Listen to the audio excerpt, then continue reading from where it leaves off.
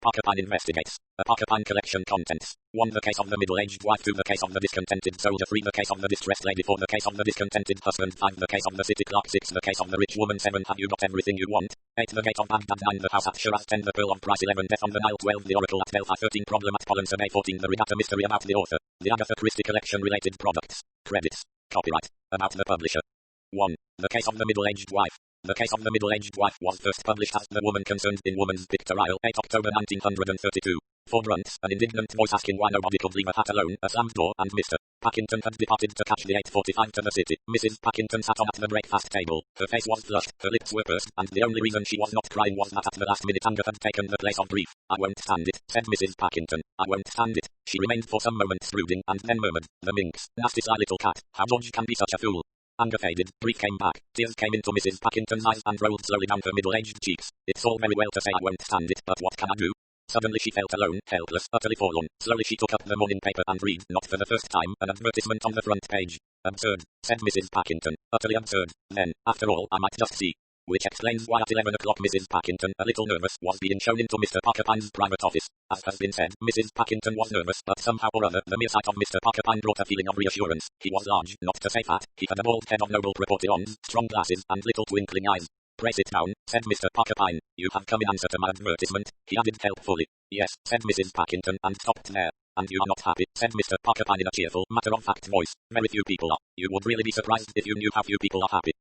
Indeed, said Mrs. Pakington, not feeling, however, that it mattered whether other people were unhappy or not. Not interesting to you, I know, said Mr. Pyne, but very interesting to me. You see, for 35 years of my life I have been engaged in the compiling of statistics in a government office. Now I have retired, and it has occurred to me to use the experience I have gained in a novel fashion. It is all so simply. Unhappiness can be classified under 5 main heads no more, I assure you. Once you know the cause of a malady, the remedy should not be impossible. I stand in the place of the doctor. The doctor first diagnoses the patient's disorder, then he proceeds to recommend a course of treatment. There are cases where no treatment can be of avail. If that is so, I say frankly that I can do nothing, but I assure you, Mrs. Pakington, that if I undertake a case, the cure is practically guaranteed.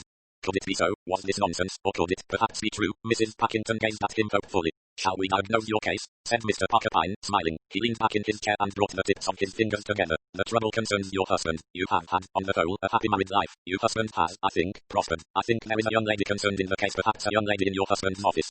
A typist, said Mrs. Pakington. A nasty made-up little minx, all lipstick and silk stockings and curls.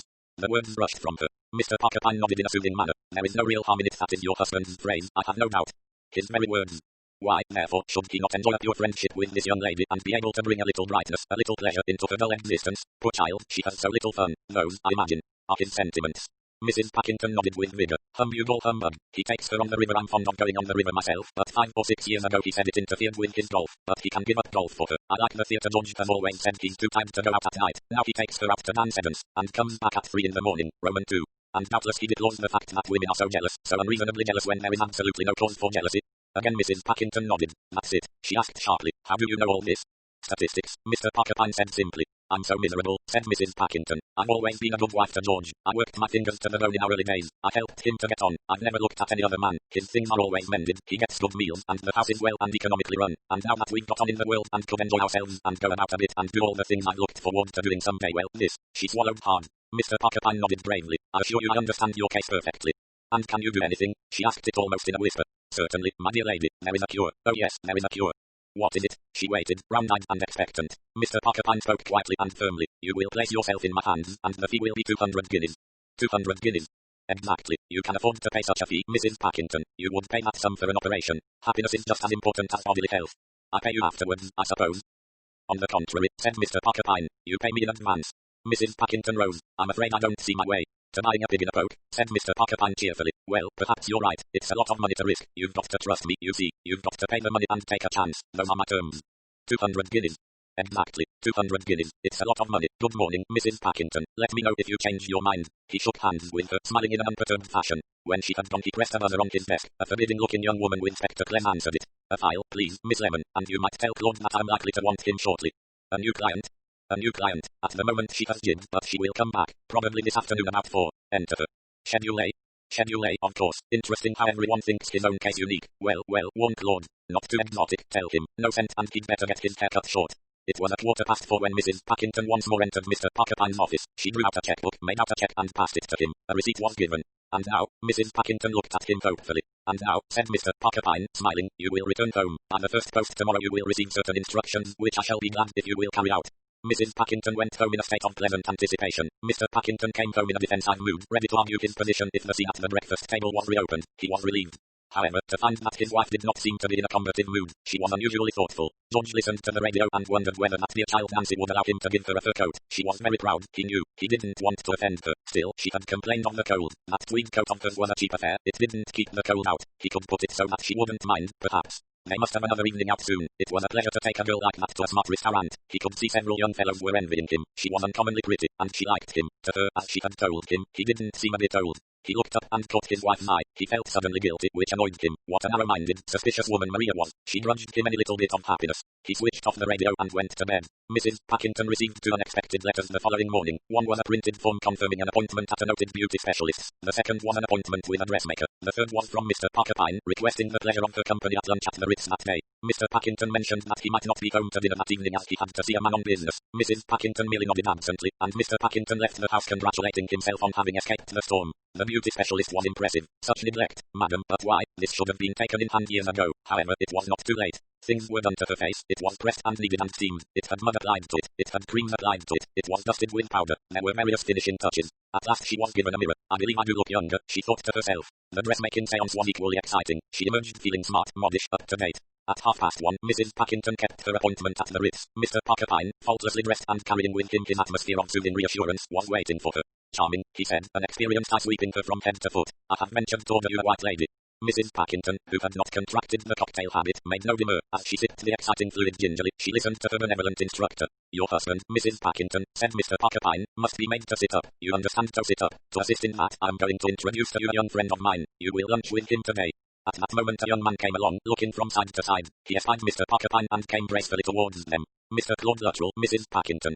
Mr. Claude Luttrell was perhaps just short of 30. He was graceful, debonair, perfectly dressed, extremely handsome. Delighted to meet you, he murmured. 3 minutes later Mrs. Packington was facing her new mentor at a small table for 2. She was shy at first, but Mr. Luttrell soon put her at her ease. He knew Paris well and had spent a good deal of time on the Riviera. He asked Mrs. Packington if she were fond of dancing. Mrs. Packington said she was, but that she seldom got any dancing nowadays as Mr. Packington didn't care to go out in the evenings. But he couldn't be so unkind as to keep you at home, said Claude Luttrell, smiling and displaying a dazzling row of teeth. Women will not tolerate male jealousy in these days. Mrs. Packington nearly said that jealousy didn't enter into the question, but the words remained unspoken. After all, it was an agreeable idea. Claude Luttrell spoke airily of nightclubs. It was settled that on the following evening Mrs. Packington and Mr. Luttrell should patronize the popular Lesser Archangel. Mrs. Packington was a little nervous about announcing this fact to her husband. George, she felt, would think it extraordinary and possibly ridiculous, but she was saved all trouble on this score. She had been too nervous to make her announcement at breakfast, and at 2 o'clock a telephone message came to the effect that Mr. Packington would be dining in town. The evening was a great success. Mrs. Packington had been a good dancer as a girl, and under Claude Luttrell's skilled guidance she soon picked up modern steps. He congratulated her on her gown and also on the arrangement of her hair. An appointment had been made for her that morning with a fashionable hairdresser. On bidding her farewell, he kissed her hand in a most thrilling manner. Mrs. Packington had not enjoyed an evening so much for years. A bewildering 10 days ensued. Mrs. Packington lunched, tea'd, tangoed, dined, danced and supped. She heard all about Claude Luttrell's sad childhood. She heard the sad circumstances in which his father lost all his money. She heard of his tragic romance and his embittered feelings towards women generally. On the 11th day they were dancing at the Red Admiral. Mrs. Packington saw her spouse before he saw her. George was with the young lady from his office. Both couples were dancing. Hello, George, said Mrs. Packington lightly as their orbits brought them together. It was with considerable amusement that she saw her husband's face grow first red, then purple with astonishment. With the astonishment was blended an expression of guilt detected. Mrs. Packington felt amusedly mistress of the situation. Poor old George, seated once more at her table, she watched them. How stout he was, how bald, how terribly he bounced on his feet. He danced in the style of 20 years ago. Poor George, how terribly he wanted to be young, and that poor girl he was dancing with had to pretend to like it. She looked bored enough now, her face over his shoulder where he couldn't see it. How much more enviable, thought Mrs. Packington contentedly, was her own situation. She glanced at the perfect Claude, now tactfully silent. How well he understood her. He never jarred as husbands so inevitably did jar after a lapse of years. She looked at him again. Their eyes met. He smiled. His beautiful dark eyes, so melancholy, so romantic, looked tenderly into hers. Shall we dance again? He murmured. They danced again. It was heaven. She was conscious of George's apologetic gaze following them. It had been the idea, she remembered, to make George jealous. What a long time ago that was. She really didn't want George to be jealous now. It might upset him. Why should he be upset? Poor thing. Everyone was so happy. Mr. Packington had been home an hour when Mrs. Packington got in. He looked bewildered and unsure of himself. Humph, he remarked. So you're back. Mrs. Packington cast off an evening wrap which had cost her 40 guineas that very morning. Yes, she said, smiling. I'm back. George coughed. A rather odd meeting you. Wasn't it? Said Mrs. Packington. Well, I thought it would be a kindness to take that girl somewhere. She's been having a lot of trouble at home. I thought, well, kindness, you know. Mrs. Packington nodded. Poor old George bouncing on his feet and getting so hot and being so pleased with himself. Who's that chap you were with? I don't know him, do I? Luttrell, his name is Claude Luttrell. How did you come across him? Oh, someone introduced me, said Mrs. Packington vaguely. Rather a queer thing for you to go out dancing at your time of life. Mustn't make a fool of yourself, my dear. Mrs. Packington smiled. She was feeling much too kindly to the universe in general to make the obvious reply. A change is always nice, she said amiably. You've got to be careful, you know. A lot of these lounge lizard fellows going about. Middle-aged women sometimes make awful fools of themselves. I'm just warning you, my dear. I don't like to see you doing anything unsuitable. I find the exercise very beneficial, said Mrs. Packington. I expect you do, too, said Mrs. Packington kindly. The great thing is to be happy, isn't it? I remember your saying so one morning at breakfast about 10 days ago. Her husband looked at her sharply, but her expression was devoid of sarcasm. She yawned. I must go to bed. By the way, George, I've been dreadfully extravagant lately. Some terrible bills will be coming in. You don't mind, do you? Bills, said Mr. Packington. Yes, for clothes, and massage, and hair treatment. Wickedly extravagant I've been, but I know you don't mind. She passed up the stairs. Mr. Packington remained with his mouth open. Maria had been amazingly nice about this evening's business. She hadn't seemed to care at all, but it was a pity she had suddenly taken to spending money. Maria, that model of economy. Women. George Packington shook his head. The scrapes that girls' brothers had been getting into lately.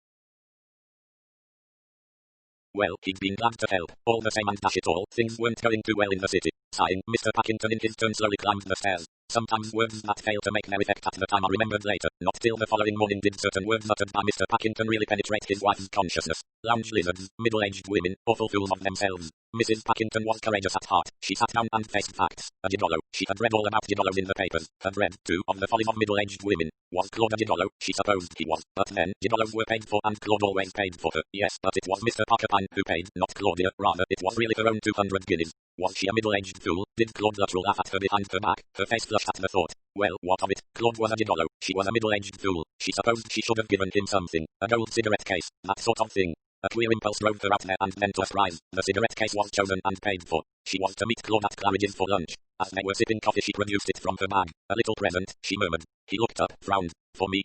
Yes, Roman 2, hope you like it. His hand closed over it and he slid it violently across the table. Why did you give me that? I won't take it. Take it back. Take it back, I say. He was angry. His dark eyes flashed. She murmured, I'm sorry, and put it away in her bag again. There was constraint between them that day. The following morning he rang her up. I must see you. Can I come to your house this afternoon? She told him to come at 3 o'clock. He arrived very white, very tense. They greeted each other. The constraint was more evident. Suddenly he sprang up and stood facing her. What do you think I am? That is what I've come to ask you. We've been friends, haven't we? Yes, friends. But all the same, you think I'm, well, a gigolo, a creature who lives on women, a lounge lizard. You do, don't you? No, no. He swept aside her protest. His face had gone very white. You do think that? Well, it's true. That's what I've come to say. It's true. I've had my orders to take you about, to amuse you, to make love to you, to make you forget your husband. That was my job. A despicable one, eh? Why are you telling me this? She asked. Because I'm through with it. I can't carry on with it. Not with you. You're different. You're the kind of woman I could believe in, trust, adore. You think I'm just saying this, that it's part of the game. He came closer to her. I'm going to prove to you it isn't. I'm going away because of you. I'm going to make myself into a man instead of the loathsome creature I am because of you. He took her suddenly in his arms. His lips closed on hers. Then he released her and stood away. Goodbye. I've been a rotter always, but I swear it will be different now. Do you remember once saying you liked to read the advertisements in the agony column? On this day every year you'll find there a message from me saying that I remember and am making good. You'll know, then, all you've meant to me. One thing more. I've taken nothing from you. I want you to take something from me. He drew a plain gold seal ring from his finger. This was my mother's. I'd like you to have it. Now goodbye. George Packington came home early. He found his wife gazing into the fire with a faraway look. She spoke kindly but absently to him. Look here, Maria, he jerked out suddenly. About that girl? Yes, dear. Roman 2 never meant to upset you, you know, about her, nothing in it. I know, I was foolish. See as much as you like of her if it makes you happy. These words, surely, should have cheered George Packington. Strangely enough, they annoyed him. How could you enjoy taking a girl about when your wife fairly urged you on? Dash it all, it wasn't decent. All that feeling of being a gay dog, of being a strong man playing with fire, fizzled out and died an ignominious death. George Packington felt suddenly tired and a great deal poorer in pocket. The girl was a shrewd little piece. We might go away together somewhere for a bit if you like, Maria, he suggested timidly. Oh, never mind about me, I'm quite happy. But I'd like to take you away. We might go to the Riviera. Mrs. Packington smiled at him from a distance. Poor old George. She was fond of him. He was such a pathetic old dear. There was no secret splendor in his life as there was in hers. She smiled more tenderly still. That would be lovely, my dear, she said. Mr. Pyne was speaking to Miss Lemon. Entertainment account? £102, 40 and sixpence, said Miss Lemon. The door was pushed open and Claude Luttrell entered. He looked moody. Morning, Claude, said Mr. Pyne. Everything go off satisfactorily? I suppose so. The ring, what name did you put in it, by the way? Matilda, said Claude gloomily. 1899. Excellent. What wording for the advertisement? Making good. Still remember, Claude. Make a note of that, please, Miss Lemon. The agony column, November 3rd for let me see, expenses. £102, 40 and 6, yes, for 10 years, I think. That leaves us a profit of £92, 2 and 4 pence. Adequate, quite adequate. Miss Lemon departed. Look here, Claude burst out. I don't like this, it's a rotten game. My dear boy. A rotten game. That was a decent woman, a good sort. Telling her all those lies, filling her up with this sob stuff. Dash it all, it makes me sick. Mr. Pyne adjusted his glasses and looked at Claude with a kind of scientific interest. Dear me, he said dryly, I do not seem to remember that your conscience ever troubled you during your somewhat notorious career. Your affairs on the Riviera were particularly brazen, and your exploitation of Mrs. Hattie West, the Californian cucumber king's wife, was especially notable for the callous mercenary instinct you displayed. Well, I'm beginning to feel different, grumbled Claude. It isn't this game. Mr. Pyne spoke in the voice of a headmaster admonishing a favorite pupil. You have, my dear Claude, performed a meritorious action. You have given an unhappy woman what every woman needs, a romance. A woman tears a passion to pieces and gets no good from it, but a romance can be laid up in lavender and looked at all through the long years to come. I know human nature, my boy, and I tell you that a woman can feed on such an incident for years. He coughed. We have discharged our commission to Mrs. Packington very satisfactorily. Well, muttered Claude, I don't like it. He left the room. Mr. Pyne took a new file from a drawer. He wrote, interesting vestiges of a conscience noticeable in hardened lounge lizard. Note, study development. 2. The case of the discontented soldier. The case of the discontented soldier was first published in the USA as The Soldier Who Wanted Danger in Cosmopolitan, August 1932, then as Adventure by Request in Woman's Pictorial, 15 October 1932. Major Will Rafham hesitated outside the door of Mr. Pyne's office to read, not for the first time, the advertisement from the morning paper which had brought him there. It was simple enough. The Major took a deep breath and abruptly plunged through the swing door leading to the outer office. A plain young woman looked up from her typewriter and glanced at him inquiringly. Mr. Pyne, said Major Will Rafham, blushing. Come this way, please. He followed her into an inner office into the presence of the bland Mr. Pyne. Good morning, said Mr. Pyne. Sit down, won't you, and now tell me what I can do for you. My name is Will Rafham, began the other. Major, Colonel, said Mr. Pyne. Major. Ah, and recently returned from abroad, India, East Africa. East Africa. A fine country, I believe. Well, so you are home again and you don't like it, is that the trouble? You're absolutely right, though how you knew. Mr. Pyne waved an impressive hand. It is my business to know. You see, for 35 years of my life I have been engaged in the compiling of statistics in a government office. Now I have retired and it has occurred to me to use the experience I have gained in a novel fashion. It is all so simple. Unhappiness can be classified under 5 main heads, no more I assure you. Once you know the cause of a malady, the remedy should not be impossible. I stand in the place of the doctor. The doctor first diagnoses the patient's disorder, then he recommends a course of treatment. There are cases where no treatment can be of any avail. If that is so, I say quite frankly that I can do nothing about it, but if I undertake a case, the cure is practically guaranteed. I can assure you, Major Will Rafham, that 96% of retired empire builders I call them are unhappy. They exchange an active life, a life full of responsibility, a life of possible danger, for what? Straight end means, a dismal climate and a general feeling of being a fish out of water. All you've said is true, said the Major. It's the boredom I object to, the boredom and the endless tittle-tattle about petty village matters. But what can I do about it? I've got a little money besides my pension. I've a nice cottage near Cobham. I can't afford to hunt or shoot or fish. I'm not married. My neighbours are all pleasant folk, but they've no ideas beyond this island. The long and short of the matter is that you find life tame, said Mr. Pyne. Damned tame. You would like excitement, possibly danger, asked Mr. Pyne. The soldier shrugged. There's no such thing in this tin-pot country. I beg your pardon, said Mr. Pyne seriously. There you are wrong. There is plenty of danger, plenty of excitement, here in London if you know where to go for it. You have seen only the surface of our English life, calm, pleasant, but there is another side. If you wish it, I can show you that other side. Major Will Rafham regarded him thoughtfully. There was something reassuring about Mr. Pyne. He was large, not to say fat. He had a bald head of noble proportions, strong glasses and little twinkling eyes, and he had an aura of dependability. I should warn you, however, continued Mr. Pyne, that there is an element of risk. The soldier's eye brightened. That's all right, he said. Then, abruptly, and your fees? My fee, said Mr. Pyne, is £50, payable in advance. If in a month's time you are still in the same state of boredom, I will refund your money.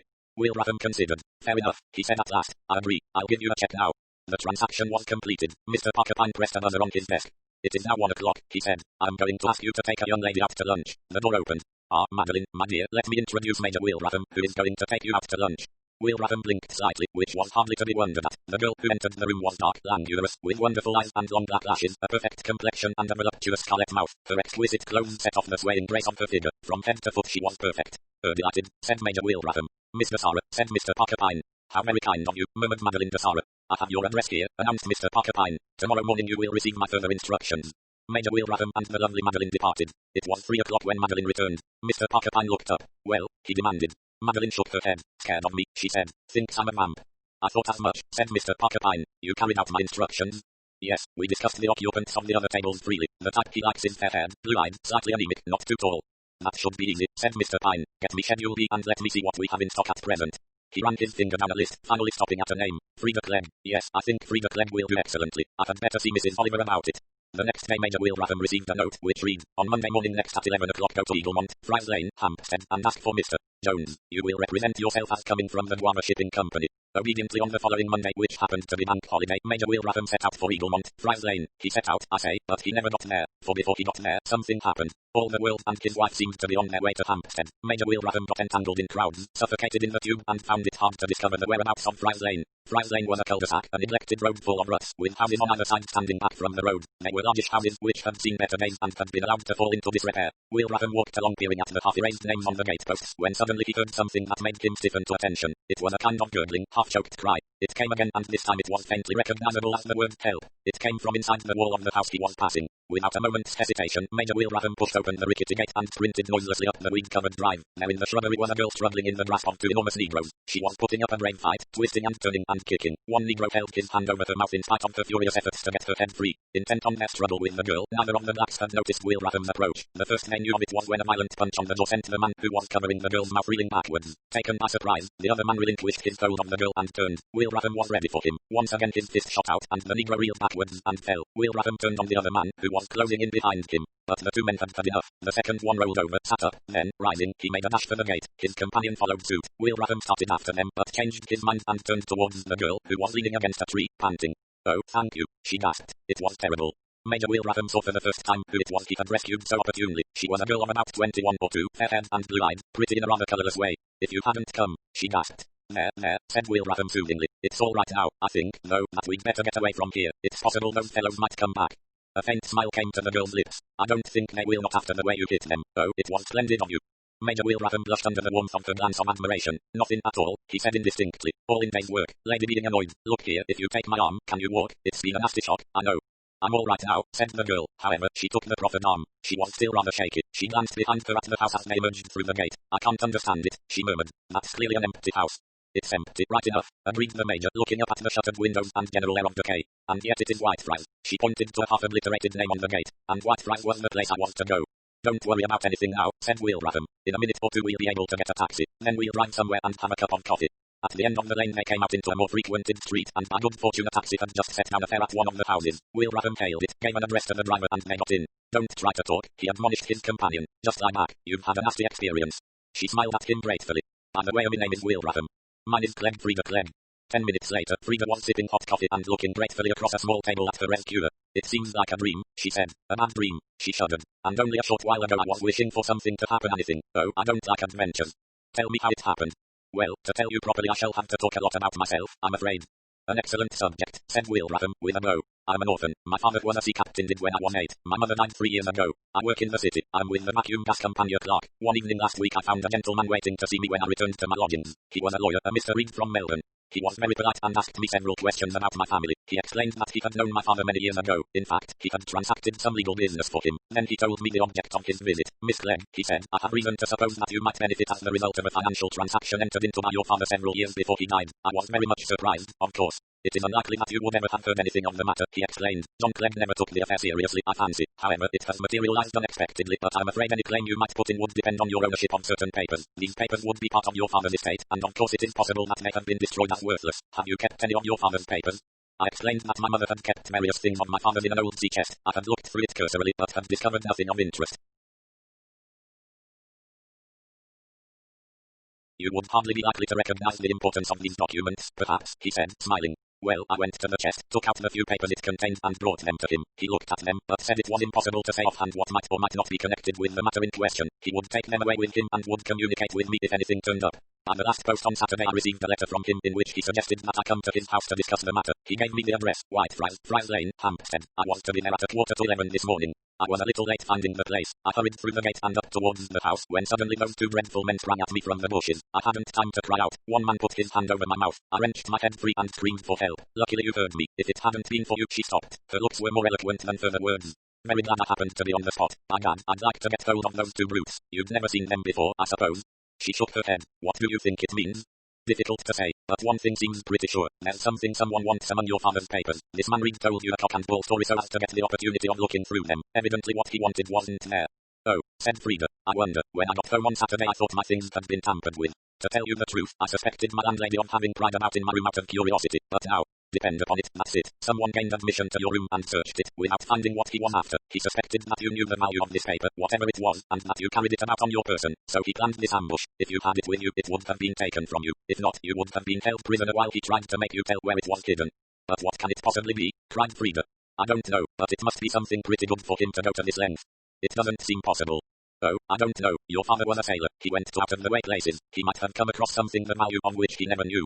Do you really think so? A pink flush of excitement showed in the girl's pale cheeks. I do indeed. The question is, what shall we do next? You don't want to go to the police, I suppose? Oh, no, please. I'm glad you say that. I don't see what good the police could do, and it would only be unpleasantness for you. Now I suggest that you allow me to give you lunch somewhere and that I then accompany you back to your lodgings, so as to be sure you reach them safely, and then we might have a look for the paper, because, you know, it must be somewhere. Father may have destroyed it himself. He may, of course, but the other side evidently doesn't think so, and that looks hopeful for us. What do you think it can be? Hidden treasure? By Jove, it might be, exclaimed Major Wilbraham, all the boy in him rising joyfully to the suggestion. But now, Miss Clegg, lunch. They had a pleasant meal together. Wilbraham told Frida all about his life in East Africa. He described elephant hunts, and the girl was thrilled. When they had finished, he insisted on taking her home in a taxi. Her lodgings were near Notting Hill Gate. On arriving there, Frida had a brief conversation with her landlady. She returned to Wilbraham and took him up to the second floor, where she had a tiny bedroom and sitting room. It's exactly as we thought, she said. A man came on Saturday morning to see about laying a new electric cable. He told her there was a fault in the wiring in my room. He was there some time. Show me this chest of your father's, said Wilbraham. Frida showed him a brass-bound box. You see, she said, raising the lid, it's empty. The soldier nodded thoughtfully. And there are no papers anywhere else? I'm sure there aren't. Mother kept everything in here. Wilbraham examined the inside of the chest. Suddenly he uttered an exclamation. Here's a slit in the lining. Carefully he inserted his hand, feeling about. A slight crackle rewarded him. Something slipped down behind. In another minute he had drawn out his find, a piece of dirty paper folded several times. He smoothed it out on the table. Frida was looking over his shoulder. She uttered an exclamation of disappointment. It's just a lot of queer marks. Why, the thing's in Swahili. Swahili, of all things, cried Major Wilbraham. East African native dialect, you know. How extraordinary, said Frida. Can you read it, then? Rather, but what an amazing thing. He took the paper to the window. Is it anything? Asked Frida tremulously. Wilbraham read the thing through twice and then came back to the girl. Well, he said, with a chuckle, here's your hidden treasure, all right. Hidden treasure? Not really. You mean Spanish gold or sunken galleons, that sort of thing?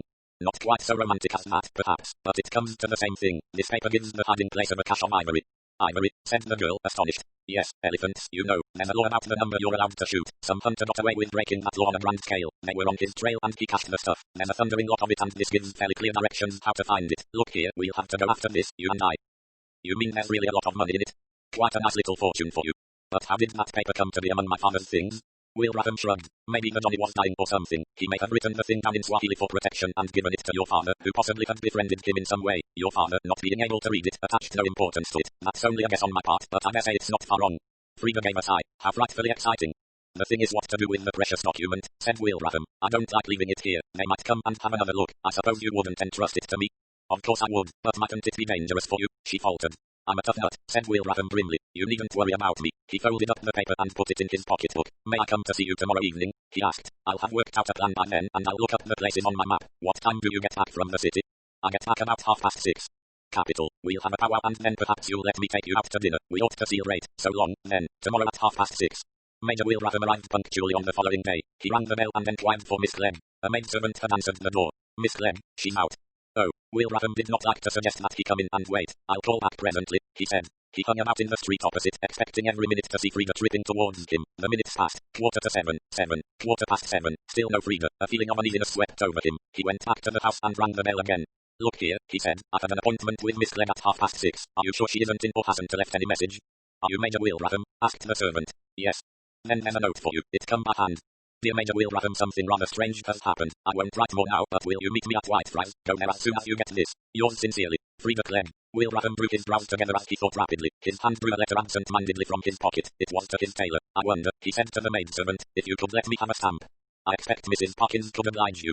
She returned in a moment with the stamp. It was paid for with a shilling. In another minute Wilbraham was walking towards the tube station, dropping the envelope in a box as he passed. Frida's letter had made him most uneasy. What could have taken the girl, alone, to the scene of yesterday's sinister encounter? He shook his head. Of all the foolish things to do, had Reed appeared? Had he somehow or other prevailed upon the girl to trust him? What had taken her to Hampstead? He looked at his watch. Nearly 7:30. She would have counted on his starting at 6:30. An hour late. Too much. If only she had had the sense to give him some hint. The letter puzzled him. Somehow its independent tone was not characteristic of Frida Clegg. It was 10 minutes to 8 when he reached Friars Lane. It was getting dark. He looked sharply about him. There was no one in sight. Gently he pushed the rickety gate so that it swung noiselessly on its hinges. The drive was deserted. The house was dark. He went up the path cautiously, keeping a lookout from side to side. He did not intend to be caught by surprise. Suddenly he stopped. Just for a minute a chink of light had shone through one of the shutters. The house was not empty. There was someone inside. Softly Will Rafham slipped into the bushes and worked his way round to the back of the house. At last he found what he was looking for. One of the windows on the ground floor was unfastened. It was the window of a kind of scullery. He raised the sash, flashed a torch he had bought it at a shop on the way over around the deserted interior and climbed in. Carefully he opened the scullery door. There was no sound. He flashed the torch once more. A kitchen empty. Outside the kitchen were half a dozen steps and a door evidently leading to the front part of the house. He pushed open the door and listened. Nothing. He slipped through. He was now in the front hall. Still there was no sound. There was a door to the right and a door to the left. He chose the right-hand door, listened for a time, then turned the handle. It gave. Inch by inch he opened the door and stepped inside. Again he flashed the torch. The room was unfurnished and bare. Just at that moment he heard a sound behind him. Whirled round too late. Something came down on his head and he pitched forward into unconsciousness. How much time elapsed before he regained consciousness Will Rafham had no idea. He returned painfully to life, his head aching. He tried to move and found it impossible. He was bound with ropes. His wits came back to him suddenly. He remembered now. He had been hit on the head. A faint light from a gas jet high up on the wall showed him that he was in a small cellar. He looked around and his heart gave a leap. A few feet away lay Frida, bound like himself. Her eyes were closed, but even as he watched her anxiously, she sighed and they opened. Her bewildered gaze fell on him and joyous recognition leaped into them. "You, too," she said. "What has happened?" "I've let you down badly," said Will Rafham. "Tumbled headlong into the trap. Tell me, did you send me a note asking me to meet you here?" The girl's eyes opened in astonishment. But you sent me one." "Oh, I sent you one, did I?" "Yes, I got it at the office. It asked me to meet you here instead of at home." "Same method for both of us," he groaned, and he explained the situation. "I see," said Frida. "Then the idea was to get the paper. We must have been followed yesterday. That's how they got on to me." "And how they got it?" asked Frida. "Unfortunately, I can't feel and see," said the soldier, regarding his bound hands ruefully. "And then they both started. For a voice spoke, a voice that seemed to come from the empty air. 'Yes, thank you,' it said. 'I've got it, all right. No mistake about that.' The unseen voice made them both shiver. 'Mr. Reed,' murmured Frida. 'Mr. Reed is one of my names, my dear young lady,' said the voice, 'but only one of them. I have a great many. Now, I'm sorry to say that you two have interfered with my plans, a thing I never allow. Your discovery of this house is a serious matter. You have not told the police about it yet, but you might do so in the future. I very much fear that I cannot trust you in the matter. You might promise, but promises are seldom kept. And, you see, this house is very useful to me. It is, you might say, my clearing house. The house from which there is no return. From here you pass once you, I'm sorry to say, are so passing on. Regrettable but necessary.' The voice paused for a brief second, then resumed. 'No bloodshed. I abhor bloodshed. My method is much simpler, and really not too painful, so I understand. Well, I must be getting along. Good evening to you both. Look here, it was Will Rafham who spoke. Do what you like to me, but this young lady has done nothing. It can't hurt you to let her go.' But there was no answer. At that moment there came a cry from Frida. 'The water!' Will Rafham twisted himself painfully and followed the direction of her eyes. From a hole up near the ceiling a steady trickle of water was pouring in. Frida gave a hysterical cry. 'They're going to drown us.' The perspiration broke out on Will Rafham's brow. 'We're not done yet,' he said. 'We'll shout for help. Surely somebody will hear us. Now, both together.' They yelled and shouted at the tops of their voices. Not until they were hoarse did they stop. 'No use, I'm afraid,' said Will Rafham sadly. 'We're too far underground and I expect the doors are muffled. After all, if we could be heard, I've no doubt that brute would have gagged us.' 'Oh,' cried Frida, 'and it's all my fault. I got you into this.'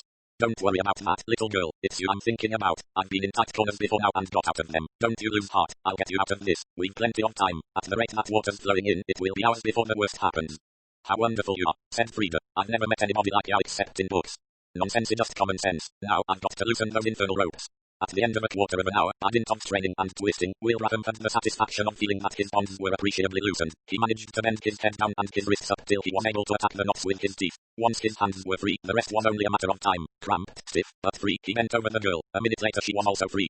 So far the water was only up to their ankles. 'And now,' said the soldier, 'to get out of here.' The door of the cellar was up a few stairs. Major Will Rafham examined it. 'No difficulty here,' he said. 'Flimsy stuff. It will soon give at the hinges.' He set his shoulders to it and heaved. There was a cracking of wood, a crash, and the door burst from its hinges. Outside was a flight of stairs. At the top was another door, a very different affair of solid wood, armed with iron. 'A bit more difficult, this,' said Will Rafham. 'Hallo, here's a piece of luck. It's unlocked.' He pushed it open, peered round it, then beckoned the girl to come on. They emerged into a passage behind the kitchen. In another moment they were standing under the stars in Fry's Lane. 'Oh,' Frida gave a little sob. 'Oh, how dreadful it's been. My poor darling.' He caught her in his arms. 'You've been so wonderfully brave. Freda, darling angel, could you ever, would you? I love you, Frida. Will you marry me?' After a suitable interval, highly satisfactory to both parties, Major Will Rafham said, with a chuckle, 'And what's more, we've still got the secret of the ivory cache. But they took it from you.' The Major chuckled again. 'That's just what they didn't do. You see, I wrote out a proof copy, and before joining you here tonight, I put the real thing in a letter I was sending to my tailor and posted it. They've got the spoof copy and I wish them joy of it. Do you know what we'll do, sweetheart? We'll go to East Africa for our honeymoon and hunt out the cache.' Mr. Pyne left his office and climbed 2 flights of stairs. Here in a room at the top of the house sat Mrs. Oliver, the sensational novelist, now a member of Mr. Pyne's staff. Mr. Pyne tapped at the door and entered. Mrs. Oliver sat at a table on which were a typewriter, several notebooks, a general confusion of loose manuscripts, and a large bag of apples. A very good story, Mrs. Oliver, said Mr. Pyne genially. It went off well, said Mrs. Oliver. I'm glad. That water in the cellar business, said Mr. Pyne. You don't think, on a future occasion, that something more original perhaps? He made the suggestion with proper diffidence. Mrs. Oliver shook her head and took an apple from her bag. I think not, Mr. Pyne. You see, people are used to reading about such things. Water rising in a cellar, poison gas, etc. Knowing about it beforehand gives it an extra thrill when it happens to oneself. The public is conservative, Mr. Pyne. It likes the old well-worn gadgets. Well, you should know, admitted Mr. Pyne, mindful of the author's 46 successful works of fiction, all bestsellers in England and America, and freely translated into French, German, Italian, Hungarian, Finnish, Japanese and Abyssinian. How about expenses? Mrs. Oliver drew a paper towards her. Very moderate, on the whole. The two darkies, Percy and Jerry, wanted very little. Young Lorimer, the actor, was willing to enact the part of Mr. Reed for 5 guineas. The cellar speech was a phonograph record, of course. White Price has been extremely useful to me, said Mr. Pyne. I bought it for a song and it has already been the scene of 11 exciting dramas. Oh, I forgot, said Mrs. Oliver. Johnny's wages, 5 shillings. Johnny? Yes, the boy who poured the water from the watering cans through the hole in the wall. Ah yes, by the way, Mrs. Oliver, how did you happen to know Swahili? I didn't. I see, the British Museum perhaps? No, Belfridge's Information Bureau. How marvellous are the resources of modern commerce, he murmured. The only thing that worries me, said Mrs. Oliver, is that those two young people won't find any cash when they get there. One cannot have everything in this world, said Mr. Pyne. They will have had a honeymoon. Mrs. Wilbraham was sitting in a deck chair. Her husband was writing a letter. What's the date, Frida? The 16th. The 16th, by Jove. What is it, dear? Nothing. I just remembered a chap named Jones. However happily married, there are some things one never tells. Dash it all, thought Major Wilbraham. I ought to have called at that place and got my money back. And then, being a fair-minded man, he looked at the other side of the question. After all, it was I who broke the bargain. I suppose if I'd gone to see Jones something would have happened. And, anyway, as it turns out, if I hadn't been going to see Jones, I should never have heard Frida cry for help, and we might never have met. So, indirectly, perhaps they have a right to the £50. Mrs. Wilbraham was also following out a train of thought. What a silly little fool I was to believe in that advertisement and pay those people 3 guineas. Of course, they never did anything for it and nothing ever happened. If I'd only known what was coming first, Mr. Reed, and then the queer, romantic way that Charlie came into my life, and to think that but for pure chance I might never have met him. She turned and smiled adoringly at her husband. 3. The Case of the Distressed Lady. The Case of the Distressed Lady was first published in the USA as The Pretty Girl Who Wanted a Ring. In Cosmopolitan, August 1932, then as Faked. In Woman's Pictorial, 22 October 1932. The buzzer on Mr. Pyne's desk purred discreetly. Yes, said the great man. A young lady wishes to see you, announced his secretary. She has no appointment. You may send her in, Miss Lemon. A moment later he was shaking hands with his visitor. Good morning, he said. Do sit down. The girl sat down and looked at Mr. Pyne. She was a pretty girl and quite young. Her hair was dark and wavy with a round curl at the nape of the neck. She was beautifully turned out from the white knitted cap on her head to the cobweb stockings and dainty shoes. Clearly she was nervous. You are Mr. Pyne? She asked. I am. The one who advertises. The one who advertises. You say that if people aren't happy to come to you. Yes. She took the plunge. Well, I'm frightfully unhappy, so I thought I'd come along and just see. Mr. Pyne waited. He felt there was more to come. I'm in frightful trouble. She clenched her hands nervously. So I see, said Mr. Pyne. Do you think you could tell me about it? That, it seemed, was what the girl was by no means sure of. She stared at Mr. Pyne with a desperate intentness. Suddenly she spoke with a rush. Yes, I will tell you. I've made up my mind now. I've been nearly crazy with worry. I didn't know what to do or whom to go to. And then I saw your advertisement. I thought it was probably just a ramp, but it stayed in my mind. It sounded so comforting, somehow. And then I thought, well, it would do no harm to come and see. I could always make an excuse and get away again if I didn't. Well, it didn't. Quite so, said Mr. Pyne. You see, said the girl, it means, well, trusting somebody. And you feel you can trust me, he said, smiling. It's odd, said the girl with unconsciousness rudeness, but I do, without knowing anything about you. I'm sure I can trust you. I can assure you, said Mr. Pyne, that your trust will not be misplaced. Then, said the girl, I'll tell you about it. My name is Daphne St. John. Yes, Miss St. John. Mrs. I'm married. Be sure, muttered Mr. Pyne, annoyed with himself as he noted the platinum circlet on the third finger of her left hand. Stupid of me. If I weren't married, said the girl, I shouldn't mind so much. I mean, it wouldn't matter so much. It's the thought of Gerald. Well, here's what all the trouble's about. She dived into her bag, took something out and flung it down on the desk where, gleaming and flashing, it rolled over to Mr. Pyne. It was a platinum ring with a large solitaire diamond. Mr. Pyne picked it up, took it to the window, tested it on the pane, applied a jeweler's lens to his eye and examined it closely. An exceedingly fine diamond, he remarked, coming back to the table, worth, I should say, about £2,000 at least. Yes, and it's stolen. I stole it, and I don't know what to do. Dear me, said Mr. Pyne, this is very interesting. His client broke down and sobbed into an inadequate handkerchief. Now, said Mr. Pyne, everything's going to be all right. The girl dried her eyes and sniffed. Is it? She said. Oh, is it? Of course it is. Now, just tell me the whole story. Well, it began by my being hard up. You see, I'm frightfully extravagant, and Gerald gets so annoyed about it. Gerald's my husband. He's a lot older than I am, and he's got very austere ideas. He thinks running into debt is dreadful, so I didn't tell him, and I went over to the Tauke with some friends, and I thought perhaps I might be lucky at chemistry and get straight again. I did win at first, and then I lost, and then I thought I must go on, and I went on, and Yes, said Mr. Parker Pyne. You need not go into details. You were in a worse light than ever. That is right, is it not? Daphne St. John nodded. And by then, you see, I simply couldn't tell Gerald, because he hates gambling. Oh, I was in an awful mess. Well, we went down to stay with the Dorthamers near Cobham. He's frightfully rich, of course. His wife, Naomi, was at school with me. She's pretty and a dear. While we were there, the setting of this ring got loose. On the morning we were leaving, she asked me to take it up to town and drop it at her jeweller's in Bond Street. She paused. And now we come to the difficult part, said Mr. Pyne helpfully. Go on, Mrs. St. John. You won't ever tell, will you? Demanded the girl pleadingly. My client's confidences are sacred, and anyway, Mrs. St. John, you have told me so much already that I could probably finish the story for myself. That's true, all right, but I hate saying it, it sounds so awful. I went to Bond Street, there's another shop near Myro's, fake copy jewellery. Suddenly I lost my head. I took the ring in and said I wanted an exact copy. I said I was going abroad and didn't want to take real jewellery with me. They seemed to think it quite natural. Well, I got the paste replicate was so good you couldn't have told it from the original, and I sent it off by registered post to Lady Dorthamer. I had a box with the jeweller's name on it, so that was all right, and I made a professional looking parcel, and then I opened the real one. She hid her face in her hands. How could I? I was a low, mean, common thief. Mr. Parker Pyne coughed. I do not think you have quite finished, he said. No, I haven't. This, you understand, was about 6 weeks ago. I paid off all my debts and got square again, but, of course, I was miserable all the time. And then an old cousin of mine died and I came into some money. The first thing I did was to redeem the wretched ring. Well, that's all right, here it is. But something terribly difficult has happened. Yes. We've had a quarrel with the Dorthamers. It's over some shares that Sir Euban persuaded Gerald to buy. He was terribly letting over them and he told Sir Euban what he thought of him, and oh, it's all dreadful. And now, you see, I can't get the ring back.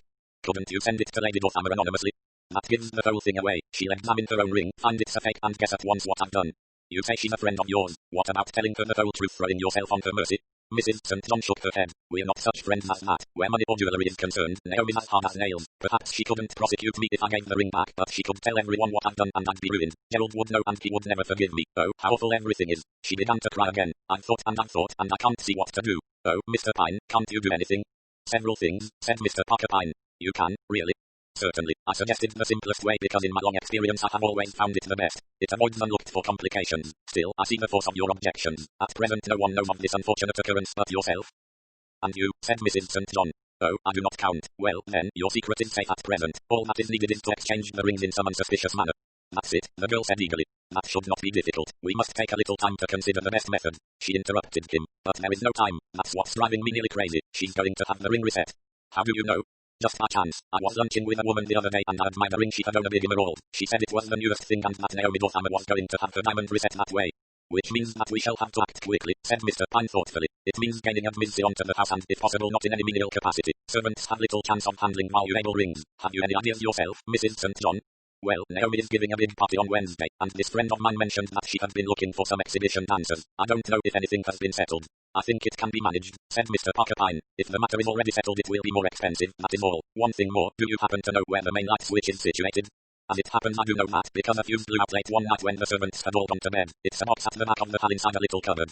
At Mr. Parker Pyne's request she drew him a sketch. And now, said Mr. Parker Pyne, everything is going to be all right, so don't worry, Mrs. St. John. What about the ring? Shall I take it now or would you rather keep it till Wednesday? Well, perhaps I'd better keep it. Now, no more worry, mind you, Mr. Parker Pyne admonished her. And your fee? She asked timidly. That can stand over for the moment. I will let you know on Wednesday what expenses have been necessary. The fee will be nominal, I assure you. He conducted her to the door, then rang the buzzer on his desk. Send Claude and Madeline here. Claude Luttrell was one of the handsomest specimens of lounge lizard to be found in England. Madeline de Sarah was the most seductive of vamps. Mr. Parker Pyne surveyed them with approval. My children, he said, I have a job for you. You are going to be internationally famous exhibition dancers. Now attend to this carefully, Claude, and mind you get it right. Lady Dorthamer was fully satisfied with the arrangements for her ball. She surveyed the floral decorations and approved, gave a few last orders to the butler, and remarked to her husband that so far nothing had gone wrong. It was a slight disappointment that Michael and Juanita, the dancers from the Red Admiral, had been unable to fulfill their contract at the last moment, owing to Juanita's spraining her ankle, but instead, 2 new dancers were being sent, so ran the story over the telephone, who had created a furore in Paris. The dancers duly arrived and Lady Dorthamer approved. The evening went splendidly. Jules and Sankia did their turn, and most sensational it was. A wild Spanish Revolution dance, then a dance called The Degenerate's Dream, then an exquisite exhibition of modern dancing. The cabaret over, normal dancing was resumed. The handsome Jules requested a dance with Lady Dorthamer. They floated away. Never had Lady Dorthamer had such a perfect partner. Sir Euban was searching for the seductive Sankia in vain. She was not in the ballroom. She was, as a matter of fact, out in the deserted hall near a small box, with her eyes fixed on the Jew elf watch which she wore round her wrist. You are not English, you cannot be English, so dance as you do, murmured Jules into Lady Dorthamer's ear. You are the sprite, the spirit of the wind, Drashka Petrovka Namarauchi. What is that language? Russian, said Jules mendaciously. I say something to you in Russian that I dare not say in English. Lady Dorthamer closed her eyes. Jules pressed her closer to him. Suddenly the lights went out. In the darkness Jules bent and kissed the hand that lay on his shoulder. As she made to draw it away, he caught it, raised it to his lips again. Somehow a ring slipped from her finger into his hand. To Lady Northamer it seemed only a second before the lights went on again. Jules was smiling at her. Your ring, he said. It slipped off, you permit. He replaced it on her finger. His eyes said a number of things while he was doing it. Sir Euban was talking about the main switch. Some idiot. Practical joke, I suppose. Lady Northamer was not interested. Those few minutes of darkness had been very pleasant. Mr. Pyne arrived at his office on Thursday morning to find Mrs. St. John already awaiting him. Show her in, said Mr. Pyne. Well, she was all eagerness. You look pale, he said accusingly. She shook her head. I couldn't sleep last night. I was wondering. Now, here is the little bill for expenses. Train fares, costumes, and £50 to Michael and Juanita. £65, 17 shillings. Yes, but about last night was it all right? Did it happen? Mr. Pyne looked at her in surprise. My dear young lady, naturally it is all right. I took it for granted that you understood that. What a relief, I was afraid. Mr. Pyne shook his head reproachfully. Failure is a word not tolerated in this establishment. If I do not think I can succeed, I refuse to undertake a case. If I do take a case, its success is practically a foregone conclusion. She's really got her ring back and suspects nothing. Nothing whatever. The operation was most delicately conducted. Daphne St. John sighed. You don't know the load off my mind. What were you saying about expenses? £65, 17 shillings. Mrs. St. John opened her bag and counted out the money. Mr. Pyne thanked her and wrote out a receipt. But your fee, murmured Daphne. This is only for expenses. In this case there is no fee. Oh, Mr. Pyne, I couldn't, really. My dear young lady, I insist, I will not touch a penny. It would be against my principles. Here is your receipt, and now, with the smile of a happy conjurer bringing off a successful trick, he drew a small box from his pocket and pushed it across the table. Daphne opened it. Inside, to all appearances, lay the identical diamond ring. Brute, said Mrs. St. John, making a face at it. How I hate you. I've a good mind to throw you out of the window. I shouldn't do that, said Mr. Pyne. It might surprise people. You're quite sure it isn't the real one, said Daphne. No, the one you showed me the other day is safely on Lady Northamer's finger. Then, that's all right. Daphne rose with a happy laugh. Curious you asked me that, said Mr. Pyne. Of course Claude, poor fellow, hasn't many brains. He might easily have got muddled, so, to make sure, I had an expert look at this thing this morning. Mrs. St. John sat down again rather suddenly. Oh, and he said that it was an extraordinarily good imitation, said Mr. Pyne, beaming. First-class work, so that sets your mind at rest, doesn't it? Mrs. St. John started to say something, then stopped. She was staring at Mr. Pyne. The latter resumed his seat behind the desk and looked at her benevolently. The cat who pulled the chestnuts out of the fire, he said dreamily. Not a pleasant role. Not a role I should care to have any of my staff undertake. Excuse me, did you say anything? No, nothing. Good. I want to tell you a little story, Mrs. St. John. It concerns a young lady, a fair-haired young lady, I think. She is not married. Her name is not St. John. Her Christian name is not Daphne. On the contrary, her name is Ernestine Richards, and until recently she was secretary to Lady Northamer. Well, one day the setting of Lady Northamer's diamond ring became loose and Miss Richards brought it up to town to have it fixed. Quite like your story here, is it not? The same idea occurred to Miss Richards that occurred to you. She had the ring copied, but she was a far-sighted young lady. She saw a day coming when Lady Northamer would discover the substitution. When that happened, she would remember who had taken the ring to town and Miss Richards would be instantly suspected. So what happened? First, I fancy, Miss Richards invested in Alamermeller's transformation number 7 side parting. I think his eyes rested innocently on his client's wavy locks shade dark brown. Then she called on me. She showed me the ring, allowed me to satisfy myself that it was genuine, thereby disarming suspicion on my part. That done, and a plan of substitution arranged, the young lady took the ring to the jeweller, who, in due course, returned it to Lady Northamer. Yesterday evening the other ring, the false ring, was hurriedly handed over at the last minute at Water Loo Station. Quite rightly, Miss Richards did not consider that Mr. Luttrell was likely to be an authority on diamonds, but just to satisfy myself that everything was above board I arranged for a friend of mine, a diamond merchant, to be on the train. He looked at the ring and pronounced at once, this is not a real diamond, it is an excellent paste replica. You see the point, of course, Mrs. St. John. When Lady Northamer discovered her loss, what would she remember? The charming young dancer who slipped the ring off her finger when the lights went out. She would make enquiries and find out that the dancers originally engaged were bribed not to come. If matters were traced back to my office, my story of a Mrs. St. John would seem feeble in the extreme. Lady Northamer never knew a Mrs. St. John. The story would sound a flimsy fabrication. Now you see, don't you, that I could not allow that, and so my friend Claude replaced on Lady Northamer's finger the same ring that he took off. Mr. Pyne's smile was less benevolent now. You see why I could not take a fee. I guarantee to give happiness. Clearly I have not made you happy. I will say just one thing more. You are young. Possibly this is your first attempt at anything of the kind. Now I, on the contrary, am comparatively advanced in years, and I have had a long experience in the compilation of statistics. From that experience I can assure you that in 87% of cases dishonesty does not pay. 87%. Think of it. With a brusque movement the pseudo Mrs. St. John rose. You jolly old brute, she said, leading me on, making me pay expenses, and all the time she choked and rushed towards the door. Your ring, said Mr. Pyne, holding it out to her. She snatched it from him, looked at it and flung it out of the open window. A door banged and she was gone. Mr. Pyne was looking out of the window with some interest, and I thought, he said, considerable surprise has been created. The gentleman selling dismal dismonds does not know what to make of it. 4. The Case of the Discontented Husband. The Case of the Discontented Husband was first published in the USA as The Husband Who Wanted to Keep His Wife in Cosmopolitan, August 1932, and then as His Lady's Affair in Woman's Pictorial, 29 October 1932. Undoubtedly one of Mr. Parker Pyne's greatest assets was his sympathetic manner. It was a manner that invited confidence. He was well acquainted with the kind of paralysis that descended on clients as soon as they got inside his office. It was Mr. Pyne's task to pave the way for the necessary disclosures.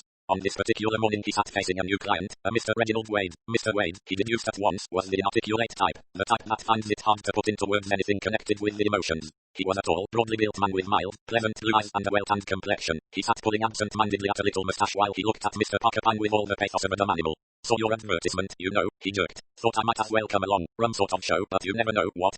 Mr. Parker Pyne interpreted these cryptic remarks correctly. When things go badly, one is willing to take a chance, he suggested. That's it, exactly. I'm willing to take a chance any chance. Things are in a bad way with me, Mr. Pyne. I don't know what to do about it. Difficult, you know, damned difficult. That, said Mr. Pyne, is where I come in. I do know what to do. I'm a specialist in every kind of human trouble. Oh, I say bit of a tall order, that. Not really. Human troubles are easily classified into a few main heads. There is ill health, there is boredom, there are wives who are in trouble over their husbands, there are husbands, he paused, who are in trouble over their wives. Matter of fact, you've hit it absolutely. Tell me about it, said Mr. Pyne. There's nothing much to tell. My wife wants me to give her a divorce so that she can marry another chap. Very common indeed in these days. Now you, I gather, don't see eye to eye with her in this business. I'm fond of her, said Mr. Wade simply. You see well, I'm fond of her. A simple and somewhat tame statement, but if Mr. Wade had said, I adore her, I worship the ground she walks on, I would cut myself into little pieces for her. He could not have been more explicit to Mr. Parker Pyne. All the same, you know, went on Mr. Wade, what can I do? I mean, a fellow's so helpless. If she prefers this other fellow, well, one's got to play the game, stand aside and all that. The proposal is that she should divorce you. Of course, I couldn't let her be dragged through the divorce court. Mr. Pyne looked at him thoughtfully. But you come to me, why?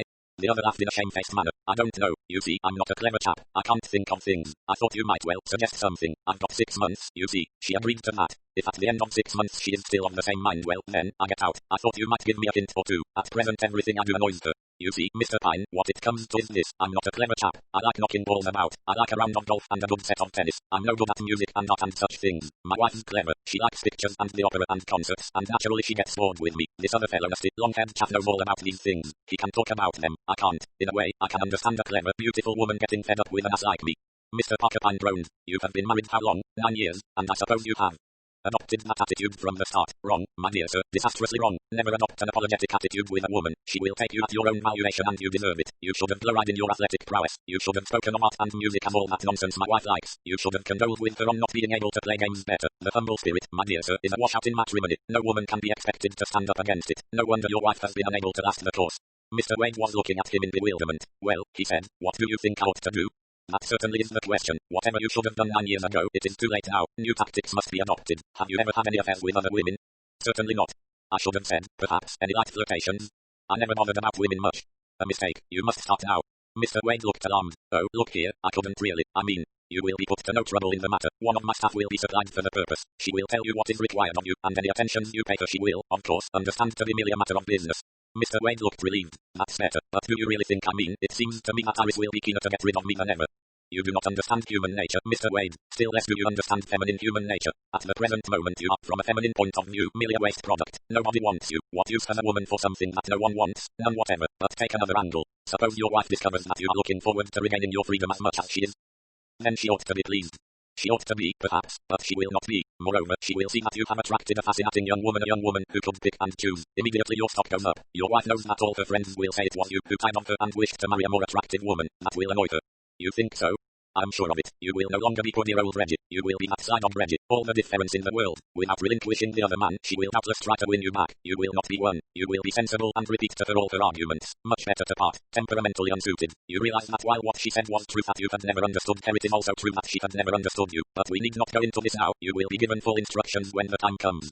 Mr. Wade seemed doubtful still. You really think that this plan of yours will do the trick? He asked dubiously. I will not say I'm absolutely sure of it, said Mr. Parker Pyne cautiously. There is a bare possibility that your wife may be so overwhelmingly in love with this other man that nothing you could say or do will affect her, but I consider that unlikely. She has probably been driven into this affair through boredom with the atmosphere of uncritical devotion and absolute fidelity with which you have most unwisely surrounded her. If you follow my instructions, the chances are, I should say, 97% in your favor. Good enough, said Mr. Wade. I'll do it. By the way of how much? My fee is 200 guineas, payable in advance. Mr. Wade drew out a checkbook. The grounds of Lorimer Court were lovely in the afternoon sunshine. Iris Wade, lying on a long chair.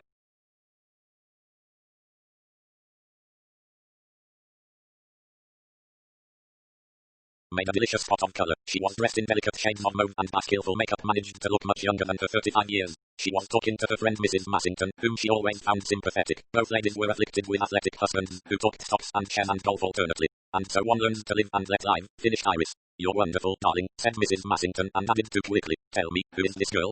Iris raised a weary shoulder. Don't ask me. Reggie found her. She's Reggie's little friend. So amusing. You know he never looks at girls as a rule. He came to me and hemmed and hawed, and finally said he wanted to ask this Mr. Sarah down for the weekend. Of course I laughed. I couldn't help it. Reggie, you know, well, here she is. Where did he meet her? I don't know. He was very vague about it all. Perhaps he's known her some time. Oh, I don't think so, said Mrs. Wade. Of course, she went on, I'm delighted, simply delighted. I mean, it makes it so much easier for me as things are, because I have been unhappy about Reggie. He's such a dear old thing. That's what I kept saying to Sinclair, that it would hurt Reggie so, but he insisted that Reggie would soon get over it. It looks as if he were right. 2 days ago Reggie seemed heartbroken and now he wants this girl down. And I say, I'm amused. I like to see Reggie enjoying himself. I fancy the poor fellow actually thought I might be jealous. Such an absurd idea. Of course, I said, have your friend down. Poor Reggie doesn't know a girl like that could ever care about him. She's just amusing herself. She's extremely attractive, said Mrs. Massington, almost dangerously so, if you know what I mean. The sort of girl who cares only for men. I don't feel, somehow, she can be a really nice girl. Probably not, said Mrs. Wade. She has marvelous clothes, said Mrs. Massington. Almost too exotic, don't you think? But very expensive. Opulent. She's too opulent looking. Here they come, said Mrs. Massington. Madeline, Sarah and Reggie Wade were walking across the lawn. They were laughing and talking together and seemed very happy. Madeline flung herself into a chair, tore off the beret she was wearing and ran her hands through her exquisitely dark curls. She was undeniably beautiful. We've had such a marvelous afternoon, she cried. I'm terribly hot. I must be looking too dreadful. Reggie Wade started nervously at the sound of his cue. You look how you look, he gave a little laugh. I won't say it, he finished. Madeline's eyes met his. It was a glance of complete understanding on her part. Mrs. Massington noted it alertly. You should play golf, said Madeline to her hostess. You miss such a lot. Why don't you take it up? I have a friend who did and became quite good, and she was a lot older than you. I don't care for that sort of thing, said Iris coldly. Are you bad at games? How rotten for you. It makes one feel so out of things. But really, Mrs. Wade, coaching nowadays is so good that almost anyone can play fairly well. I improved my tennis no end last summer. Of course I'm hopeless at golf. Nonsense, said Reggie. You only need coaching. Look how you were getting those brassy shots this afternoon. Because you showed me how. You're a wonderful teacher. Lots of people simply can't teach, but you've got the gift. It must be wonderful to be how you can do everything. Nonsense. I'm no good, no use whatever. Reggie was confused. You must be very proud of him, said Madeline, turning to Mrs. Wade. How have you managed to keep him all these years? You must have been very clever, or have you hidden him away? Her hostess made no reply. She picked up her book with a hand that trembled. Reggie murmured something about changing and went off. I do think it's so sweet of you to have me here, said Madeline to her hostess. Some women are so suspicious of their husbands' friends. I do think jealousy is absurd, don't you? I do indeed. I should never dream of being jealous of Reggie. That's wonderful of you, because anyone can see that he's a man who's frightfully attractive to women. It was a shock to me when I heard he was married. Why do all the attractive men get snapped up so young? I'm glad you find Reggie so attractive, said Mrs. Wade. Well, he is, isn't he? So good looking, and so frightfully good at games, and that pretended indifference of his to women, that spurs us on, of course. I suppose you have lots of men friends, said Mrs. Wade. Oh, yes, I like men better than women. Women are never really nice to me. I can't think why. Perhaps you are too nice to their husbands, said Mrs. Massington with a tinkly laugh. Well, one's sorry for people sometimes. So many nice men are tied to such dull wives. You know, Artie. Women and highbrow women. Naturally, the men want someone young and bright to talk to. I think that the modern ideas of marriage and divorce are so sensible. Start again while one is still young with someone who shares one's tastes and ideas. It's better for everybody in the end. I mean, the highbrow wives probably pick up some long-haired creature of their own type who satisfies them. I think cutting your losses and starting again is a wise plan, don't you, Mrs. Wade? Certainly.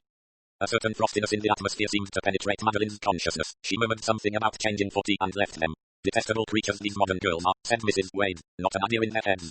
She's got one idea in hers, Iris, said Mrs. Massington. That girl's in love with Reggie. Nonsense.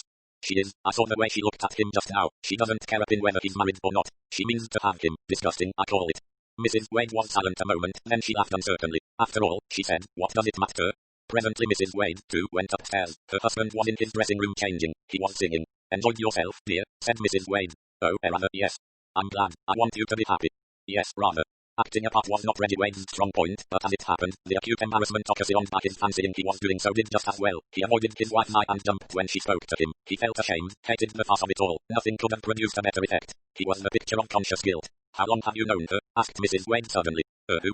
Mr. Sarah, of course. Well, I don't quite know. I mean, oh, some time. Really, you never mentioned her. Didn't I? I suppose I forgot. Forgot indeed, said Mrs. Wade. She departed with a whisk of mauve draperies. After tea Mr. Wade showed Mr. Sarah the rose garden. They walked across the lawn conscious of 2 pairs of eyes raking their backs. Look here. Safe out of sight in the rose garden Mr. Wade unburdened himself. Look here, I think we'll have to give this up. My wife looked at me just now as though she hated me. Don't worry, said Madeline. It's quite all right. Do you think so? I mean, I don't want to put her against me. She said several nasty things at tea. It's all right, said Madeline. You're doing splendidly. Do you really think so? Yes, in a lower voice she went on. Your wife is walking round the corner of the terrace. She wants to see what we're doing. You'd better kiss me. Oh, said Mr. Wade nervously. Must I mean, kiss me, said Madeline fiercely. Mr. Wade kissed her. Any lack of that in the performance was remedied by Madeline. She flung her arms around him. Mr. Wade staggered. Oh, he said. Did you hate it very much? Said Madeline. No, of course not, said Mr. Wade gallantly. It just took me by surprise. He added wistfully. Have we been in the rose garden long enough, do you think? I think so, said Madeline. We've put in a bit of good work here. They returned to the lawn. Mrs. Massington informed them that Mrs. Wade had gone to lie down. Later, Mr. Wade joined Madeline with a perturbed face. She's in an awful state hysterics. Good.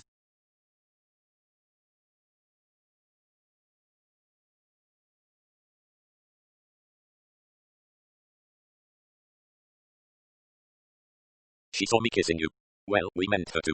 I know, but I couldn't say that, could I? I didn't know what to say. I said it had just well happened. Excellent. She said you were scheming to marry me and that you were no better than you should be. That upset mate seemed such awfully rough luck on you. I mean, when you're just doing a job. I said that I had the utmost respect for you and that what she said wasn't true at all, and I'm afraid I got angry when she went on about it. Magnificent.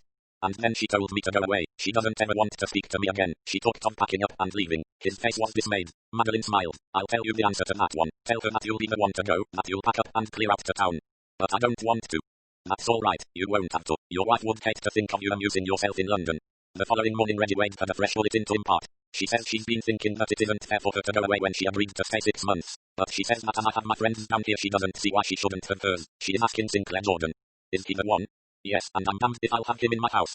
You must, said Madeline. Don't worry, I'll attend to him. Say that on thinking things over you have no objection and that you know she won't mind you asking me to stay on, too. Oh dear, sighed Mr. Wade. Now don't lose heart, said Madeline. Everything is going splendidly. Another fortnight and all your troubles will be over. A fortnight? Do you really think so? Demanded Mr. Wade.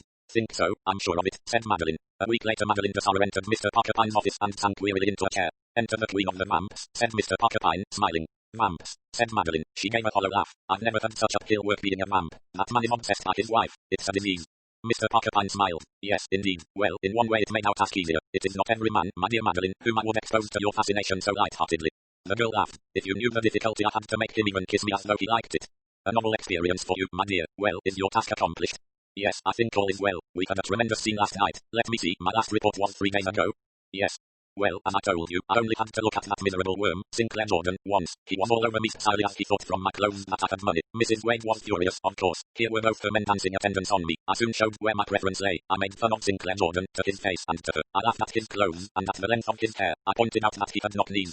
Excellent technique, said Mr. Parker Pyne appreciatively. Everything boiled up last night. Mrs. Wade came out in the open. She accused me of breaking up her home. Reggie Wade mentioned the little matter of Sinclair Jordan. She said that that was only the result of her unhappiness and loneliness. She had noticed her husband's abstraction for some time, but had no idea as to the cause of it. She said they had always been ideally happy, that she adored him and he knew it, and that she wanted him and only him. I said it was too late for that. Mr. Wade followed his instructions splendidly. He said he didn't give a damn. He was going to marry me. Mrs. Wade could have her Sinclair as soon as she pleased. There was no reason why the divorce proceedings shouldn't be started at once. Waiting 6 months was absurd. Within a few days, he said, she should have the necessary evidence and could instruct her solicitors. He said he couldn't live without me. Then Mrs. Wade clutched her chest and talked about her weak heart and had to be given brandy. He didn't weaken. He went up to town this morning, and I've no doubt she's gone after him by this time.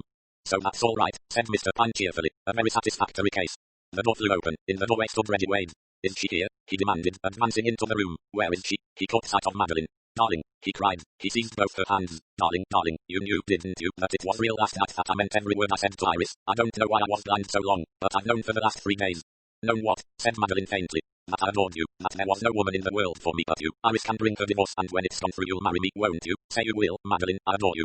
He caught the paralyzed Madeline in his arms just as the door flew open again, this time to admit a thin woman dressed in untidy green. I thought so, said the newcomer. I followed you. I knew you'd go to her. I can assure you, began Mr. Parker Pyne, recovering from the stupefaction that had descended upon him. The intruder took no notice of him. She swept on. Oh, Reggie, you can't want to break my heart, only. Come back. I'll not say a word about this. I'll learn golf. I won't have any friends you don't care about, after all these years, when we've been so happy together. I've never been happy till now, said Mr. Wade, still gazing at Madeline. Dash it all, Iris, you wanted to marry that ass Jordan. Why don't you go and do it? Mrs. Wade gave a wail. I hate him. I hate the very sight of him. She turned to Madeline. You wicked woman. You horrible vampire stealing my husband from me. I don't want your husband, said Madeline distractedly. Madeline, Mr. Wade was gazing at her in agony. Please go away, said Madeline. But look here, I'm not pretending, I mean it.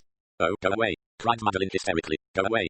Reggie moved reluctantly towards the door. I shall come back, he warned her. You've not seen the last of me. He went out, banging the door. Girls like you ought to be flogged and branded, cried Mrs. Wade. Reggie was an angel to me always till you came along. Now he's so changed I don't know him. With a sob, she hurried out after her husband. Madeline and Mr. Pyne looked at each other. I can't help it, said Madeline helplessly. He's a very nice man, dear, but I don't want to marry him. I'd no idea of all this. If you knew the difficulty I had making him kiss me.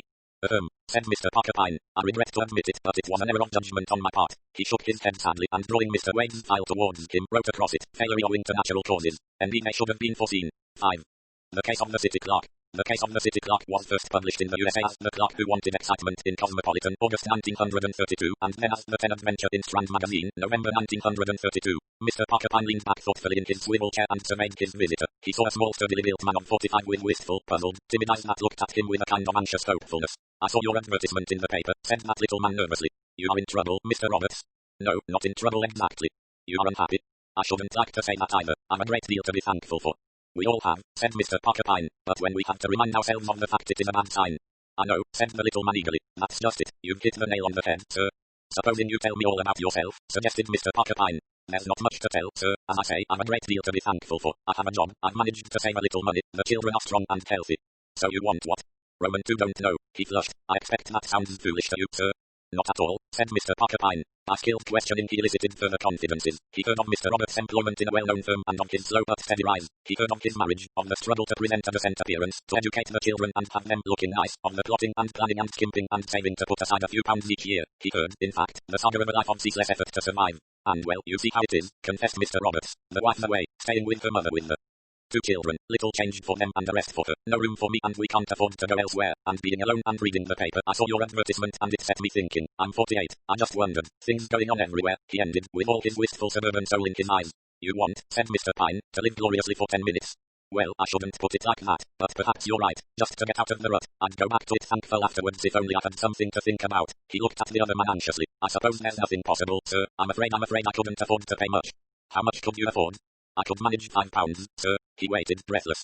£5, said Mr. Pyne. I just fancy we might be able to manage something for £5. Do you object to danger? He added sharply. A tinge of colour came into Mr. Roberts' sallow face. Danger did you say, sir? Oh, no, not at all. I've never done anything dangerous. Mr. Pyne smiled. Come to see me again tomorrow and I'll tell you what I can do for you. The Bon Voyager is a little-known hostelry. It is a restaurant frequented by a few habitants. They dislike newcomers. To the Bon Voyager came Mr. Pyne and was greeted with respectful recognition. Mr. Bonington here? He asked. Yes, sir, he's at his usual table. Good, I'll join him. Mr. Bonington was a gentleman of military appearance with a somewhat bovine face. He greeted his friend with pleasure.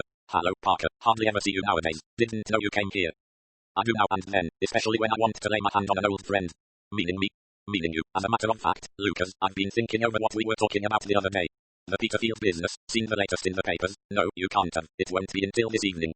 What is the latest? They murdered Peterfield last night, said Mr. Bonington, placidly eating salad. Good heavens, cried Mr. Pyne. Oh, I'm not surprised, said Mr. Bonington. Big-headed old man, Peterfield, wouldn't listen to us, insisted on keeping the plans in his own hands. Did they get them?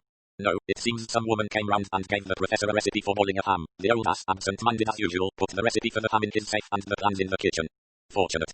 Almost providential, but I still don't know who's going to take him to Geneva. Maitland's in the hospital. Karslake's in Berlin. I can't leave. It means young Hooper. He looked at his friend. You're still of the same opinion? Asked Mr. Pyne. Absolutely. He's been got at. I know it. I haven't a shadow of proof, but I tell you, Parker, I know when a chap's crooked, and I want those plans to get to Geneva. The League needs them. For the first time an invention isn't going to be sold to a nation. It's going to be handed over voluntarily to the League.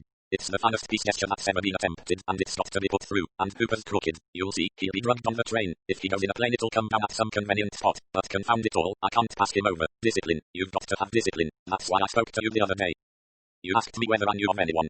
Yes, thought you might in your line of business. Some fighter spoiling for a row. Whoever I send stands a good chance of being done in. Your man would probably not be suspected at all, but he's got to have nerve. I think I know of someone who would do, said Mr. Pyne. Thank God there are still chaps who will take a risk. Well, it's agreed then. It's agreed, said Mr. Pyne. Mr. Pyne was summing up instructions. Now, that's quite clear. You will travel in a first-class sleeper to Geneva. You leave London at 10:45, via Folkestone and Boulogne, and you get into your first-class sleeper at Boulogne. You arrive at Geneva at 8 the following morning. Here is the address at which you will report. Please memorize it and I will destroy it. Afterwards go to this hotel and await further instructions. Here is sufficient money in French and Swiss notes and currency. You understand? Yes, sir. Robert's eyes were shining with excitement. Excuse me, sir, but am I allowed to know anything of what it is I'm carrying? Mr. Pyne smiled beneficently. You are carrying a cryptogram which reveals the secret hiding place of the crown jewels of Russia, he said solemnly. You can understand, naturally, that Bolshevist agents will be alert to intercept you. If it is necessary for you to talk about yourself, I should recommend that you say you have come into money and are enjoying a little holiday abroad. Mr. Roberts sipped a cup of coffee and looked out over the Lake of Geneva. He was happy, but at the same time he was disappointed. He was happy because, for the first time in his life, he was in a foreign country. Moreover, he was staying in the kind of hotel he would never stay in again, and not for one moment had he had to worry about money. He had a room with private bathroom, delicious meals and attentive service. All these things Mr. Roberts had enjoyed very much indeed. He was disappointed because so far nothing that could be described as adventure had come his way. No disguised Bolshevists or mysterious Russians had crossed his path. A pleasant chat on the train with a French commercial traveller who spoke excellent English was the only human intercourse that had come his way. He had secreted the papers in his sponge bag as he had been told to do and had delivered them according to instructions. There had been no dangers to overcome, no hair's breadth escapes. Mr. Roberts was disappointed. It was at that moment that a tall, bearded man murmured pardon, and sat down on the other side of the little table. You will excuse me, he said, but I think you know a friend of mine. PP are the initials. Mr. Roberts was pleasantly thrilled. Here, at last, was a mysterious Russian. Quite right. Then I think we understand each other, said the stranger. Mr. Roberts looked at him searchingly. This was far more like the real thing. The stranger was a man of about 50, of distinguished though foreign appearance. He wore an eyeglass and a small coloured ribbon in his buttonhole. You have accomplished your mission in the most satisfactory manner, said the stranger. Are you prepared to undertake a further one? Certainly. Oh, yes. Good. You will book a sleeper on the Geneva-Paris train for tomorrow night. You will ask for berth number 9. Supposing it is not free. It will be free. That will have been seen to. Berth number 9, repeated Roberts. Yes, I've got that. During the course of your journey someone will say to you, pardon, monsieur, but I think you were recently at Grasse. To that you will reply yes, last month. The person will then say, are you interested in scent? And you will reply, yes, I'm a manufacturer of synthetic oil of jasmine. After that you will place yourself entirely at the disposal of the person who has spoken to you. By the way, are you armed?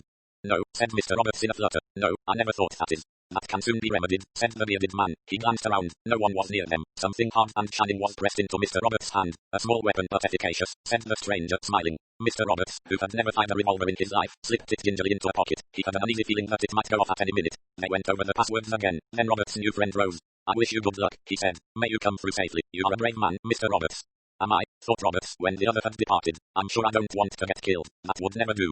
A pleasant thrill shot down his spine, slightly adulterated by a thrill that was not quite so pleasant. He went to his room and examined the weapon. He was still uncertain about its mechanism and hoped he would not be called upon to use it. He went out to book his seat. The train left Geneva at 9:30. Roberts got to the station in good time. The sleeping car conductor took his ticket and his passport and stood aside while an underling swung Roberts' suitcase onto the rack. There was other luggage there, a pigskin case and a Gladstone bag. Number 9 is the lower berth, said the conductor. As Roberts turned to leave the carriage he ran into a big man who was entering. They drew apart with apologies, Roberts in English and the strangers in French. He was a big burly man with a closely shaven head and thick eyeglasses through which his eyes seemed to peer suspiciously. An ugly customer, said the little man to himself.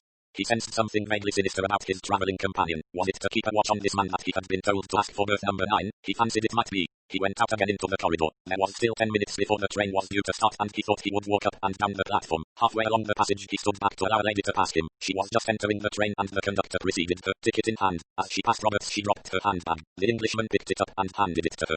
Thank you, monsieur. She spoke in English but her voice was foreign, a rich low voice very seductive in quality. As she was about to pass on, she hesitated and murmured, pardon, monsieur, but I think you were recently at Grasse. Robert's heart leaped with excitement. He was to place himself at the disposal of this lovely creature for she was lovely, of that there was no doubt. She wore a travelling coat of fur, a chic hat, there were pearls round her neck, she was dark and her lips were scarlet. Roberts made the required answer. Yes, last month. You are interested in scent? Yes, I'm a manufacturer of synthetic oil of jasmine. She bent her head and passed on, leaving a mere whisper behind her, in the corridor as soon as the train starts. The next 10 minutes seemed an age to Roberts. At last the train started. He walked slowly along the corridor. The lady in the fur coat was struggling with a window. He hurried to her assistance. Thank you, monsieur. Just a little air before they insist on closing everything. And then in a soft, low, rapid voice, after the frontier, when our fellow traveller is asleep, not before go into the washing place and throw it into the compartment on the other side. You understand? Yes. He let down the window and said in a louder voice, is that better, madam? Thank you very much.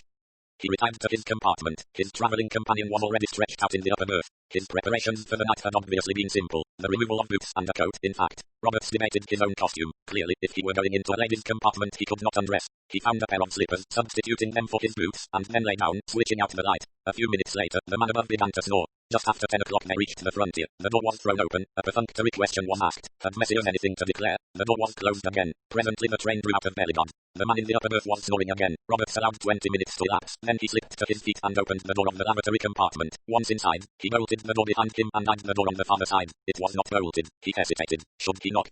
Perhaps it would be absurd to knock, but he didn't quite like entering without knocking. He compromised, opened the door gently about an inch and waited. He even ventured on a small cough. The response was prompt. The door was pulled open. He was seized by the arm, pulled through into the farther compartment, and the girl closed and bolted the door behind him. Roberts caught his breath. Never had he imagined anything so lovely. She was wearing a long foamy garment of cream chiffon and lace. She leaned against the door into the corridor, panting. Roberts had often read of beautiful hunted creatures at bay. Now for the first time, he saw one a thrilling sight. Thank God, murmured the girl. She was quite young, Roberts noted, and her loveliness was such that she seemed to him like a being from another world. Here was romance at last, and he was in it. She spoke in a low, hurried voice. Her English was good, but the inflection was wholly foreign. I am so glad you have come, she said. I have been horribly frightened. Vasilievich is on the train. You understand what that means? Roberts did not understand in the least what it meant, but he nodded. I thought I had given them the slip. I might have known better. What are we to do? Vasilievich is in the next carriage to me. Whatever happens, he must not get the jewels. He's not going to murder you, and he's not going to get the jewels, said Robert with determination. Then what am I to do with them?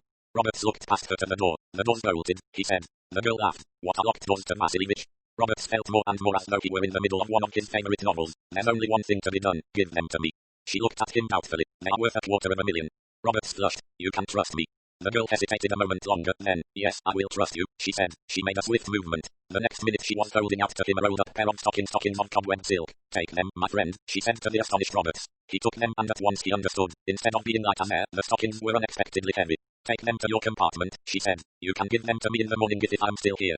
Roberts coughed. Look here, he said. About you. He paused. Roman 2 must keep guard over you. Then he flushed in an agony of propriety. Not in here, I mean. I'll stay in there. He nodded towards the lavatory compartment. If you like to stay here, she glanced at the upper unoccupied berth. Roberts flushed to the roots of his hair. No, he protested. I shall be all right in there. If you need me, call out.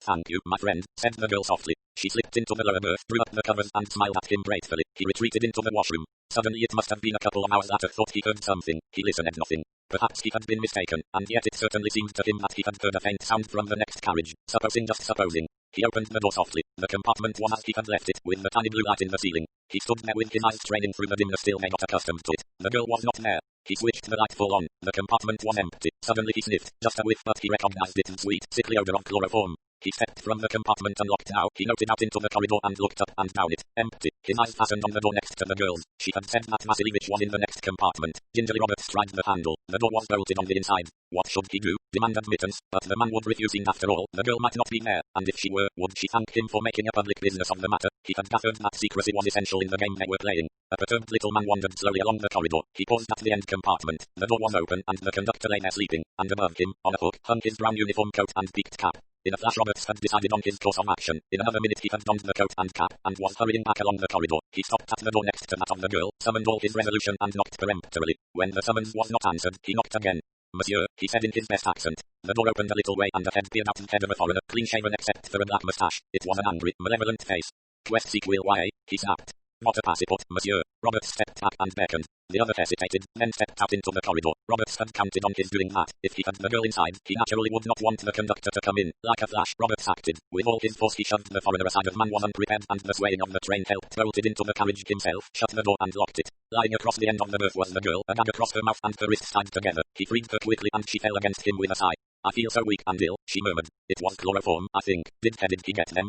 No. Roberts tapped his pocket. What are we going to do now? He asked. The girl sat up. Her wits were returning. She took in his costume. How clever of you. Fancy thinking of that. He said that he would kill me if I did not tell him where the jewels were. I have been so afraid, and then you came. Suddenly she laughed. But we have outwitted him. He will not dare to do anything. He cannot even try to get back into his own compartment. We must stay here till morning. Probably he will leave the train at Dijon. We are due to stop there in about half an hour. He will telegraph to Paris and they will pick up our trail there. In the meantime, you had better throw that coat and cap out of the window. They might get you into trouble. Roberts obeyed. We must not sleep, the girl decided. We must stay on guard till morning. It was a strange, exciting vigil. At 6 o'clock in the morning, Roberts opened the door carefully and looked out. No one was about. The girl slipped quickly into her own compartment. Roberts followed her in. The place had clearly been ransacked. He regained his own carriage through the washroom. His fellow traveller was still snoring. They reached Paris at 7 o'clock. The conductor was declaiming at the loss of his coat and cap. He had not yet discovered the loss of a passenger. Then began a most entertaining chase. The girl and Roberts took taxi after taxi across Paris. They entered hotels and restaurants by one door and left them by another. At last the girl gave a sign. I feel sure we are not followed now, she said. We have shaken them off. They breakfasted and drove to Le Bourget. 3 hours later they were at Croydon. Roberts had never flown before. At Croydon a tall gentleman with a far-off resemblance to Mr. Roberts' mentor at Geneva was waiting for them. He greeted the girl with especial respect. The car is here, madam, he said. This gentleman will accompany us, Paul, said the girl, and to Roberts, Count Paul Stephanie. The car was a vast limousine. They drove for about an hour, then they entered the grounds of a country house and pulled up at the door of an imposing mansion. Mr. Roberts was taken to a room furnished as a study. There he handed over the precious pair of stockings. He was left alone for a while. Presently Count Stephanie returned. Mr. Roberts, he said, our thanks and gratitude are due to you. You have proved yourself a brave and resourceful man. He held out a red morocco case. Permit me to confer upon you the order of St. Stanislaus class with laurels. As in a dream Roberts opened the case and looked at the jeweled order. The old gentleman was still speaking. The Grand Duchess Olga would like to thank you herself before you depart. He was led to a big drawing room. There, very beautiful in a flowing robe, stood his travelling companion. Ion. She made an imperious gesture of the hand, and the other man left them. I owe you my life, Mr. Roberts, said the Grand Duchess. She held out her hand. Roberts kissed it. She leaned suddenly towards him. You are a brave man, she said. His lips met hers. A waft of rich oriental perfume surrounded him. For a moment he held that slender, beautiful form in his arms. He was still in a dream when somebody said to him, the car will take you anywhere you wish. An hour later, the car came back for the Grand Duchess Olga. She got into it, and so did the white-haired man. He had removed his beard for coolness. The car set down the Grand Duchess Olga at a house in Streatham. She entered it, and an elderly woman looked up from a tea table. Ah, Maggie, dear, so there you are. In the Geneva Paris Express this girl was the Grand Duchess Olga. In Mr. Parker Pyne's office she was Madeline de Sara, and in the house at Streatham she was Maggie Sayers, fourth daughter of an honesty, hard-working family. How are the mighty fallen? Mr. Parker Pyne was lunching with his friend. Congratulations, said the latter. Your man carried the thing through without a hitch. The Tomali gang must be wild to think the plans of that gun have gone to the League. Did you tell your man what he was carrying? No, I thought it better to embroider. Very discreet of you. It wasn't exactly discretion. I wanted him to enjoy himself. I fancied he might find the gun a little tame. I wanted him to have some adventures. Tame, said Mr. Bonington, staring at him. Why, that lot would murder him as soon as look at him. Yes, said Mr. Parker Pyne mildly, but I didn't want him to be murdered. Do you make a lot of money in your business, Parker? Asked Mr. Bonington. Sometimes I lose it, said Mr. Parker Pyne. That is, if it is a deserving case. 3 angry gentlemen were abusing one another in Paris. That confounded Cooper, said one. He let us down. The plans were not taken by anyone from the office, said the second. But they went Wednesday, I'm assured of that, and so I say you bungled it. I didn't, said the third sulkily. There was no Englishman on the train except a little Clerk. He'd never heard of Peterfield or of the gun. I know, I tested him. Peterfield and the gun meant nothing to him. He laughed. He had a Bolshevist complex of some kind. Mr. Roberts was sitting in front of a gas fire. On his knee was a letter from Mr. Parker Pyne. It enclosed a cheque for £50 from certain people who are delighted with the way a certain commission was executed. On the arm of his chair was a library book. Mr. Roberts opened it at random. She crouched against the door like a beautiful, hunted creature at bay. Well, he knew all about that. He read another sentence. He sniffed the air. The faint, sickly odor of chloroform came to his nostrils. That he knew all about too. He caught her in his arms and felt the responsive quiver of her scarlet lips. Mr. Roberts gave a sigh. It wasn't a dream. It had all happened. The journey out had been dull enough, but the journey home, he had enjoyed it. But he was glad to be home again. He felt vaguely that life could not be lived indefinitely at such a pace. Even the Grand Duchess or even that last kiss partook already of the unreal quality of a dream. Mary and the children would be home tomorrow. Mr. Roberts smiled happily. She would say, we've had such a nice holiday. I hated thinking of you all alone here, poor old boy. And he'd say, that's all right, old girl. I had to go to Geneva for the firm on business, delicate bit of negotiations, and look what they'd sent me. And he'd show her the cheque for £50. He thought of the Order of St. Stanislaus, 10th class with laurels. He'd hidden it, but supposing Mary found it, it would take a bit of explaining. Ah, that one I'd tell her he'd picked it up abroad, a curio. He opened his book again and read happily. No longer was there a wistful expression on his face. He, too, was of that glorious company to whom things happened. 6. The Case of the Rich Woman. The Case of the Rich Woman was the first Parker Pyne story published in the USA as The Rich Woman Who Wanted Only to Be Happy in Cosmopolitan, August 1932. The name of Mrs. Abner was brought to Mr. Parker Pyne. He knew the name and he raised his eyebrows. Presently his client was shown into the room. Mrs. Brymer was a tall woman, big-boned. Her figure was ungainly and the velvet dress and the heavy fur coat she wore did not disguise the fact. The knuckles of her large hands were pronounced. Her face was big and broad and highly coloured. Her black hair was fashionably dressed and there were many tips of curled ostrich in her hat. She plumped herself down on a chair with a nod. Good morning, she said. Her voice had a rough acey scent. If you're any good at all you'll tell me how to spend my money. Most original, murmured Mr. Parker Pyne. Few ask me that in these days, so you really find it difficult, Mrs. Brymer? Yes, I do, said the lady bluntly. I've got 3 fur coats, a lot of Paris dresses and such like. I've got a car and a house in Park Lane. I've had a yacht but I don't like the sea. I've got a lot of those high-class servants that look down their nose at you. I've travelled a bit and seen foreign parts, and I'm blessed if I can think of anything more to buy or do. She looked hopefully at Mr. Pyne.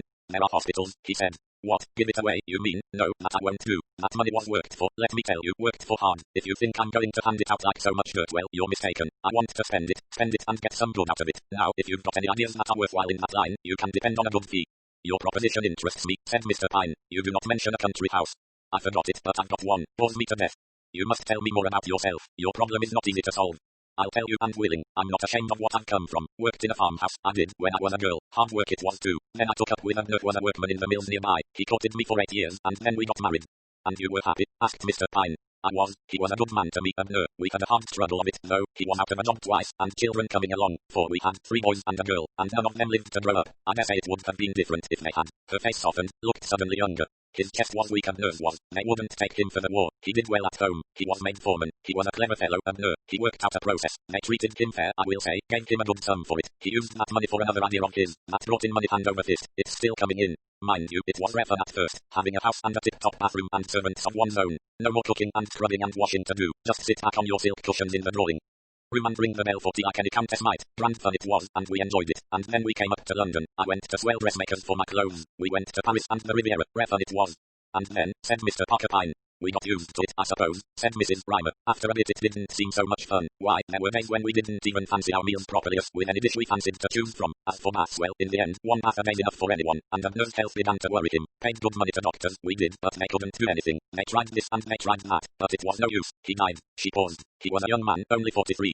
Mr. Pyne nodded sympathetically. That was 5 years ago. Money's still rolling in. It seems wasteful not to be able to do anything with it. But as I tell you, I can't think of anything else to buy that I haven't got already. In other words, said Mr. Pyne, your life is dull. You are not enjoying it. I'm sick of it, said Mrs. Rymer gloomily. I've no friends. The new lot only want subscriptions, and they laugh at me behind my back. The old lot won't have anything to do with me. My rolling up in a car makes them shy. Can you do anything or suggest anything? It is possible that I can, said Mr. Pyne slowly. It will be difficult, but I believe there is a chance of success. I think it's possible I can give you back what you have lost, your interest in life. How? Demanded Mrs. Rymer curtly. That, said Mr. Pyne, is my professional secret. I never disclose my methods beforehand. The question is, will you take a chance? I do not guarantee success, but I do think there is a reasonable possibility of it. I shall have to adopt unusual methods, and therefore it will be expensive. My charges will be £1,000, payable in advance. You can open your mouth all right, can't you? Said Mrs. Rymer appreciatively. Well, I'll risk it. I'm used to paying top price. Only, when I pay for a thing, I take good care that I get it. You shall get it, said Mr. Pyne. Never fear.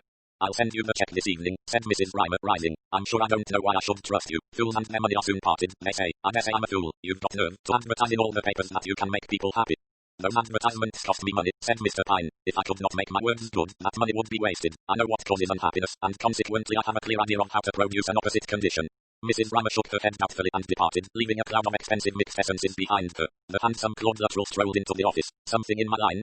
Mr. Pyne shook his head. Nothing so simple, he said. No, this is a difficult case. We must, I fear, take a few risks. We must attempt the unusual. Mrs. Oliver. Mr. Pyne smiled at the mention of the world-famous novelist. Mrs. Oliver, he said, is really the most conventional of all of us. I have in mind a bold and audacious coup. By the way, you might ring up Dr. Antrobus. Antrobus? Yes, his services will be needed. A week later Mrs. Rymer once more entered Mr. Pyne's office. He rose to receive her. This delay, I assure you, has been necessary, he said. Many things had to be arranged, and I had to secure the services of an unusual man who had to come half across Europe. Oh, she said it suspiciously. It was constantly present in her mind that she had paid out a check for £1,000, and the check had been cashed. Mr. Pyne touched a buzzer. A young girl, dark, oriental-looking, but dressed in white nurse's kit, answered it. Is everything ready, Nurse Sarah? Yes, Dr. Constantine is waiting. What are you going to do? Asked Mrs. Rymer with a touch of uneasiness. Introduce you to some Eastern magic, dear lady, said Mr. Pyne. Mrs. Rymer followed the nurse up to the next floor. Here she was ushered into a room that bore no relation to the rest of the house. Oriental embroideries covered the walls. There were divans with soft cushions and beautiful rugs on the floor. A man was bending over a coffee pot. He straightened as they entered. Dr. Constantine, said the nurse. The doctor was dressed in European clothes, but his face was swarthy and his eyes were dark and oblique with a peculiarly piercing power in their glance. So this is my patient, he said in a low, vibrant voice. I'm not a patient, said Mrs. Rymer. Your body is not sick, said the doctor, but your soul is weary. We of the East know how to cure that disease. Sit down and drink a cup of coffee.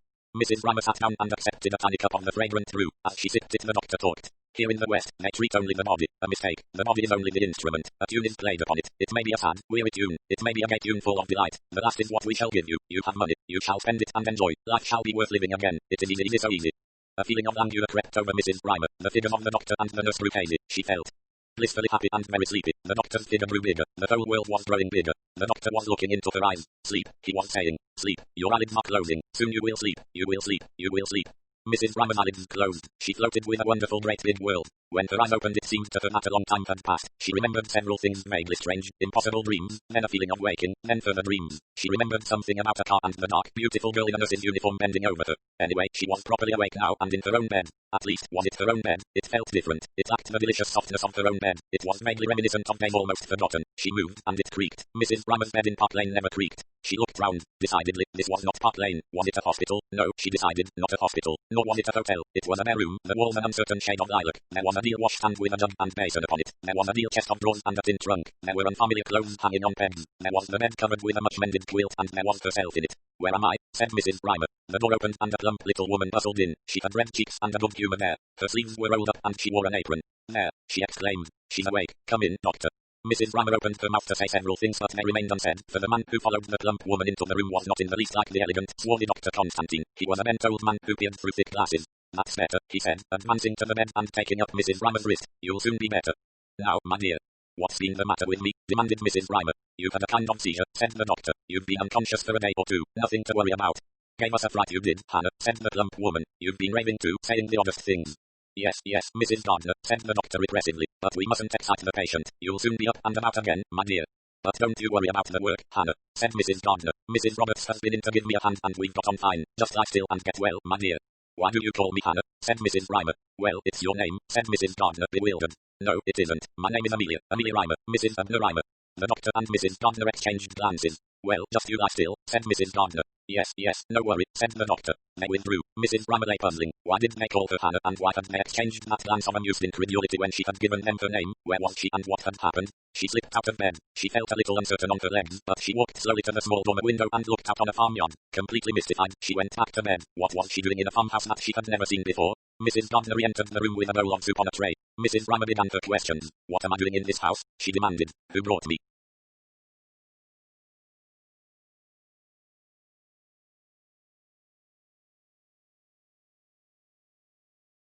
here? Nobody brought you, my dear. It's your home. Leastways, you've lived here for the last 5 years and me not suspecting once that you were liable to fits. Lived here? 5 years? That's right. Why, Hannah, you don't mean that you still don't remember? I've never lived here. I've never seen you before. You see, you've had this illness and you've forgotten. I've never lived here. But you have, my dear. Suddenly Mrs. Gardner darted across to the chest of drawers and brought to Mrs. Rymer a faded photograph in a frame. It represented a group of 4 persons, a bearded man, a plump woman Mrs. Gardner, a tall, lank man with a pleasantly sheepish grin, and somebody in a print dress and apron herself. Stupefied, Mrs. Rymer gazed at the photograph. Mrs. Gardner put the soup down beside her and quietly left the room. Mrs. Rymer sipped the soup mechanically. It was good soup, strong and hot. All the time her brain was in a whirl. Who was mad? Mrs. Gardner or herself? One of them must be, but there was the doctor too. I'm Amelia Rymer, she said firmly to herself. I know I'm Amelia Rymer and nobody's going to tell me different. She had finished the soup. She put the bowl back on the tray. A folded newspaper caught her eye and she picked it up and looked at the date on it, October 19. What day had she gone to Mr. Parker Pyne's office? Either the 15th or the 16th. Then she must have been ill for 3 days. That rascally doctor, said Mrs. Rymer wrathfully. All the same, she was a shade relieved. She had heard of cases where people had forgotten who they were for years at a time. She had been afraid some such thing had happened to her. She began turning the pages of the paper, scanning the columns idly, when suddenly a paragraph caught her eye. Mrs. Abner Rymer, widow of Abner Rymer, the button shank king, was removed yesterday to a private home for mental cases. For the past 2 days she has persisted in declaring she was not herself, but a servant girl named Hannah Morehouse. Hannah Morehouse, so that's it, said Mrs. Rymer. She's me and I'm her, kind of double, I suppose. Well, we can soon put that right, if that old hypocrite of a Parker Pyne is up to some game or other. But at this minute her eye was caught by the name Constantine staring at her from the printed page. This time it was a headline. Dr. Constantine's claim. At a farewell lecture given last night on the eve of his departure for Japan, Dr. Claudius Constantine advanced some startling theories. He declared that it was possible to prove the existence of the soul by transferring a soul from one body to another. In the course of his experiments in the East he had, he claimed, successfully effected a double transferred soul of a hypnotized body A being transferred to a hypnotized body B and the soul of body B to the soul of body A on recovering from the hypnotic sleep. A declared herself to be B and B thought herself to be A. For the experiment to succeed, it was necessary to find 2 people with a great bodily resemblance. It was an undoubted fact that 2 people resembling each other were en rapport. This was very noticeable in the case of twins, but 2 strangers, varying widely in social position, but with a marked similarity of feature, were found to exhibit the same harmony of structure. Mrs. Rymer cast the paper from her. The scoundrel, the black scoundrel. She saw the whole thing now. It was a dastardly plot to get hold of her money. This Hannah Morehouse was Mr. Pyne's tool, possibly an innocent one. He and that devil Constantine had brought off this fantastic coup. But she'd exposed him. She'd show him up. She'd have the law on him. She'd tell everyone abruptly. Mrs. Rymer came to a stop in the tide of her indignation. She remembered the first paragraph. Hannah Morehouse had not been a docile tool. She had protested, had declared her individuality, and what had happened? Clapped into a lunatic asylum. Poor girl, said Mrs. Rymer. A chill ran down her spine. A lunatic asylum. They got you in there and they never let you get out. The more you said you were sane, the less they'd believe you. There you were and there you stayed. No, Mrs. Rymer wasn't going to run the risk of that. The door opened and Mrs. Gardner came in. Ah, you've drunk your soup, my dear. That's good. You'll soon be better now. When was I taken ill? Demanded Mrs. Rymer. Let me see. It was 3 days ago Wednesday. That was the 15th. You were took at about 4 o'clock. Ah, the ejaculation was fraught with meaning. It had been just about 4 o'clock when Mrs. Rymer had entered the presence of Dr. Constantine. You slipped down in your chair, said Mrs. Gardner. Oh, you said. Oh, just like that. And then, I'm falling asleep, you said in a dreamy voice. I'm falling asleep. And fall asleep you did, and we put you to bed and sent for the doctor, and here you've been ever since. I suppose, Mrs. Rymer ventured, there isn't any way you could know who I am apart from my face, I mean. Well, that's a queer thing to say, said Mrs. Gardner. What is there to go by better than a person's face? I'd like to know. There's your birthmark, though, if that satisfies you better. A birthmark, said Mrs. Rymer, brightening. She had no such thing. Strawberry mark just under the right elbow, said Mrs. Gardner. Look for yourself, my dear.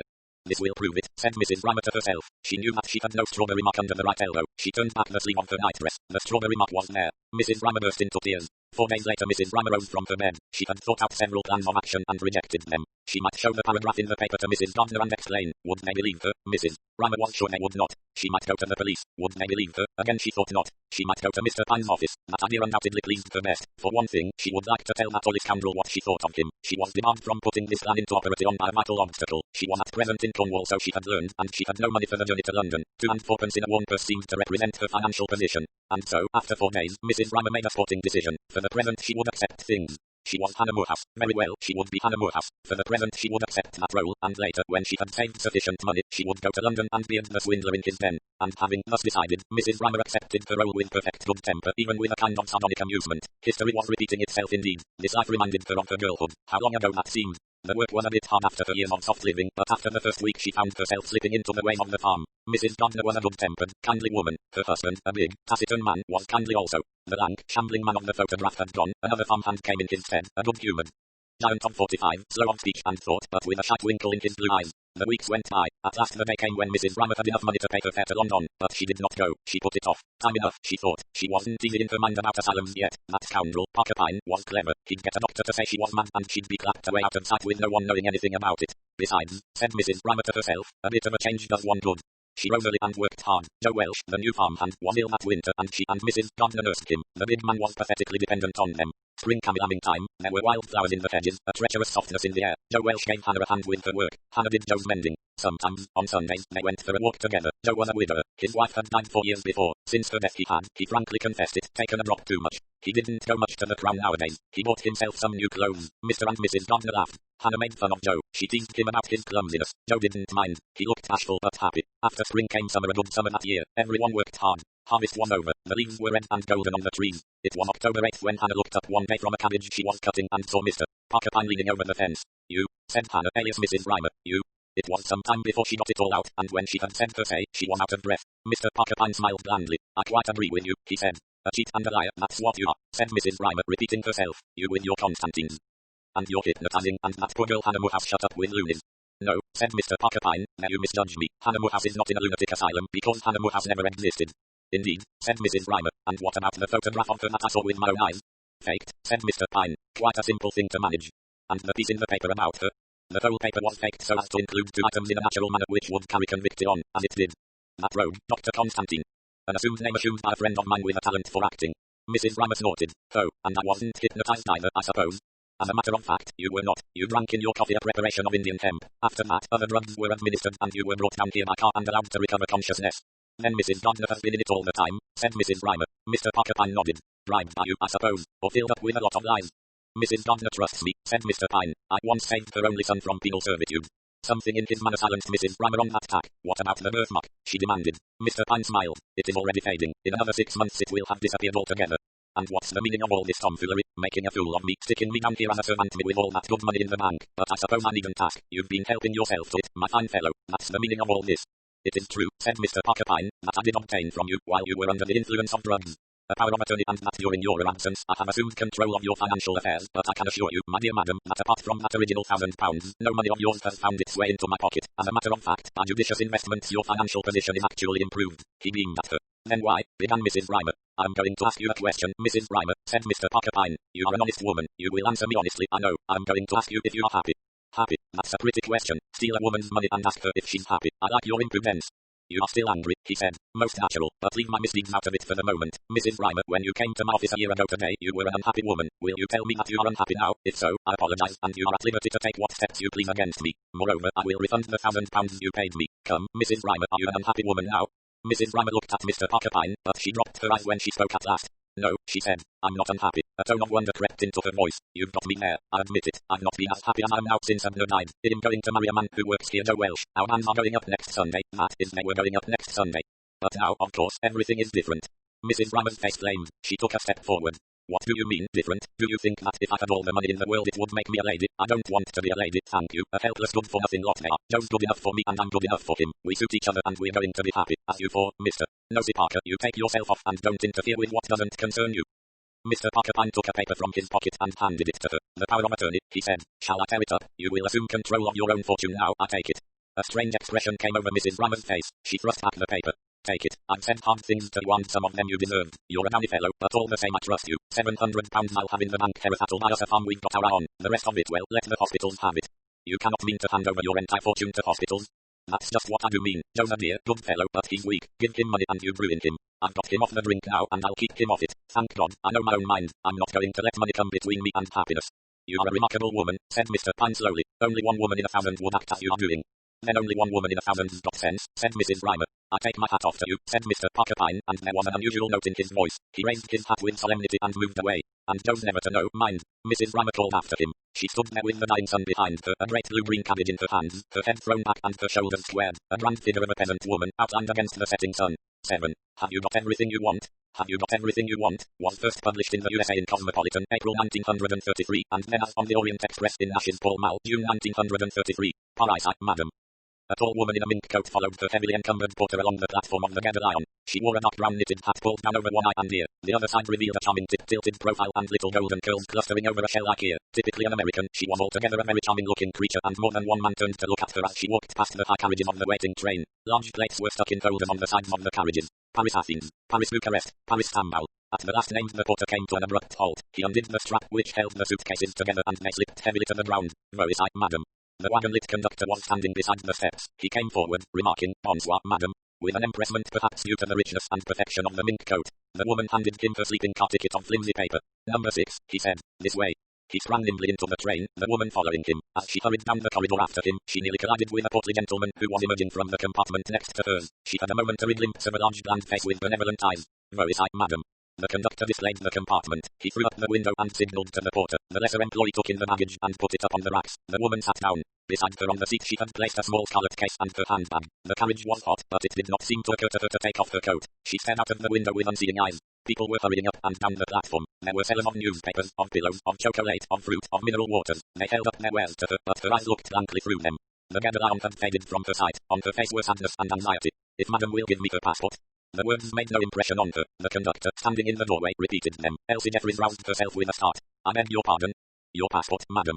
She opened her bag, took out the passport and gave it to him. That will be all right, madam. I will attend to everything. A slight significant pause. I shall be going with madam as far as Stambul. Elsie drew out a 50-franc note and handed it to him. He accepted it in a businesslike manner and inquired when she would like her bed made up and whether she was taking dinner. These matters settled, he withdrew and almost immediately the restaurant man came rushing down the corridor ringing his little bell frantically and bawling out, Premier service, Premier service. Elsie rose, divested herself of the heavy fur coat, took a brief glance at herself in the little mirror and picking up her handbag and jewel case stepped out into the corridor. She had gone only a few steps when the restaurant man came rushing along on his return journey. To avoid him, Elsie stepped back for a moment into the doorway of the adjoining compartment, which was now empty. As the man passed and she prepared to continue her journey to the dining car, her glance fell idly on the label of a suitcase which was lying on the seat. It was a stout pigskin case, somewhat worn. On the label were the words, J. Pyne, passenger to Stambul. The suitcase itself bore the initials PP. A startled expression came over the girl's face. She hesitated a moment in the corridor, then going back to her own compartment she picked up a copy of the Times which she had laid down on the table with some magazines and books. She ran her eye down the advertisement columns on the front page, but what she was looking for was not there. A slight frown on her face, she made her way to the restaurant car. The attendant allotted her a seat at a small table already tenanted by one person, man with whom she had nearly collided in the corridor. In fact, the owner of the pigskin suitcase. Elsie looked at him without appearing to do so. He seemed very bland, very benevolent, and in some way impossible to explain, delightfully reassuring. He behaved in reserved British fashion, and it was not until the fruit was on the table that he spoke. They keep these places terribly hot, he said. I know, said Elsie. I wish one could have the window open. He gave a rueful smile. Impossible. Every person present except ourselves would protest. She gave an answering smile. Neither said any more. Coffee was brought and the usual indecipherable bill. Having laid some notes upon it, Elsie suddenly took her courage in both hands. Excuse me, she murmured. I saw your name upon your suitcase, Pyne. Are you by any chance?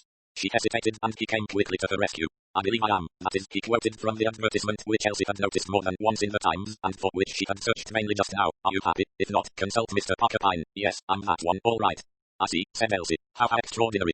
He shook his head. Not really. Extraordinary from your point of view, but not from mine. He smiled reassuringly, then leaned forward. Most of the other diners had left the car. So you are unhappy, he said. I began Elsie and stopped. You would not have said how extraordinary otherwise, he pointed out. Elsie was silent for a minute. She felt strangely soothed by the mere presence of Mr. Pyne. Yes, she admitted at last. I am unhappy. At least, I'm worried. He nodded sympathetically. You see, she continued, a very curious thing has happened and I don't know the least what to make of it.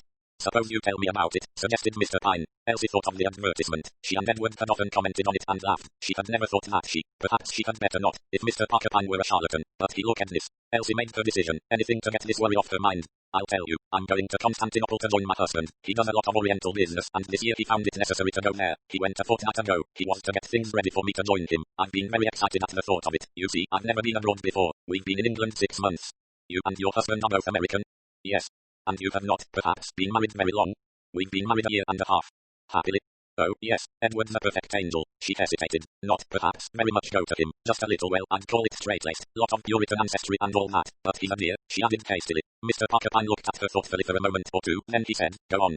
It was about a week after Edward had started. I was writing a letter in his study, and I noticed that the blotting paper was all new and clean, except for a few lines of writing across it. I'd just been reading a detective story with a clue in the blotter, and so, just for fun, I held it up to a mirror. It really was just fun. Mr. Pyne, I mean, he's such a mild and one wouldn't dream of anything of that kind. Yes, I quite understand. The thing was quite easy to read. First there was the word wife, then Simplon Express, and lower down, just before Venice would be the best time, she stopped. Curious, said Mr. Pyne, distinctly curious. It was your husband's handwriting? Oh, yes, but I've cudgelled my brains, and I cannot see under what circumstances he would write a letter with just those words in it. Just before Venice would be the best time, repeated Mr. Parker Pyne, distinctly curious. Mrs. Jeffries was leaning forward looking at him with a flattering hopefulness. What shall I do? She asked simply. I'm afraid, said Mr. Parker Pyne, that we shall have to wait until before Venice. He took up a folder from the table. Here is the scheduled time of our train. It arrives at Venice at 2:27 tomorrow afternoon. They looked at each other. Leave it to me, said Parker Pyne. It was 5 minutes past 2. The Simplon Express was 11 minutes late. It had passed Mester about a quarter of an hour before. Mr. Parker Pyne was sitting with Mrs. Jeffries in her compartment. So far the journey had been pleasant and uneventful, but now the moment had arrived when, if anything was going to happen, it presumably would happen. Mr. Parker Pyne and Elsie faced each other. Her heart was beating fast, and her eyes sought him in a kind of anguished appeal for reassurance. Keep perfectly calm, he said. You are quite safe. I'm here. Suddenly a scream broke out from the corridor. Oh, look, the train is on fire. With a bound Elsie and Mr. Parker Pyne were in the corridor. An agitated woman with a sad countenance was pointing a dramatic finger. Out of one of the front compartments smoke was pouring in a cloud. Mr. Parker Pyne and Elsie ran along the corridor. Others joined them. The compartment in question was full of smoke. The first comers drew back, coughing. The conductor appeared. The compartment is empty, he cried. Do not alarm yourselves, messieurs et dames. Le few, it will be controlled. A dozen excited questions and answers broke out. The train was running over the bridge that joins Venice to the mainland. Suddenly Mr. Parker Pyne turned, forced his way through the little pack of people behind him, and hurried down the corridor to Elsie's compartment. The lady with the sad face was seated in it, drawing deep breaths from the open window. Excuse me, madam, said Parker Pyne, but this is not your compartment. I know, said the sad lady. Pardon, it is the shock, the emotion, my heart. She sank back on the seat and indicated the open window. She drew in her breath in great gasps. Mr. Parker Pyne stood in the doorway. His voice was fatherly and reassuring. You must not be afraid, he said. I do not think for a moment the fire is serious. Not, what a mercy. I feel restored. She half rose. I will return to my compartment. Not just yet. Mr. Parker Pyne's hand pressed her gently back. I will ask you to wait a moment, madam. Monsieur, this is an outrage. Madam, you will remain. His voice rang out coldly. The woman sat still looking at him. Elsie joined them. It seems it was a smoke bomb, she said breathlessly. Some ridiculous practical joke. The conductor is furious. He is asking everybody. She broke off, staring at the second occupant of the carriage. Mrs. Jeffries, said Mr. Parker Pyne, what do you carry in your little scarlet case? My jewellery. Perhaps you would be so kind as to look and see that everything is there. There was immediately a torrent of words from the sad lady. She broke into French, the better to do justice to her feelings. In the meantime Elsie had picked up the jewel case. Oh, she cried, it's unlocked. Et qui portera plainte accompagne des wagons lits, finished the sad lady. They're gone, cried Elsie. Everything, my diamond bracelet, and the necklace Pop gave me, and the emerald and ruby rings, and some lovely diamond brooches. Thank goodness I was wearing my pearls. Oh, Mr. Pyne, what shall we do? If you will fetch the conductor, said Mr. Parker Pyne, I will see that this woman does not leave this compartment till he comes. SCL rat, monster, shrieked the sad lady. She went on to further insults. The train drew into Venice. The events of the next half hour may be briefly summarized. Mr. Parker Pyne dealt with several different officials in several different languages and suffered defeat. The suspected lady consented to be searched and emerged without a stain on her character. The jewels were not on her. Between Venice and Trieste Mr. Parker Pyne and Elsie discussed the case. When was the last time you actually saw your jewels? This morning. I put away some sapphire earrings I was wearing yesterday and took out a pair of plain pearl ones. And all the jewellery was there intact. Well, I didn't go through it all, naturally, but it looked the same as usual. A ring or something like that might have been missing, but no more. Mr. Parker Pyne nodded. Now, when the conductor made up the compartment this morning, I had the case with me in the restaurant car. I always take it with me. I've never left it except when I ran out just now. Therefore, said Mr. Parker Pyne, that injured innocent, Madame Subeska or whatever she calls herself, must have been the thief. But what the devil did she do with the things? She was only in here a minute and a half, just time to open the case with a duplicate key and take out the stuff. But what next? Could she have handed them to anyone else? Hardly. I had turned back and was forcing my way along the corridor. If anyone had come out of this compartment I should have seen them. Perhaps she threw them out of the window to someone. An excellent suggestion, only, as it happens, we were passing over the sea at that moment. We were on the bridge. Then she must have hidden them actually in the carriage. Let's hunt for them. With true transatlantic energy, Elsie began to look about. Mr. Pyne participated in the search in a somewhat absent fashion. Reproached for not trying, he excused himself. I'm thinking that I must send a rather important telegram at Christ, he explained. Elsie received the explanation coldly. Mr. Pyne had fallen heavily in her estimation. I'm afraid you're annoyed with me, Mrs. Jeffries, he said meekly. Well, you've not been very successful, she retorted. But, my dear lady, you must remember I'm not a detective. Theft and crime are not in my line at all. The human heart is my province. Well, I was a bit unhappy when I got on this train, said Elsie, but nothing to what I'm now. I could just cry buckets. My lovely bracelet and the emerald ring Edward gave me when we were engaged. But surely you are insured against theft, Mr. Pyne interpolated. Am I? I don't know. Yes, I suppose I am, but it's the sentiment of the thing, Mr. Pyne. The train slackened speed. Mr. Pyne peered out of the window. Christ, he said. I must send my telegram. Edward. Elsie's face lighted up as she saw her husband hurrying to meet her on the platform at Stamboul. For the moment even the loss of her jewellery faded from her mind. She forgot the curious words she had found on the blotter. She forgot everything except that it was a fortnight since she had seen her husband last, and that in spite of being sober and straight-laced he was really a most attractive person. They were just leaving the station when Elsie felt a friendly tap on the shoulder and turned to see Mr. Pyne. His bland face was beaming good-naturedly. Mrs. Jeffries, he said, will you come to see me at the hotel to Kathleen in half an hour? I think I may have some good news for you. Elsie looked uncertainly at Edward. Then she made the introduction. This is my husband, Mr. Pyne. As I believe your wife wired you, her jewels have been stolen, said Mr. Pyne. I have been doing what I can to help her recover them. I think I may have news for her in about half an hour. Elsie looked enquiringly at Edward. He replied promptly. You'd better go, dear. The to Kathleen, you said, Mr. Pyne. Right, I'll see she makes it. It was just a half an hour later that Elsie was shown into Mr. Pyne's private sitting room. He rose to receive her. You've been disappointed in me, Mrs. Jeffries, he said. Now, don't deny it. Well, I don't pretend to be a magician, but I do what I can. Take a look inside here. He passed along the table a small stout cardboard box. Elsie opened it. Rings, brooches, bracelets, necklaces were all there. Mr. Pyne, how marvellous, how too wonderful. Mr. Pyne smiled modestly. I'm glad not to have failed you, my dear young lady. Oh, Mr. Pyne, you make me feel just mean. Ever since Christ I've been horrid to you, and now has. But how did you get hold of them? When? Where? Mr. Pyne shook his head thoughtfully. It's a long story, he said. You may hear it one day. In fact, you may hear it quite soon. Why can't I hear it now? There are reasons, said Mr. Pyne, and Elsie had to depart with her curiosity unsatisfied. When she had gone, Mr. Pyne took up his hat and stick and went out into the streets of Pyne. He walked along smiling to himself, coming at last to a little cafe, deserted at the moment, which overlooked the Golden Horn. On the other side, the mosques of Stamboul showed slender minarets against the afternoon sky. It was very beautiful. Mr. Pyne sat down and ordered 2 coffees. They came thick and sweet. He had just begun to sip his when a man slipped into the seat opposite. It was Edward Jeffries. I have ordered some coffee for you, said Mr. Pyne, indicating the little cup. Edward pushed the coffee aside. He leaned forward across the table. How did you know? He asked. Mr. Pyne sipped his coffee dreamily. Your wife will have told you about her discovery on the blotter. No, but she will tell you. It has slipped her mind for the moment. He mentioned Elsie's discovery. Very well, that linked up perfectly with the curious incident that happened just before Venice. For some reason or other you were engineering the theft of your wife's jewels. But why the phrase just before Venice would be the best time? There seemed nonsense in that. Why did you not leave it to your agent to choose her own time and place? And then, suddenly, I saw the point. Your wife's jewels were stolen before you yourself left London and were replaced by paste duplicates. But that solution did not satisfy you. You were a high-minded, conscientious young man. You have a horror of some servant or other innocent person being suspected. A theft must actually occur at a place and in a manner which will leave no suspicion attached to anybody of your acquaintance or household. Your accomplice is provided with a key to the jewel box and a smoke bomb. At the correct moment she gives the alarm, darts into your wife's compartment, unlocks the jewel case and flings the paste duplicates into the sea. She may be suspected and searched, but nothing can be proved against her, since the jewels are not in her possession. And now the significance of the place chosen becomes apparent. If the jewels had merely been thrown out by the side of the line, they might have been found. Hence the importance of the one moment when the train is passing over the sea. In the meantime, you make your arrangements for selling the jewellery here. You have only to hand over the stones when the robbery has actually taken place. My wire, however, reached you in time. You obeyed my instructions and deposited the box of jewellery at the Kathleen to await my arrival, knowing that otherwise I should keep my threat of placing the matter in the hands of the police. You also obeyed my instructions in joining me here. Edward Jeffries looked at Mr. Pyne appealingly. He was a good-looking young man, tall and fair, with a round chin and very round eyes. How can I make you understand? He said hopelessly. To you I must seem just a common thief. Not at all, said Mr. Pyne. On the contrary, I should say you are almost painfully honest. I am accustomed to the classification of types. You, my dear sir, fall naturally into the category of victims. Now, tell me the whole story. I can tell you in one word: blackmail. Yes. You've seen my wife. You realize what a pure, innocent creature she is without knowledge or thought of evil. Yes. She has the most marvelously pure ideals. If she were to find out about anything I had done, she would leave me. I wonder, but that is not the point. What have you done, my young friend? I presume there is some affair with a woman? Edward Jeffries nodded. Since your marriage before? Before. Well, what happened?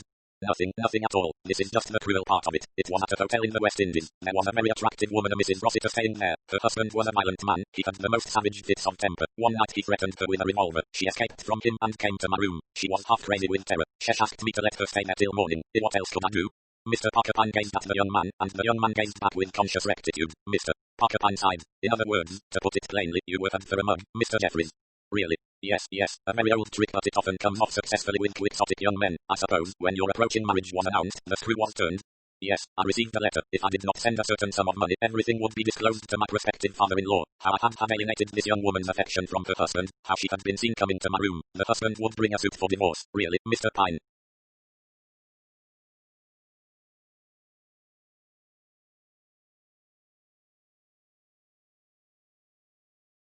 The whole thing made me out the most utter blackguard. He wiped his brow in a harassed manner. Yes, I know, and so you paid, and from time to time the screw has been put on again. Yes, this was the last straw. Our business has been badly hit by the slump. I simply could not lay my hands on any ready money. I hit upon this plan. He picked up his cup of cold coffee, looked at it absently, and drank it. What am I to do now? He demanded pathetically. What am I to do, Mr. Pyne? You will be guided by me, said Pyne firmly. I will deal with your tormentors. As to your wife, you will go straight back to her and tell her the truth, or at least a portion of it. The only point where you will deviate from the truth is concerning the actual facts in the West Indies. You must conceal from her the fact that you were well fed for a mug, as I said before. But, my dear Mr. Jeffries, you do not understand women. If a woman has to choose between a mug and a Don Juan, she will choose Don Juan every time. Your wife, Mr. Jeffries, is a charming, innocent, high-minded girl, and the only way she is going to get any kick out of her life with you is to believe that she has reformed the rake. Edward Jeffries was staring at him, open-mouthed. I mean what I say, said Mr. Pyne. At the present moment your wife is in love with you, but I see signs that she may not remain so if you continue to present to her a picture of such goodness and rectitude that it is almost synonymous with dullness. Go to her, my boy, said Mr. Pyne kindly. Confess everything, that is, as many things as you can think of. Then explain that from the moment you met her you gave up all this life. You even stole so that it might not come to her ears. She will forgive you enthusiastically. But when there's nothing really to forgive, what is truth? Said Mr. Pyne. In my experience it is usually the thing that upsets the apple cart. It is a fundamental axiom of married life that you must lie to a woman. She likes it. Go and be forgiven, my boy, and live happily ever afterwards. I dare say your wife will keep a wary eye on you in future whenever a pretty woman comes along. Some men would mind that, but I don't think you will. I never want to look at any other woman but Elsie, said Mr. Jeffries simply. Splendid, my boy, said Mr. Pyne, but I shouldn't let her know that if I were you. No woman likes to feel she's taken on too soft a job. Edward Jeffries rose. You really think? I know, said Mr. Pyne, with force. 8. The Gate of Baghdad. The Gate of Baghdad was first published as At the Gate of Baghdad in Nash's Pall Mall, June 1933. 4 great gates has the city of Damascus. Mr. Pyne repeated Flecker's lines softly to himself. Postern of Fate, the Desert Gate, Disaster's Cavern, Fort of Fear, the Portal of Baghdad, the Doorway of Direbekia.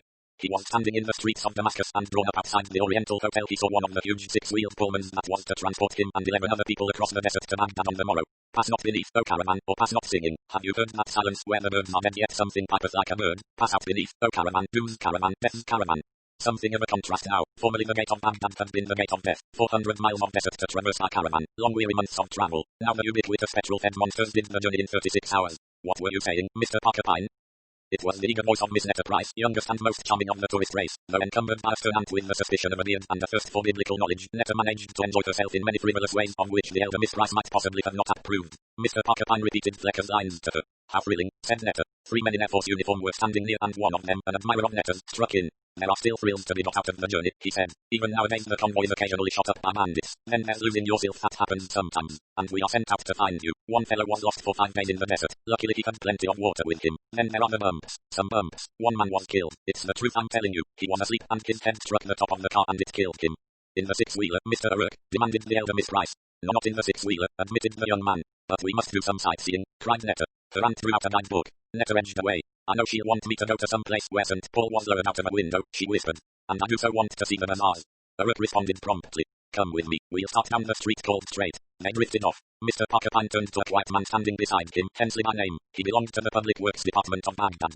Damascus is a little disappointing when one sees it for the first time, he said apologetically. A little civilized. Trams and modern houses and shops. Hensley nodded. He was a man of few words. Not got back on beyond when you think you have, he jerked out. Another man drifted up, a fair young man wearing an old Etonian tie. He had an amiable but slightly markant face which at the moment looked worried. He and Hensley were in the same department. Hello, Smethurst, said his friend. Lost anything? Captain Smethurst shook his head. He was a young man of somewhat slow intellect. Just looking round, he said vaguely. Then he seemed to rouse himself. Ought to have a beano tonight. What?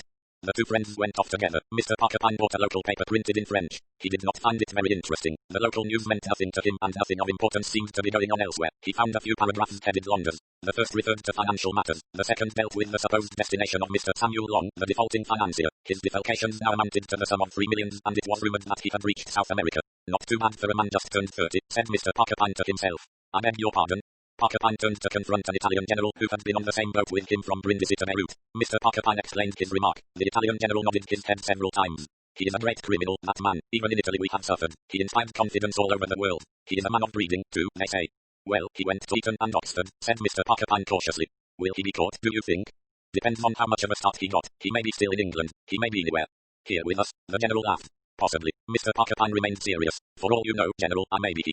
The general gave him a startled glance. Then his olive brown face relaxed into a smile of comprehension. Oh, that is very good indeed. But you. His eyes strayed downwards from Mr. Pyne's face. Mr. Pyne interpreted the glance correctly. You mustn't judge by appearances, he said. A little additional remnant point is easily managed and has a remarkably aging effect. He added dreamily. Then there is hair dye, of course, and face stain, and even a change of nationality. General Polly withdrew doubtfully. He never knew how far the English were serious. Mr. Pyne amused himself that evening by going to a cinema. Afterwards he was directed to a nightly palace of gaieties. It appeared to him to be neither a palace nor gay. Various ladies danced with a distinct lack of verve. The applause was languid. Suddenly Mr. Pyne caught sight of Smethurst. The young man was sitting at a table alone. His face was flushed, and it occurred to Mr. Pyne that he had already drunk more than was good for him. He went across and joined the young man. Disgraceful, the way these girls treat you, said Captain Smethurst gloomily. Bought her 2 drinks, 3 drinks, lots of drinks. Then she goes off laughing with some dago. Call it a disgrace. Mr. Pyne sympathized. He suggested coffee. Got some arak coming, said Smethurst. Jolly good stuff. You try it.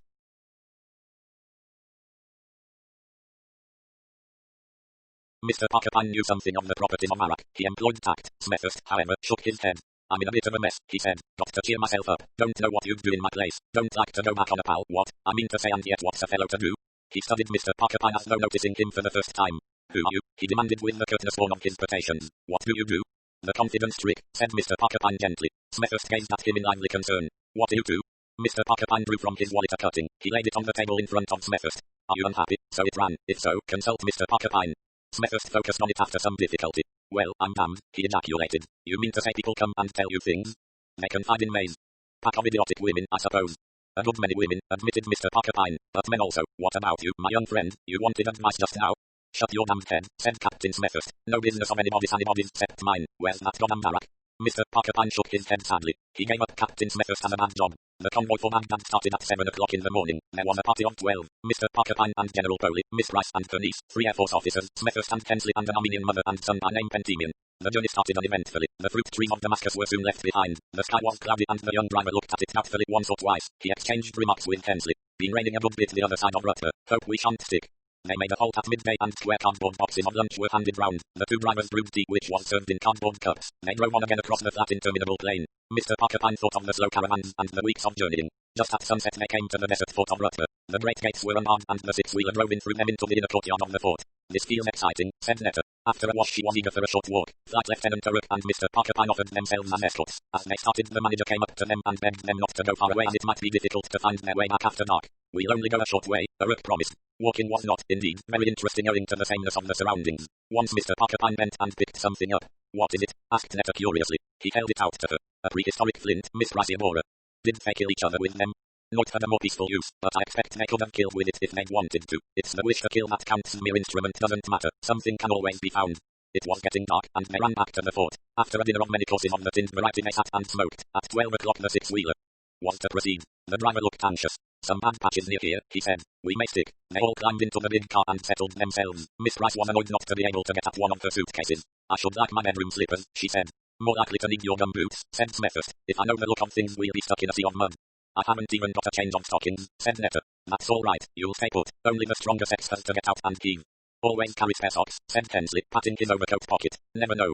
The lights were turned out. The big car started out into the night. The going was not too good. They were not jolted as they would have been in a touring car, but nevertheless they got a bad bump now and then. Mr. Pyne had one of the front seats. Across the aisle was the Armenian lady shrouded in wraps and shawls. Her son was behind her. Behind Mr. Pyne were the 2 Miss Rices. The General, Smethurst, Kensley and the RAF men were at the back. The car rushed on through the night. Mr. Pyne found it hard to sleep. His position was cramped. The Armenian lady's feet stuck out and encroached on his preserve. She, at any rate, was comfortable. Everyone else seemed to be asleep. Mr. Pyne felt drowsiness stealing over him when a sudden jolt threw him towards the roof of the car. He heard a drowsy protest from the back of the 6-wheeler. Steady, want to break our necks. Then the drowsiness returned. A few minutes later, his neck sagging uncomfortably, Mr. Pyne slept. He was awakened suddenly. The 6-wheeler had stopped. Some of the men were getting out. Hensley spoke briefly. We're stuck.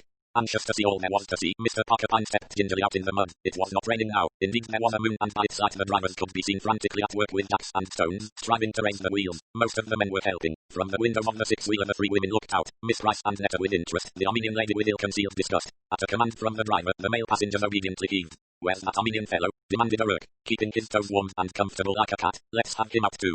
"Captain Smethurst too," observed General Polly. "He is not with us. The blighter's asleep still. Look at him."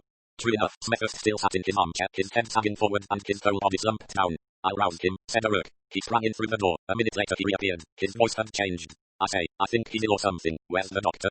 Squadron Leader Loftus, the Air Force doctor, a quiet-looking man with greying hair, detached himself from the group at the wheel. "What's the matter with him?" he asked. "I don't know." The doctor entered the car. O'Rourke and Pyne followed him. He bent over the sagging figure. One look and touch was enough. "He's dead," he said quietly. "Dead? But how?" Questions shot out. "Oh, how dreadful," from Netta. Loftus turned round in an irritated manner. "Must have hit his head against the top," he said. "We went over one bad bump. Surely that wouldn't kill him. Isn't there anything else?" "I can't tell you unless I examine him properly," snapped Loftus. He looked around him with a harassed air. The women were pressing closer. The men outside were beginning to crowd in. Mr. Pyne spoke to the driver. He was a strong, athletic young man. He lifted each female passenger in turn, carrying her across the mud and setting her down on dry land. Madame Pentimian and Netta he managed easily, but he staggered under the weight of the hefty Miss Rice. The interior of the six-wheeler was left clear for the doctor to make his examination. The men went back to their efforts to jack up the car. Presently the sun rose over the horizon. It was a glorious day. The mud was drying rapidly, but the car was still stuck. 3 jacks had been broken, and so far no efforts had been of any avail. The driver started preparing breakfast, opening tins of sausages and boiling tea. A little way apart, Squadron Leader Loftus was giving his verdict. "There's no mark or wound on him. As I said, he must have hit his head against the top." "You're satisfied he died naturally?" asked Mr. Pyne. There was something in his voice that made the doctor look at him quickly. "There's only one other possibility." "Yes." "Well, that someone hit him on the back of the head with something in the nature of a sandbag." His voice sounded apologetic. "That's not very likely," said Williamson, the other Air Force officer. "He was a cherubic-looking youth. I mean, nobody could do that without our seeing." "If we were asleep," suggested the doctor. "Fellow couldn't be sure of that," pointed out the other. "Getting up and all that would have roused someone or other." "The only way," said General Polly, "would be for anyone sitting behind him. He could choose his moment and need not even rise from his seat." "Who was sitting behind Captain Smethurst?" asked the doctor. O'Rourke replied readily. "Hensley, so that's no good. Hensley was Smethurst's best pal." There was a silence. Then Mr. Pyne's voice rose with quiet certainty. "I think," he said, "that Flight Lieutenant Williamson has something to tell us." "Aye, sir, well. Out with it, Williamson," said O'Rourke. "It's nothing, really nothing at all." "Out with it." "It's only a scrap of conversation I overheard at Ruther in the courtyard. I'd got back into the six-wheeler to look for my cigarette case. I was hunting about. 2 fellows were just outside talking. One of them was Smethurst. He was saying." He paused. "Come on, man, out with it." "Something about not wanting to let a pal down." He sounded very distressed. Then he said, "I'll hold my tongue till Agatha, but not a minute afterwards. You'll have to get out quickly." "And the other man?" "I don't know, sir. I swear I don't. It was dark and he only said a word or two and that I couldn't catch." "Who amongst you knows Smethurst well?" "I don't think the word Sir Pal could refer to anyone but Hensley," said O'Rourke slowly. "I knew Smethurst, but very slightly. Williamson is new, so is Squadron Leader Loftus. I don't think either of them have ever met him before." Both men agreed. "You, General?" "I never saw the young man until we crossed the Lebanon in the same car from Beirut." "And that Armenian rat?" "He couldn't be a pal," said O'Rourke with decision. "And no Armenian would have the nerve to kill anyone." "I have, perhaps, a small additional piece of evidence," said Mr. Pyne. He repeated the conversation he had had with Smethurst in the cafe at Damascus. "He made use of the phrase 'don't like to go back on a pal,'" said O'Rourke thoughtfully, "and he was worried." "Has no one else anything to add?" asked Mr. Pyne. The doctor coughed. "It may have nothing to do with," he began. He was encouraged. "It was just that I heard Smethurst say to Hensley, 'You can't deny that there is a leakage in your department.'" "When was this?" "Just before starting from Damascus yesterday morning. I thought they were just talking shop. I didn't imagine," he stopped. "My friends, this is interesting," said the general. "Piece by piece you assemble the evidence." "You said a sandbag, doctor," said Mr. Pyne. "Could a man manufacture such a weapon?" "Plenty of sand," said the doctor dryly. He took some up in his hand as he spoke. "If you put some in a sock," began O'Rourke and hesitated. Everyone remembered the 2 short sentences spoken by Hensley the night before. "Always carry spare socks, never know." There was a silence. Then Mr. Pyne said quietly, "Squadron Leader Loftus, I believe Mr. Hensley's spare socks are in the pocket of his overcoat which is now in the car." Their eyes went for 1 minute to where a moody figure was pacing to and fro on the horizon. Hensley had held aloof since the discovery of the dead man. His wish for solitude had been respected since it was known that he and the dead man had been friends. "Will you get them and bring them here?" The doctor hesitated. "I don't like," he muttered. He looked again at that pacing figure. "Seems a bit low down." "You must get them, please," said Mr. Pyne. "The circumstances are unusual. We are marooned here, and we have got to know the truth. If you will fetch those socks I fancy we shall be a step nearer." Loftus turned away obediently. Mr. Pyne drew General Polly a little aside. "General, I think it was you who sat across the aisle from Captain Smethurst." "That is so." "Did anyone get up and pass down the car?" "Only the English lady, Miss Rice. She went to the wash place at the back." "Did she stumble at all?" "She lurched with the movement of the car, naturally." "She was the only person you saw moving about?" "Yes." The general looked at him curiously and said, "Who you, I wonder, you take command, yet you are not a soldier." "I have seen a good deal of life," said Mr. Pyne. You have travelled, eh? No, said Mr. Pyne. I have sat in an office.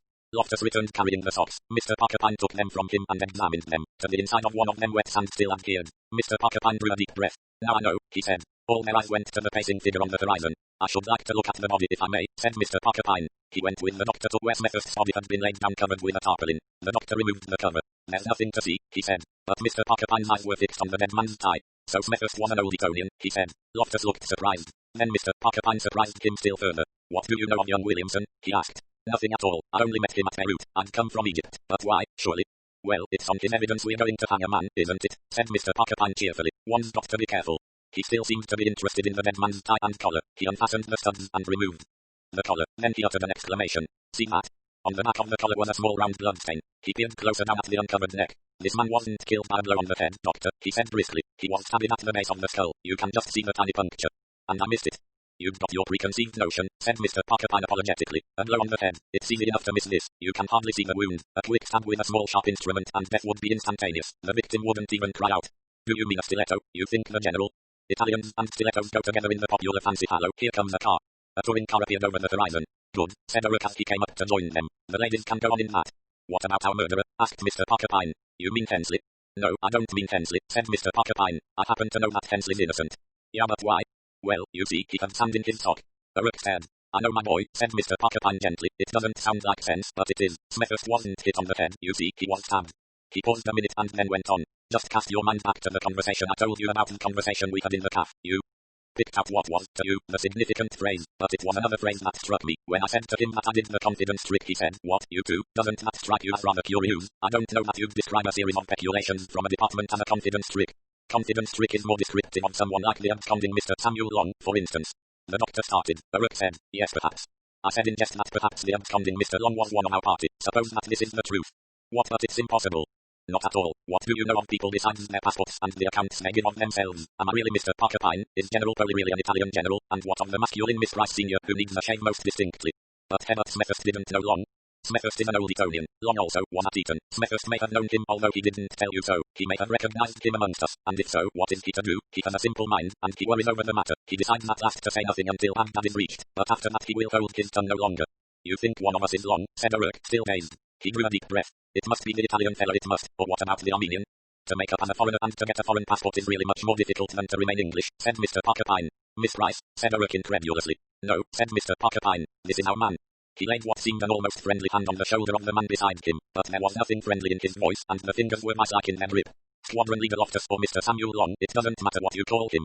But that's impossible, spluttered Rook. Loftus has been in the service for years. But you've never met him before, have you? He was a stranger to all of you. It isn't the real Loftus Naturally. The quiet man found his voice. Clever of you to guess. How did you, by the way? Your ridiculous statement that Smethurst had been killed by bumping his head. Rook put that idea into your head when we were standing talking in Damascus yesterday. You thought how simple. You were the only doctor with us. Whatever you said would be accepted. You'd got Loftus's kit. You'd got his instruments. It was easy to select a neat little tool for your purpose. You lean over to speak to him, and as you are speaking you drive the little weapon home. You talk a minute or two longer. It is dark in the car.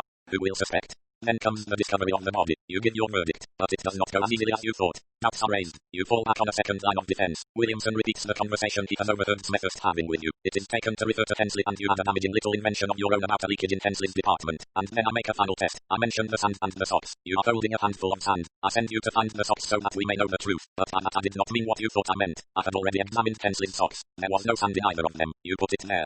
Mr. Samuel Long lit a cigarette. I give it up, he said. My luck's turned. Well, I had a good run while it lasted. They were getting hot on my trail when I reached Egypt. I came across Loftus. He was going to join up in Baghdad and he knew none of them there. It was too good a chance to be missed. I bought him. It cost me £20,000. What was that to me? Then, I cursed ill luck. I run into Smethurst and asked if there ever was one. He was my fad at Eton. He had a bit of hero worship for me in those days. He didn't like the idea of giving me away. I did my best and at last he promised to say nothing till we reached Baghdad. What chance should I have then? None at all. There was only one way to eliminate him, but I can assure you I'm not a murderer by nature. My talents lie in quite another direction.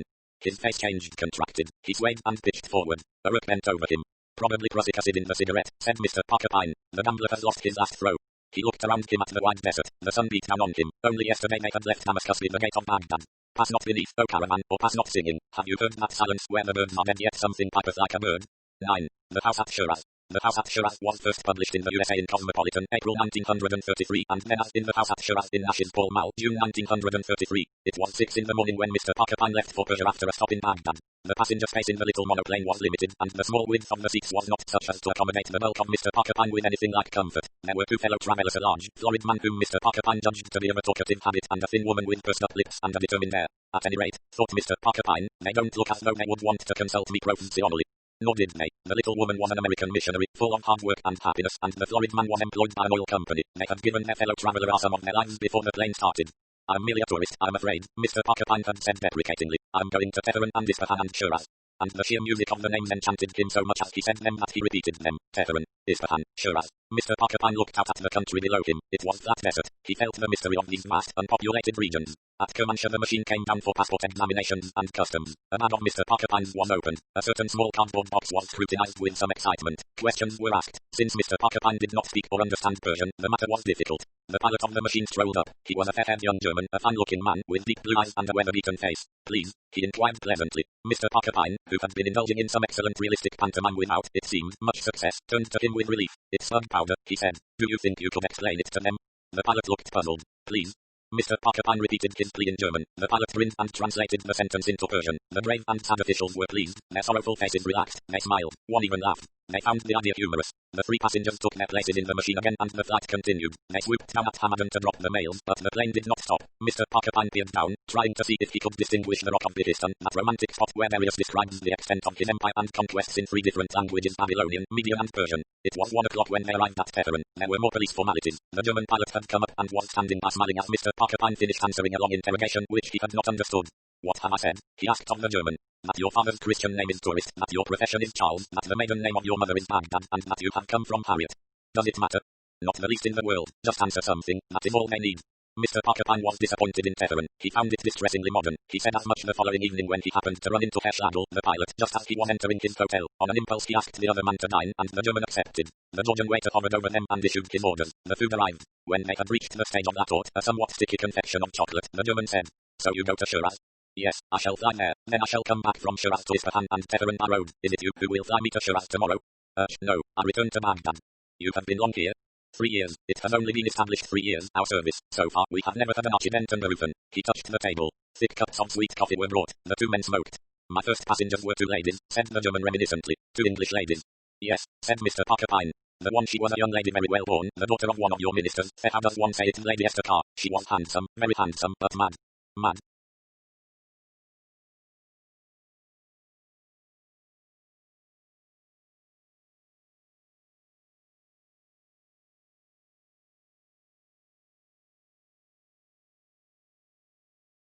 Completely mad. She lives there at Shiraz in a big native house. She wears Eastern dress. She will see no Europeans. Is that a life for a well-born lady to live?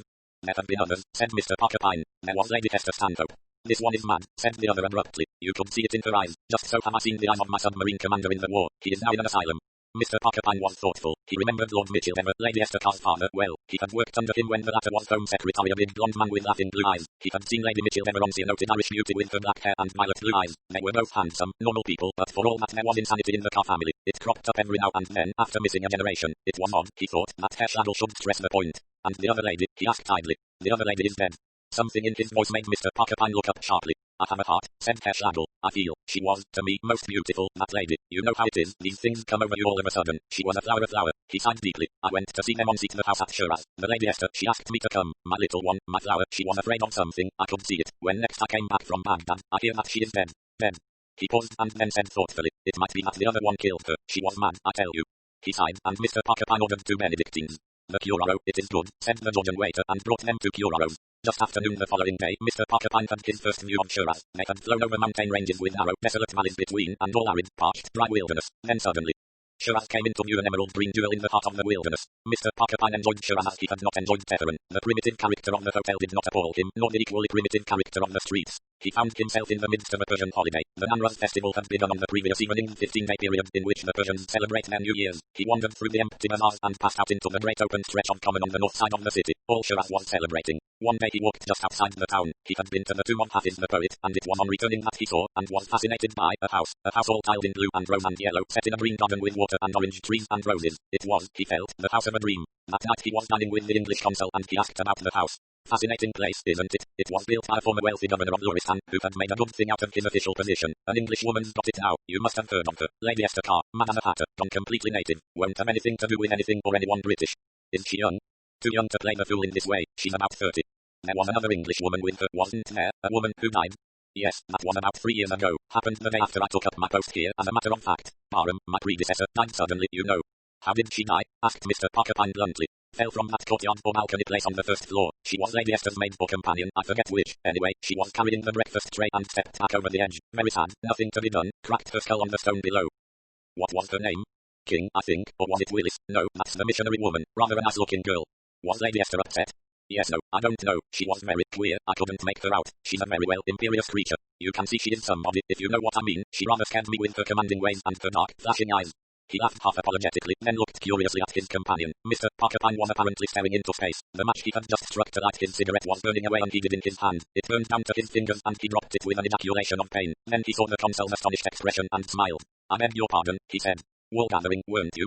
3 bags full, said Mr. Pyne enigmatically. They talked of other matters. That evening, by the light of a small oil lamp, Mr. Pyne wrote a letter. He hesitated a good deal over its composition, yet in the end it was very simple. Mr. Pyne presents his compliments to Lady Esther Carr and begs to state that he is staying at the hotel fast for the next 3 days should she wish to consult him. He enclosed a cutting famous advertisement. That ought to do the trick, said Mr. Pyne as he got gingerly into his rather uncomfortable bed. Let me see, nearly 3 years, yes, it ought to do it.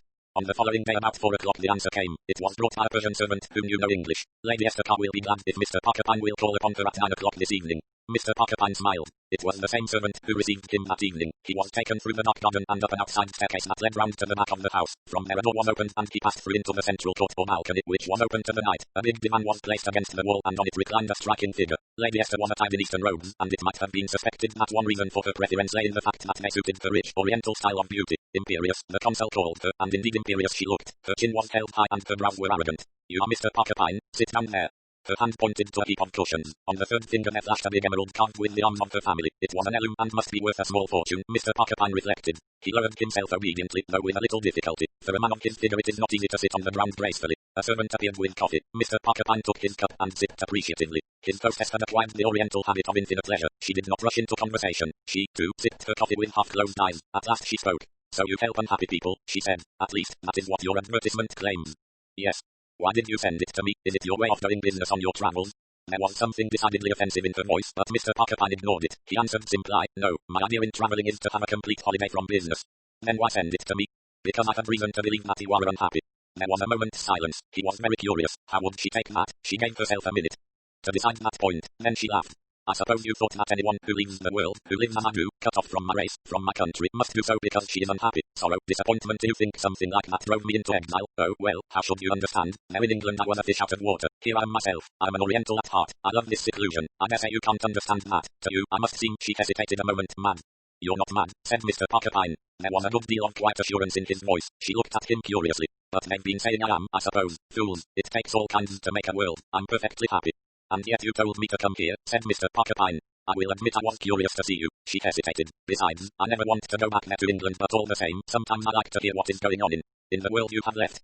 She acknowledged the sentence with a nod. Mr. Pyne began to talk. His voice, mellow and reassuring, began quietly, then rose ever so little as he emphasized this point and that. He talked of London, of society gossip, of famous men and women, of new restaurants and new nightclubs, of race meetings and shooting parties and country house candles. He talked of clothes, of fashions from Paris, of little shops in unfashionable streets where marvelous bargains could be had. He described theatres and cinemas. He gave film news. He described the building of new garden suburbs. He talked of bulbs and gardening, and he came last to a homely description of London in the evening, with the trams and buses and the hurrying crowds going homeward after the day's work, and of the little homes awaiting them, and of the whole strange intimate pattern of English family life. It was a very remarkable performance, displaying as it did wide and unusual knowledge and a clever marshalling of the facts. Lady Esther's head had drooped. The arrogance of her point had been abandoned. For some time her tears had been quietly falling, and now that he had finished, she abandoned all pretense and wept openly. Mr. Pyne said nothing. He sat there watching her. His face had the quiet, satisfied expression of one who has conducted an experiment and obtained the desired result. She raised her head at last. Well, she said bitterly, are you satisfied?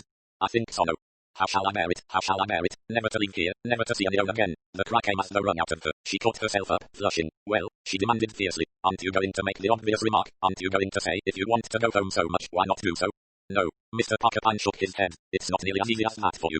For the first time a little look of fear crept into her eyes. Do you know why I can't go? I think so. Wrong. She shook her head. The reason I can't go is a reason you'd never guess. I don't guess, said Mr. Pyne, observing that classify. She shook her head. You don't know anything at all. I shall have to convince you, I see, said Mr. Pyne pleasantly. When you came out here, Lady Esther, you flew, I believe, by the new German air service from Baghdad. Yes. You were flown by a young pilot, Herr Schladl, who afterwards came here to see you. Yes. A different yes in some indescribable way, a softer yes. And you had a friend or companion who did, a voice like steel, no cold, office knife. My companion. Her name was Muriel King. Were you fond of her? What do you mean, fond? She paused, checked herself. She was useful to me. She said it haughtily, and Mr. Pyne was reminded of the consul's saying, you can see she is somebody, if you know what I mean. Were you sorry when she died? Naturally, really, Mr. Pyne, is it necessary to go into all this? She spoke angrily and went on without waiting for an answer. It has been very good of you to come, but I'm a little tired, if you will tell me what I owe you. But Mr. Pyne did not move. He showed no signs of taking offense. He went quietly on with his questions. Since she died, Herr Schladl has not been to see you. Suppose he were to come, would you receive him? Certainly not. You refuse absolutely? Absolutely. Herr Schladl will not be admitted. Yes, said Mr. Pyne thoughtfully. You could not say anything else. The defensive armor of her arrogance broke down a little. She said uncertainly, Roman 2 don't know what you mean. Did you know, Lady Esther, that young Schladl fell in love with Muriel King? He is a sentimental young man. He still treasures her memory. Does he? Her voice was almost a whisper. What was she like? What do you mean, what was she like? How do I know? You must have looked at her sometimes, said Mr. Pyne mildly. Oh, that. She was quite a nice-looking young woman.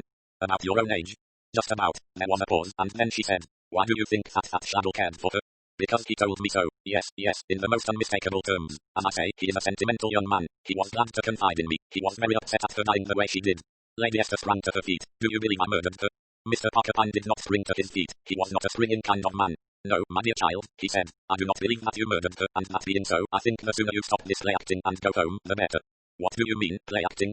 The truth is, you lost your nerve. Yes, you did. You lost your nerve badly. You thought you'd be accused of murdering your employer.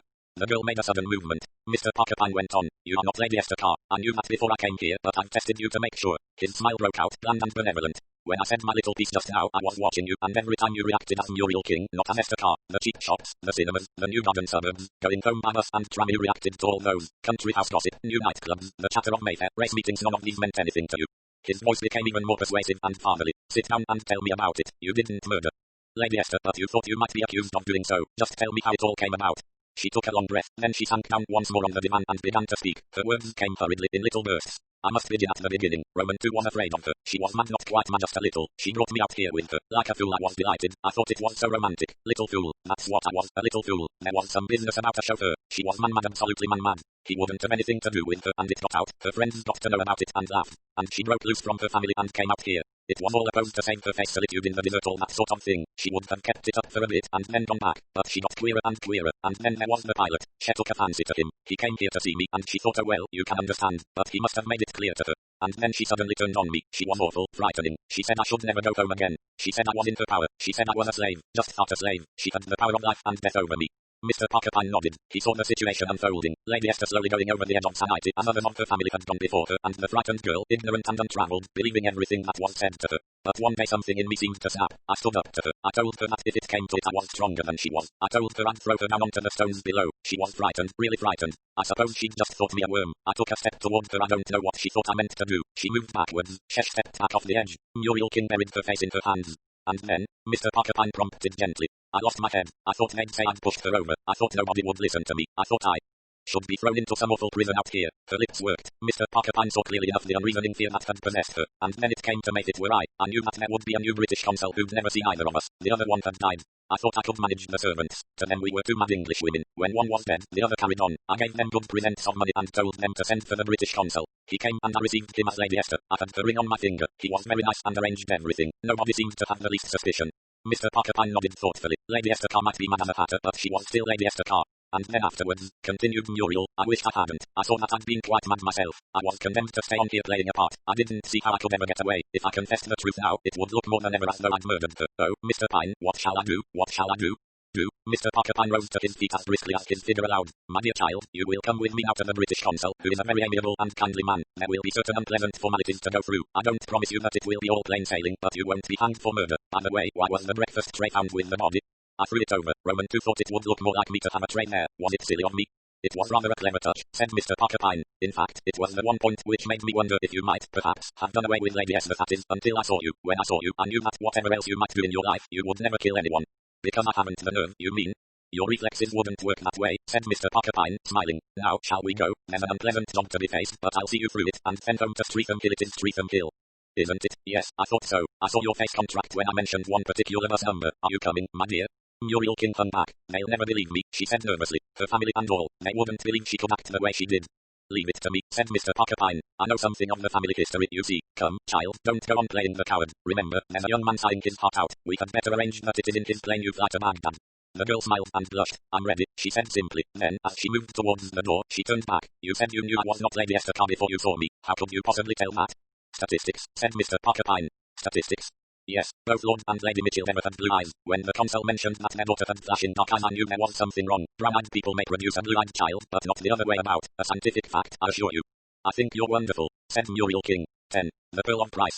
The Pearl of Price was first published as The Pearl in Nash's Pall Mall, July 1933. The party had had a long and tiring day. They had started from a early in the morning with a temperature of 98 in the shade, and had come at last just as it was growing dark into the camp situated in the heart of that city of fantastic and preposterous red rock which is Petra. There were 7 of them. Mr. Caleb P. Lundell, that stout and prosperous American magnate, his dark and good-looking, if somewhat taciturn, secretary, Jim Hurst, Sir Donald Marvel, MP, a tired-looking English politician, Dr. Carver, a world-renowned elderly archaeologist, a gallant Frenchman, Colonel Dubosc, on leave from Syria, a Mr. Pyne, not perhaps so plainly labelled with his profession, but breathing an atmosphere of British solidity, and lastly, there was Miss Carol Blundell, pretty, spoiled, and extremely sure of herself as the only woman among half a dozen men. They dined in the big tent, having selected their tents or caves for sleeping in. They talked of politics in the Near East, the Englishman cautiously, the Frenchman discreetly, the American somewhat fatuously, and the archaeologist and Mr. Pyne not at all. Both of them, it seemed, preferred the array of listeners, so also did Jim Hurst. Then they talked of the city they had come to visit. It's just too romantic for words, said Carol, to think of those what do you call them Abbertians living here all that while ago, almost before time began. Hardly that, said Mr. Pyne mildly. Dr. Carver? Oh, that's an affair of a mere 2,000 years back, and if racketeers are romantic, then I suppose the Abbertians are too. They were a pack of wealthy blackguards, I should say, who compelled travellers to use their own caravan routes, and saw to it that all other routes were unsafe. Petra was the storehouse of their racketeering profits. You think they were just robbers? Asked Carol. Just common thieves? Thieves is a less romantic word, Miss Blundell. A thief suggests a pretty pilferer, a robber suggests a larger canvas. What about a modern financier? Suggested Mr. Pyne with a twinkle. That's one for you, Pop, said Carol. A man who makes money benefits mankind, said Mr. Blundell sententiously. Mankind, murmured Mr. Pyne, is so ungrateful.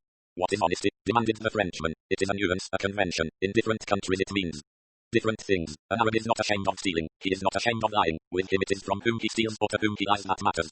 That is the point of New Lies, agreed Carver. Which shows the superiority of the West over the East, said Blundell. When these poor creatures get education. Sir Donald entered languidly into the conversation. Education is rather rot, you know. Teaches fellows a lot of useless things. And what I mean is, nothing alters what you are. You mean? Well, what I mean to say is, for instance, once a thief, always a thief. There was a dead silence for a moment. Then Carol began talking feverishly about mosquitoes, and her father backed her up. Sir Donald, a little puzzled, murmured to his neighbour, Mr. Pyne. Seems I dropped a brick, what? Curious, said Mr. Pyne. Whatever momentary embarrassment had been caused, one person had quite failed to notice it. The archaeologist had sat silent, his eyes dreamy and abstracted. When a pause came, he spoke suddenly and abruptly. You know, he said, I agree with that at any rate, from the opposite point of view. A man's fundamentally honest, or he isn't. You can't get away from it. You don't believe that sudden temptation, for instance, will turn an honest man into a criminal? Asked Mr. Pyne. Impossible, said Carver. Mr. Pyne shook his head gently. I wouldn't say impossible. You see, there are so many factors to take into account. There's the breaking point, for instance. What do you call the breaking point? Asked young Hurst, speaking for the first time. He had a deep, rather attractive voice. The brain is adjusted to carry so much weight. The thing that precipitates the crisis that turns an honest man into a dishonest one may be a mere trifle. That is why most crimes are absurd. The cause, 9 times out of 10, is that trifle of overweighted straw that breaks the camel's back. It is the psychology you took there, my friend, said the Frenchman. If a criminal were a psychologist, what a criminal he could be, said Mr. Pyne, his voice dwelt lovingly on the idea. When you think that of 10 people you meet, at least 9 of them can be induced to act in any way you please by applying the right stimulus. Oh, explain that, cried Carol. There's the bullyable man, shout loud enough at him and he obeys. There's the contradictory man, bully him the opposite way from the way in which you want him to go. Then there's the suggestible person, the commonest type of all. Those are the people who have seen a motor because they have heard a motor horn, who see a postman because they hear the rattle of the letterbox, who see a knife in a wound because they are told a man has been stabbed, or who will have heard the pistol if they are told a man has been shot. I guess no one could put that sort of stuff over on me, said Carol incredulously. You're too smart for that, honey, said her father. It is very true what you say, said the Frenchman reflectively. The preconceived idea, it deceives the senses. Carol yawned. I'm going to my cave. I'm tired to death. Aben Effendi said we had to start early tomorrow. He's going to take us up to the place of sacrifice, whatever that is. It is where they sacrifice young and beautiful girls, said Sir Donald. Mercy, I hope not. Well, good night, all. Oh, I've dropped my earring. Colonel Dubose picked it up from where it had rolled across the table and returned it to her. Are they real? Asked Sir Donald abruptly. Discourteous for the moment, he was staring at the 2 large solitaire pearls in her ears. They're real all right, said Carol. Cost me $80,000, said her father with relish, and she screws them in so loosely that they fall off and roll about the table. Want to ruin me, girl? I'd say it wouldn't ruin you even if you had to buy me a new pair, said Carol fondly. I guess it wouldn't, her father acquiesced. I could buy you 3 pairs of earrings without noticing it in my bank balance. He looked proudly around. How nice for you, said Sir Donald. Well, gentlemen, I think I'll turn in now, said Blundell. Good night. Younghurst went with him. The other 4 smiled at one another as though in sympathy over some thought. Well, drawled Sir Donald, it's nice to know he wouldn't miss the money. Purse-proud hog, he added viciously. They have too much money, these Americans, said Dumas. It is difficult, said Mr. Pyne gently, for a rich man to be appreciated by the poor. Dumas laughed. Envy and malice, he suggested. You are right, monsieur. We all wish to be rich, to buy the pearl earrings several times over, except, perhaps, monsieur here. He bowed to Dr. Carver who, as seemed usual with him, was once more far away. He was fiddling with a little object in his hand. He roused himself. No, I must admit I don't cover large pearls. Money is always useful, of course. His tone put it where it belonged. But look at this, he said. Here is something 100 times more interesting than pearls. What is it? It's a cylinder seal of black hematite and it's got a presentation scene engraved on it, a good introduction. A supplant to a more enthroned god. The supplant is carrying a kid by way of an offering, and the august god on the throne has the flies kept off him by a flunkid who wields a palm branch fly whisk. That neat inscription mentions the man as a servant of Hammurabi, so that it must have been made just 4,000 years ago. He took a lump of plasticine from his pocket and smeared some on the table, then he oiled it with a little Vaseline and pressed the seal upon it, rolling it out. Then, with a penknife, he detached a square of the plasticine and levered it gently up from the table. You see, he said. The scene he had described was unrolled before them in the plasticine, clear and sharply defined. For a moment the spell of the past was laid upon them all. Then, from outside, the voice of Mr. Blundell was raised unmusically. Say, you niggers, change my baggage out of this damned cave and into a tent. The no-see-ums are getting good and hard. I shan't get a wink of sleep. No-see-ums? Sir Donald queried. Probably sandflies, said Dr. Carver. I like no-see-ums, said Mr. Pyne. It's a much more suggestive name. The party started early the following morning, getting underway after various exclamations at the colour and marking of the rocks. The rosed city was indeed a freak invented by nature in her most extravagant and colourful mood. The party proceeded slowly, since Dr. Carver walked with his eyes bent on the ground, occasionally pausing to pick up small objects. You can always tell an archaeologist so, said Colonel Dumas, smiling. He regards never the sky, nor the hills, nor the beauties of nature. He walks with head bent, searching. Yes, but what for? Said Carol. What are the things you are picking up, Dr. Carver? With a slight smile the archaeologist held out a couple of muddy fragments of pottery. That rubbish, cried Carol scornfully. Pottery is more interesting than gold, said Dr. Carver. Carol looked disbelieving. They came to a sharp bend and passed 2 or 3 rock-cut tombs. The ascent was somewhat trying. The Bedouin guards went ahead, swinging up the precipitous slopes unconcernedly, without a downward glance at the sheer drop on one side of them. Carol looked rather pale. One guard leaned down from above and extended a hand. Hurst sprang up in front of her and held out his stick like a rail on the precipitous side. She thanked him with a glance, and a minute later stood safely on a broad path of rock. The others followed slowly. The sun was now high and the heat was beginning to be felt. At last they reached a broad plateau almost at the top. An easy climb led to the summit of a big square block of rock. Blundell signified to the guide that the party would go up alone. The Bedouins disposed themselves comfortably against the rocks and began to smoke. A few short minutes and the others had reached the summit. It was a curious, bare place. The view was marvelous, embracing the valley on every side. They stood on a plain rectangular floor with rock basins cut in the side and a kind of sacrificial altar. A heavenly place for sacrifices, said Carol with enthusiasm. But they must have had a time getting the victims up here. There was originally a kind of zigzag rock road, explained Dr. Carver. We shall see traces of it as we go down the other way. They were some time longer commenting and talking. Then there was a tiny chink, and Dr. Carver said, I believe you dropped your earring again, Miss Blundell. Carol clapped a hand to her ear. Why, so I have. Dumas and first began searching about. It must be just here, said the Frenchman. It can't have rolled away because there is nowhere for it to roll to. The place is like a square box. It can't have rolled into a crack, queried Carol. There's not a crack anywhere, said Mr. Pyne. You can see for yourself. The place is perfectly smooth. You have found something, Colonel. Only a little pebble, said Dumas, smiling and throwing it away. Gradually a different spirit of tension came over the search. They were not said aloud, but the words $80,000 were present in everybody's mind. You are sure you have it, Carol? Snapped her father. I mean, perhaps you dropped it on the way up. I had it just as we stepped onto the plateau here, said Carol. I know, because Dr. Carver pointed out to me that it was loose and he screwed it up for me. That's so, isn't it, Doctor? Dr. Carver assented. It was Sir Donald who voiced the thoughts in everybody's mind. This is a rather unpleasant business, Mr. Blundell, he said. You were telling us last night what the value of these earrings is. One of them alone is worth a small fortune. If this earring is not found, and it does not look as though it will be found, every one of us will be under a certain suspicion. And for one, I ask to be searched, broke in Colonel Dumas. I do not ask, I demand it as a right. You search me too, said Hurst. His voice sounded harsh. What does everyone else feel? Asked Sir Donald, looking around. Certainly, said Mr. Pyne. An excellent idea, said Dr. Carver. I'll be in on this too, gentlemen, said Mr. Blundell. I've got my reasons, though I don't want to stress them. Just as you like, of course, Mr. Blundell, said Sir Donald courteously. Carol, my dear, will you go down and wait with the guides?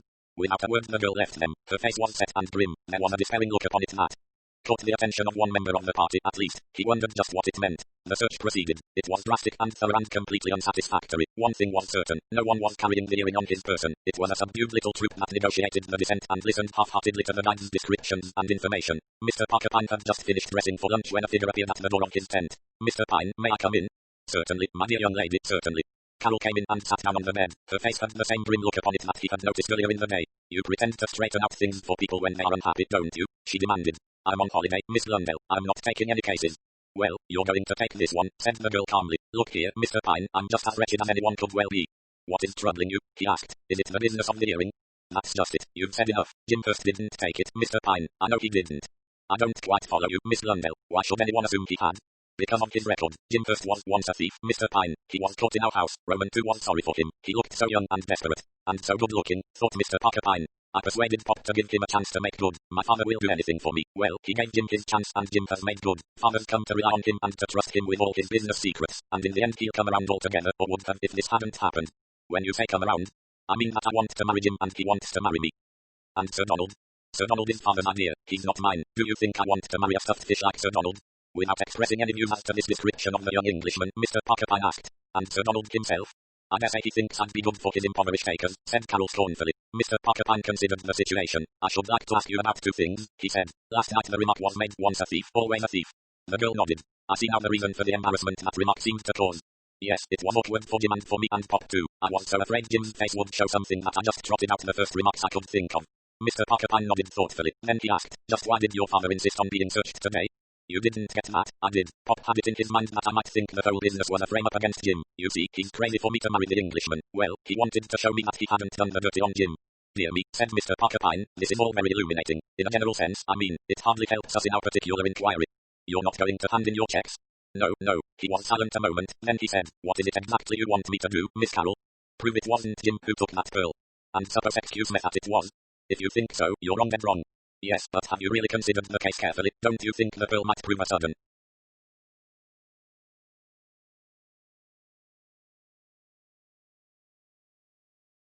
temptation to Mr. Hurst? The sale of it would bring in a large sum of money, a foundation on which to speculate, shall we say, which will make him independent so that he can marry you with or without your father's consent." "Jim didn't do it," said the girl simply. This time Mr. Pyne accepted her statement. "Well, I'll do my best." She nodded abruptly and left the tent. Mr. Pyne in his turn sat down on the bed. He gave himself up to thought. Suddenly, he chuckled. "I'm growing slow-witted," he said aloud. At lunch he was very cheerful. The afternoon passed peacefully. Most people slept. When Mr. Pyne came into the big tent at 4:15, only Dr. Carver was there. He was examining some fragments of pottery. "Ah," said Mr. Pyne, drawing up a chair to the table. "Just the man I want to see. Can you let me have that bit of plasticine you carry about?" The doctor felt in his pockets and produced a stick of plasticine, which he offered to Mr. Pyne. "No," said Mr. Pyne, waving it away. "That's not the one I want. I want that lump you had last night. To be frank, it's not the plasticine I want, it's the contents of it." There was a pause, and then Dr. Carver said quietly, "I don't think I quite understand you." "I think you do," said Mr. Pyne. "I want Miss Blundell's pearl earring." There was a minute's dead silence. Then Carver slipped his hand into his pocket and took out a shapeless lump of plasticine. "Clever of you," he said. His face was expressionless. "I wish you'd tell me about it," said Mr. Pyne. His fingers were busy. With a grunt, he extracted a somewhat smeared pearl earring. "Just curiosity, I know," he added apologetically, "but I should like to hear about it." "I'll tell you," said Carver, "if you'll tell me just how you happened to pitch upon me. You didn't see anything, did you?"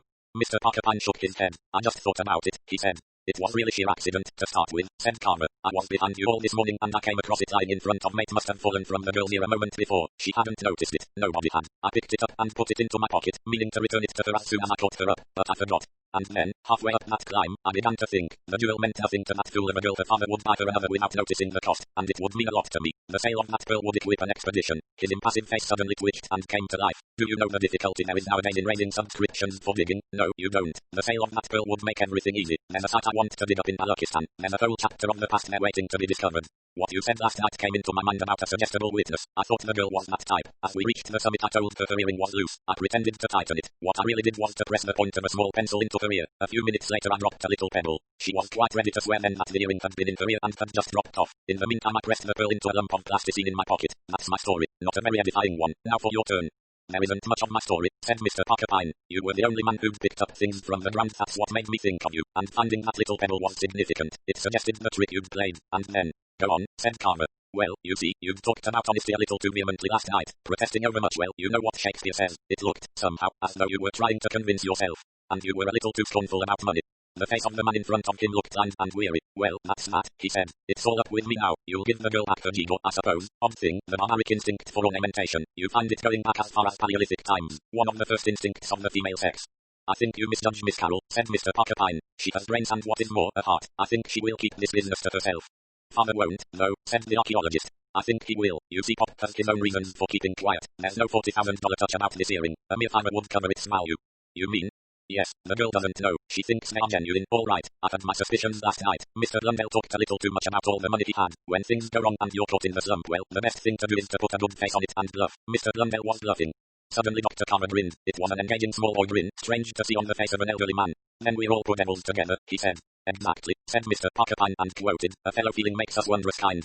11. Death on the Nile. Death on the Nile was first published in the USA in Cosmopolitan, April 1933, and then in Nash's Pall Mall, July 1933. Lady Grail was nervous, from the moment of coming on board the SS, for whom she complained of everything. She did not like her cabin. She could bear the morning sun, but not the afternoon sun. Pamela Grail, her niece, obligingly gave up her cabin on the other side. Lady Grail accepted it grudgingly.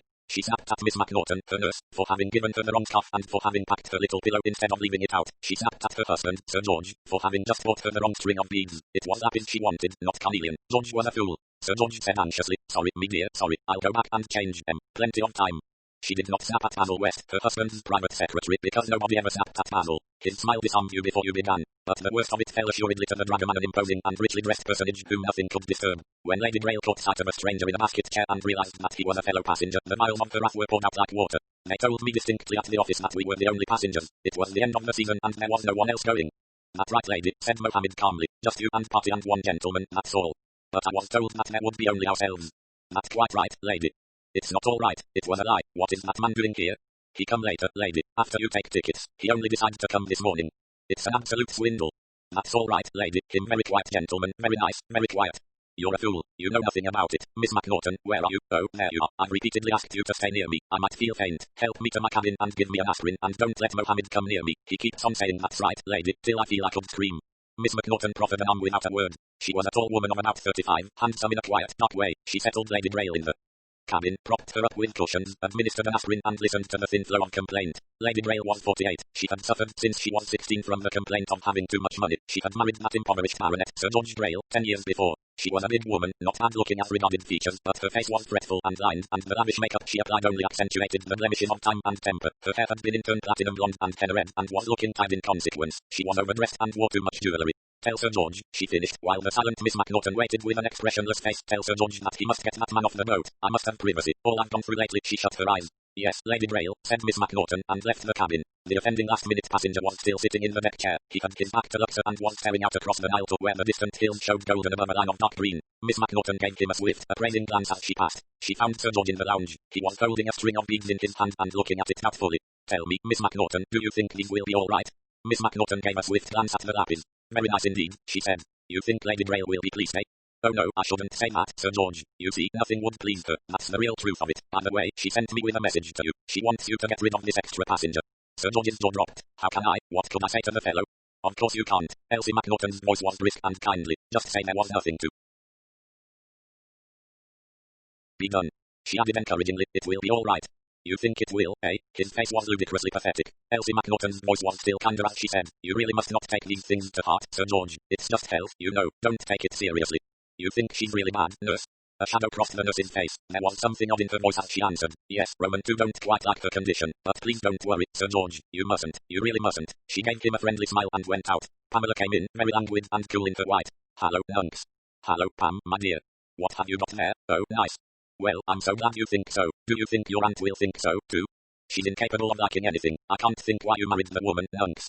Sir George was silent. A confused panorama of unsuccessful racing, pressing creditors and a handsome if domineering woman rose before his mental vision. Poor old dear, said Pamela. I suppose you had to do it, but she does give us both rather hell, doesn't she? Since she's been ill, began Sir George. Pamela interrupted him. She's not ill, not really. She can always do anything she wants to. Why, while you were up at Aswan she was as merry as a cricket. I bet you Miss McNaughton knows she's a fraud. I don't know what we'd do without Miss McNaughton, said Sir George with a sigh. She's an efficient creature, admitted Pamela. I don't exactly dote on her as you do, though, Nunks. Oh, you do. Don't contradict. You think she's wonderful. So she is, in a way, but she's a dark horse. I never know what she's thinking. Still, she manages the old cat quite well. Look here, Pam, you mustn't speak of your aunt like that. Dash it all, she's very good to you. Yes, she pays all our bills, doesn't she? It's a hell of a life, though. Sir George passed on to a less painful subject. What are we to do about this fellow who's coming on the trip? Your aunt wants the boat to herself. Well, she can't have it, said Pamela coolly. The man's quite presentable. His name's Pyne. I should think he was a civil servant out of the records department if there is such a thing. Funny thing is, I seem to have heard the name somewhere. Basil. The secretary had just entered. Where have I seen the name Pyne? Front page of the Times agony column, replied the young man promptly. Are you happy? If not, consult Mr. Pyne. Never. How frightfully amusing. Let's tell him all our troubles all the way to Cairo. I haven't any, said Basil West simply. We're going to glide down the Golden Nile and see temples. He looked quickly at Sir George, who had picked up a paper together. The last word was only just breathed, but Pamela caught it. Her eyes met his. You're right, Basil, she said lightly. It's good to be alive. Sir George got up and went out. Pamela's face clouded over. What's the matter, my sweet? My detested anti-marriage. Don't worry, said Basil quickly. What does it matter what she gets into her head? Don't contradict her. You see, he laughed. It's good camouflage. The benevolent figure of Mr. Pyne entered the lounge. Behind him came the picturesque figure of Mohammed, prepared to say his piece. Lady, gentlemen, we start now. In a few minutes we pass temples of Khan at right-hand side. I tell you story now about little boy who went to buy a roasted lamb for his father. Mr. Pyne mopped his forehead. He had just returned from a visit to the temple of Dendera. Riding on a donkey was, he felt, an exercise ill-suited to his figure. He was proceeding to remove his collar when a note propped up on the dressing table caught his attention. He opened it. It ran as follows. Dear sir, I should be obliged if you should not visit the temple of Abydos, but would remain on the boat as I wish to consult you. Yours truly, Ariadne Grail. A smile creased Mr. Pyne's large, bland face. He reached for a sheet of paper and unscrewed his fountain pen. Dear Lady Grail, he wrote, I'm sorry to disappoint you, but I'm at present on holiday and am not doing any professional business. He signed his name and dispatched the letter by a steward. As he completed his change of toilet, another note was brought to him. Dear Mr. Pyne, I appreciate the fact that you are on holiday, but I'm prepared to pay a fee of £100 for a consultation. Yours truly, Ariadne Grail. Mr. Pyne's eyebrows rose. He tapped his teeth thoughtfully with his fountain pen. He wanted to see Abydos, but £100 was £100, and Egypt had been even more wickedly expensive than he had imagined. Dear Lady Grail, he wrote, I shall not visit the temple of Abydos. Yours faithfully, J. Pyne. Mr. Pyne's refusal to leave the boat was a source of great grief to Mohammed. Very nice temple. All my gentlemen like see that temple. I get you carriage. I get you chair and sailors carry you. Mr. Pyne refused all these tempting offers. The others set off. Mr. Pyne waited on deck. Presently the door of Lady Grail's cabin opened and the lady herself trailed out on deck. Such a hot afternoon, she observed graciously. I see you have stayed behind, Mr. Pyne. Very wise of you. Shall we have some tea together in the lounge? Mr. Pyne rose promptly and followed her. It cannot be denied that he was curious. It seemed as though Lady Grail felt some difficulty in coming to the point. She fluttered from this subject to that, but finally she spoke in an altered voice. Mr. Pyne, what I'm about to tell you is in the strictest confidence. You do understand that, don't you? Naturally. She paused, took a deep breath. Mr. Pyne waited. I want to know whether or not my husband is poisoning me. Whatever Mr. Pyne had expected, it was not this. He showed his astonishment plainly. That is a very serious accusation to make, Lady Grail. Well, I'm not a fool and I wasn't born yesterday. I've had my suspicions for some time. Whenever George goes away I get better. My food doesn't disagree with me and I feel a different woman. There must be some reason for that.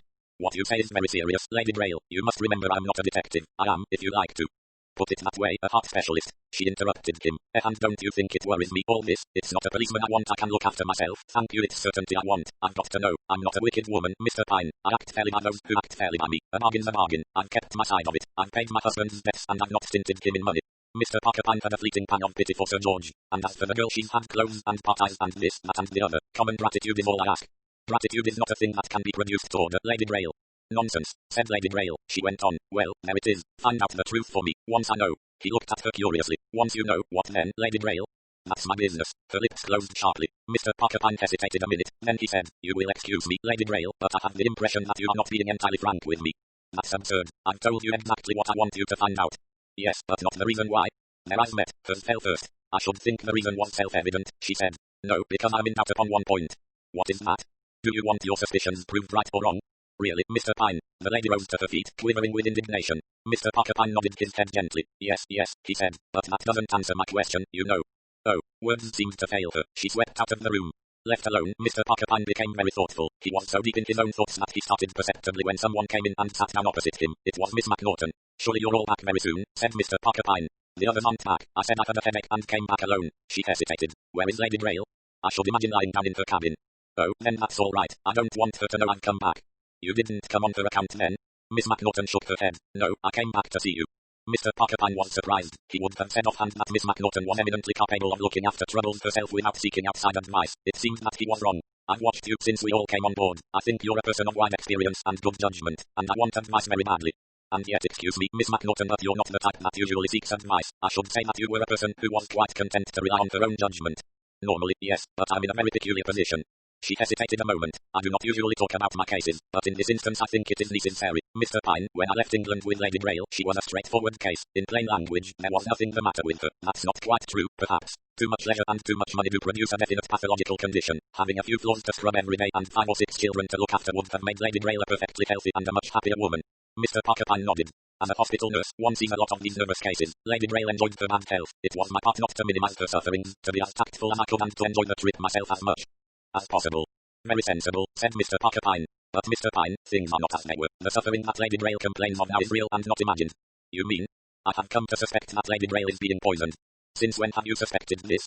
For the past 3 weeks. Do you suspect any particular person? Her eyes dropped. For the first time her voice lacked sincerity. No. I put it to you, Miss McNaughton, that you do suspect one particular person, and that person is Sir George Grail. Oh, no, I can't believe it of him. He is so pathetic, so childlike. He couldn't be a cold-blooded poisoner. Her voice had an anguished note in it. And yet you have noticed that whenever Sir George is absent his wife is better and that her periods of illness correspond with his return. She did not answer. What poison do you suspect? Arsenic. Something of that kind. Arsenic or antimony. And what steps have you taken? I have done my utmost to supervise what Lady Grail eats and drinks. Mr. Pyne nodded. Do you think Lady Grail has any suspicion herself? He asked casually. Oh, no, I'm sure she hasn't. There you are wrong, said Mr. Pyne. Lady Grail does suspect. Miss McNaughton showed her astonishment. Lady Grail is more capable of keeping a secret than you imagine, said Mr. Pyne. She is a woman who knows how to keep her own counsel very well. That surprises me very much, said Miss McNaughton slowly. I should like to ask you one more question, Miss McNaughton. Do you think Lady Grail likes you? I've never thought about it. They were interrupted. Mohammed came in, his face beaming, his robes flowing behind him. Lady, she hear you come back. She asked for you. She say why you not come to her. Elsie McNaughton rose hurriedly. Mr. Pyne rose also. Would a consultation early tomorrow morning suit you? He asked. Yes, that would be the best time. Lady Grail sleeps late. In the meantime, I shall be very careful. I think Lady Grail will be careful too. Miss McNaughton disappeared. Mr. Pyne did not see Lady Grail till just before dinner. She was sitting smoking a cigarette and burning what seemed to be a letter. She took no notice at all of him, by which he gathered that she was still offended. After dinner he played bridge with Sir George, Pamela and Basil. Everyone seemed a little distrait, and the bridge game broke up early. It was some hours later when Mr. Pyne was roused. It was Mohammed who came to him. Old lady, she very ill. Nurse, she very frightened. I try to get doctor. Mr. Pyne hurried on some clothes. He arrived at the doorway of Lady Grail's cabin at the same time as Basil West. Sir George and Pamela were inside. Elsie McNaughton was working desperately over her patient. As Mr. Pyne arrived, a final convulsion seized the poor lady. Her arched body writhed and stiffened. Then she fell back on her pillows. Mr. Pyne drew Pamela gently outside. How awful. The girl was half sobbing. How awful. Is she dead? Yes, I'm afraid it is all over. He put her into Basil's keeping. Sir George came out of the cabin, looking dazed. I never thought she was really ill, he was muttering. Never thought it for a moment. Mr. Pyne pushed past him and entered the cabin. Elsie McNaughton's face was white and drawn. They had sent for a doctor, she asked. Yes. Then he said, strychnine. Yes, those convulsions are unmistakable. Oh, I can't believe it. She sank into a chair, weeping. He patted her shoulder. Then an idea seemed to strike him. He left the cabin hurriedly and went to the lounge. There was a little scrap of paper left unburnt in an ashtray. Just a few words were distinguishable. Now, that's interesting, said Mr. Pyne. Mr. Pyne sat in the room of a prominent Cairo official. So that's the evidence, he said thoughtfully. Yes, pretty complete. Man must have been a damned fool. I shouldn't call Sir George a brainy man. All the same, the other recapitulated. Lady Grail wants a cup of Bovril. The nurse makes it for her. Then she must have sherry in it. Sir George produces the sherry. 2 hours later, Lady Grail dies with unmistakable signs of strychnine poisoning. A packet of strychnine is found in Sir George's cabin and another packet actually in the pocket of his dinner jacket. Very thorough, said Mr. Pyne. Where did the strychnine come from, by the way? There's a little doubt over that. The nurse had some in case Lady Grail's heart troubled her, but she's contradicted herself once or twice. First she said her supply was intact, and now she says it isn't. Very unlike her not to be sure, was Mr. Pyne's comment. They were in it together, in my opinion. They've got a weakness for each other, those two. Possibly, but if Miss McNaughton had been planning murder, she'd have done it a good deal better. She's an efficient young woman. Well, there it is, in my opinion. Sir George is in for it. He hasn't a dog's chance. Well, said Mr. Pyne, I must see what I can do. He sought out the pretty niece. Pamela was white and indignant. Nunks never did such a thing, never. Then who did? Said Mr. Pyne placidly. Pamela came nearer. Do you know what I think? She did it herself. She's been frightfully queer lately. She used to imagine things. What things? Queer things. Basil, for instance. She was always hinting that Basil was in love with her, and Basil and I are.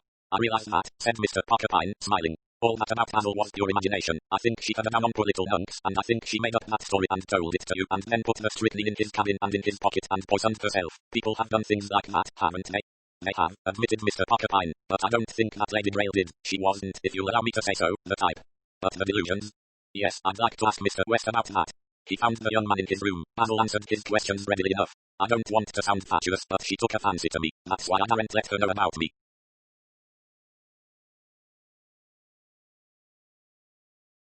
And Pamela, she'd have had Sir George fire me.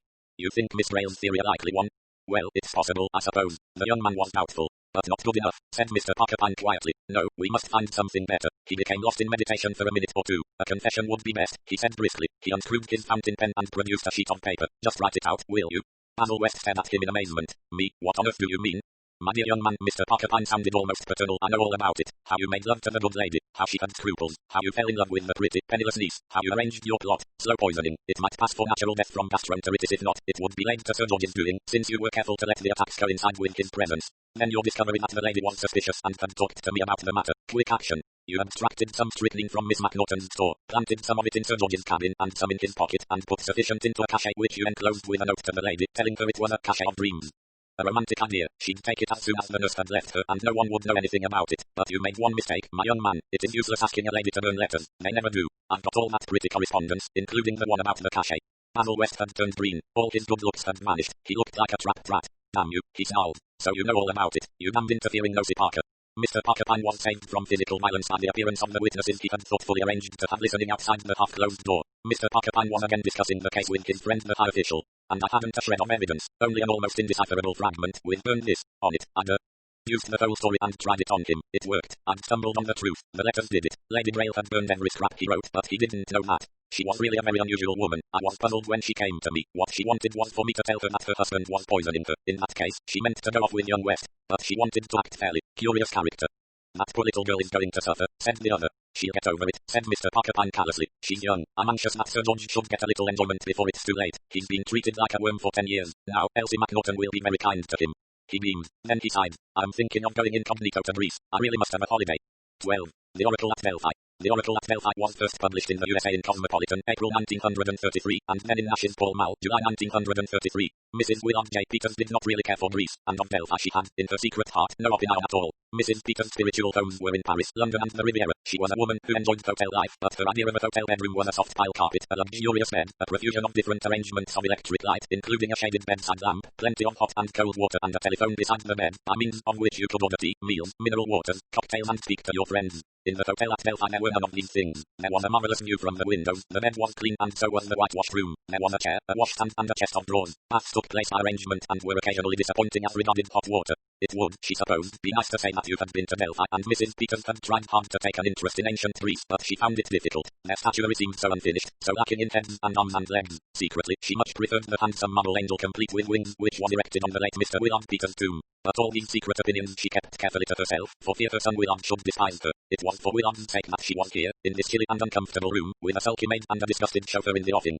For Willard until recently called Junior a title which he hated was Mrs. Peters' 18-year-old son, and she worshipped him to distraction. It was Willard who had this strange passion for bygone art. It was Willard, thin, pale, spectacled and dyspeptic, who had dragged his adoring mother on this tour through Greece. They had been to Olympia, which Mrs. Peters thought a sad mess. She had enjoyed the Parthenon, but she considered Athens a hopeless city, and a visit to Corinth and Mycenae had been agony to both her and the chauffeur. Delphi, Mrs. Peters thought unhappily, was the last straw. Absolutely nothing to do but walk along the road and look at the ruins. Willard spent long hours on his knees deciphering Greek inscriptions, saying, Mother, just listen to this, isn't it splendid? And then he would read out something that seemed to Mrs. Peters the quintessence of dullness. This morning Willard had started early to see some Byzantine mosaics. Mrs. Peters, feeling instinctively that Byzantine mosaics would leave her cold in the literal as well as the spiritual sense, had excused herself. I understand, Mother, Willard had said. You want to be alone just to sit in the theatre or up in the stadium and look down over it and let it sink in. That's right, pet, said Mrs. Peters. I knew this place would get you, said Willard exultantly and departed. Now, with a sigh, Mrs. Peters prepared to rise and breakfast. She came into the dining room to find it empty save for 4 people, a mother and daughter dressed in what seemed to Mrs. Peters a most peculiar style not recognizing the peplum as such, who were discoursing on the art of self-expression in dancing, a plump, middle-aged gentleman who had rescued a suitcase for her when she got off the train and whose name was Thompson, and a newcomer, a middle-aged gentleman with a bald head who had arrived on the preceding evening. This personage was the last left in the breakfast room, and Mrs. Peters soon fell into conversation with him. She was a friendly woman and liked someone to talk to. Mr. Thompson had been distinctly discouraging in manner British reserve, Mrs. Peters called it, and the mother and daughter had been very superior and highbrow, though the girl had got on rather well with Willard. Mrs. Peters found the newcomer a very pleasant person. He was informative without being highbrow. He told her several interesting, friendly little details about the Greeks, which made her feel much more as though they were real people and not just some history out of a book. Mrs. Peters told her new friend all about Willard and what a clever boy he was, and how culture might be said to be his middle name. There was something about this benevolent and bland personage which made him easy to talk to. What he himself did and what his name was, Mrs. Peters did not learn, beyond the fact that he had been travelling and that he was having a complete rest from business. What business? He was not communicative about himself. Altogether, the day passed more quickly than might have been anticipated. The mother and daughter and Mr. Thompson continued to be unsociable. They encountered the latter coming out of the museum, and he immediately turned in the opposite direction. Mrs. Peters' new friend looked after him with a little frown. Now I wonder who that fellow is, he said. Mrs. Peters supplied him with the other's name, but could do no more. Thompson. No, I don't think I've met him before, and yet somehow or other his face seems familiar, but I can't place him.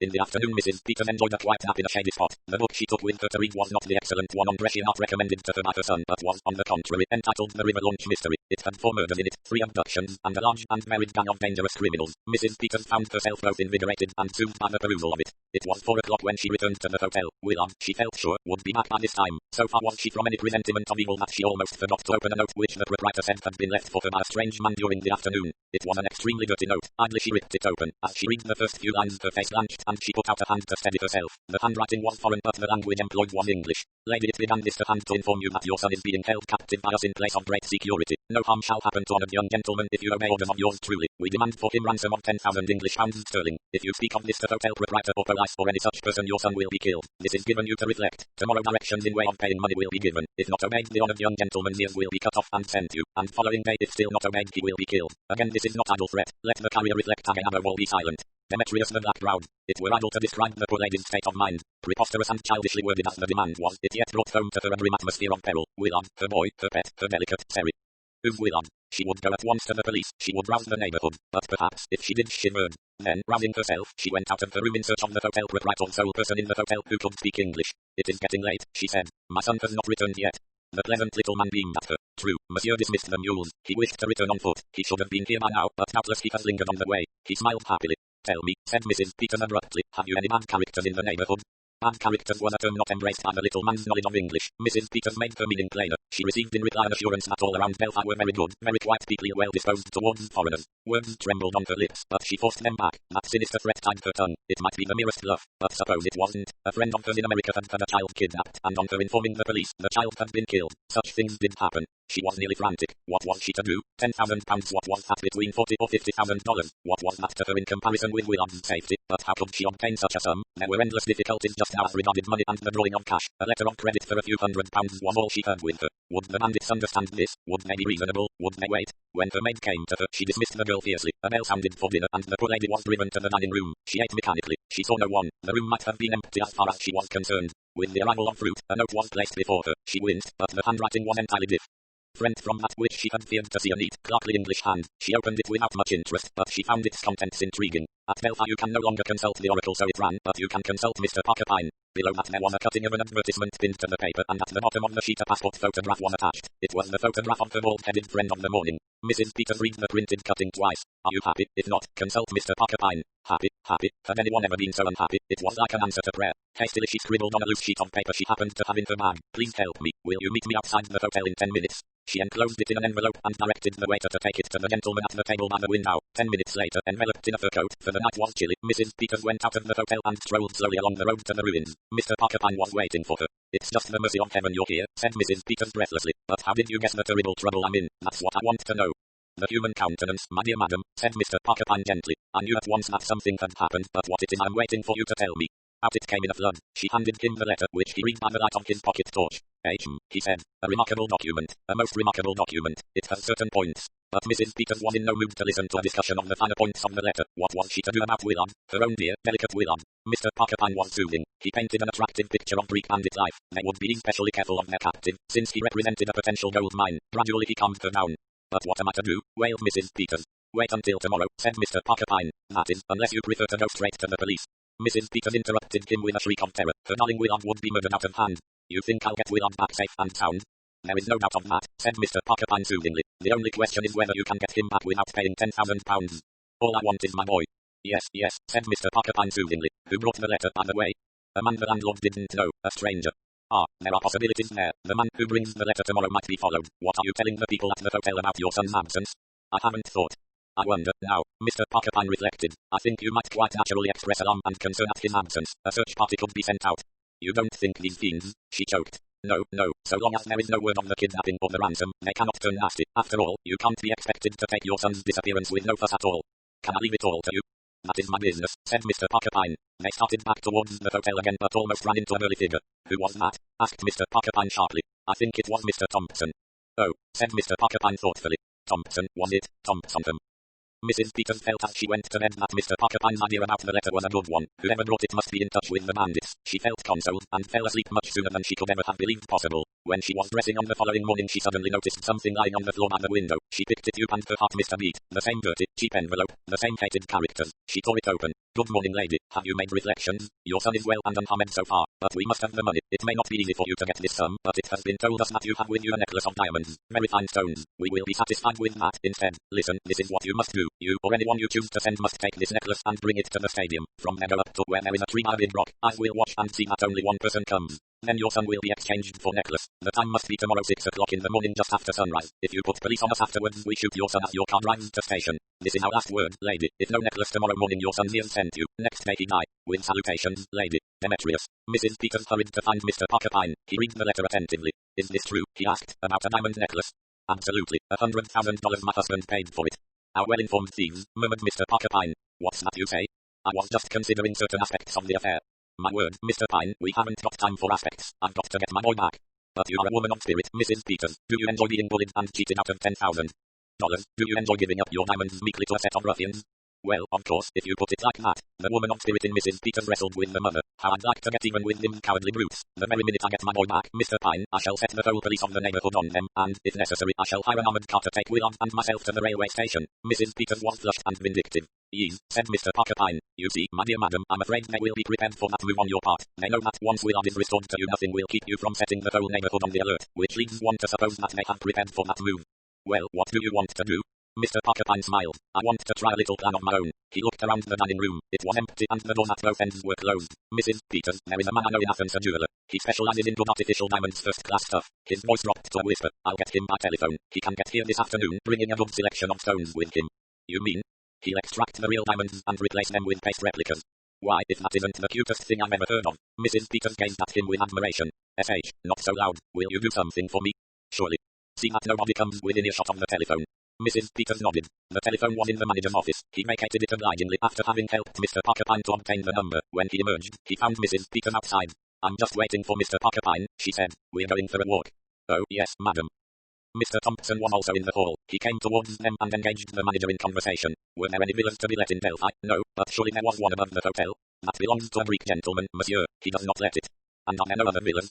There is one belonging to an American lady. That is the other side of the village. It is shut up now. And there is one belonging to an English gentleman, an artist that is on the cliff edge looking down to eat her. Mrs. Peters broke in. Nature had given her a loud voice and she purposely made it louder. Why, she said, I'd just adore to have a villa here, so unspoilt and natural. I'm simply crazy about the place, aren't you, Mr. Thompson? But of course you must be if you want a villa. Is it your first visit here? You don't say so.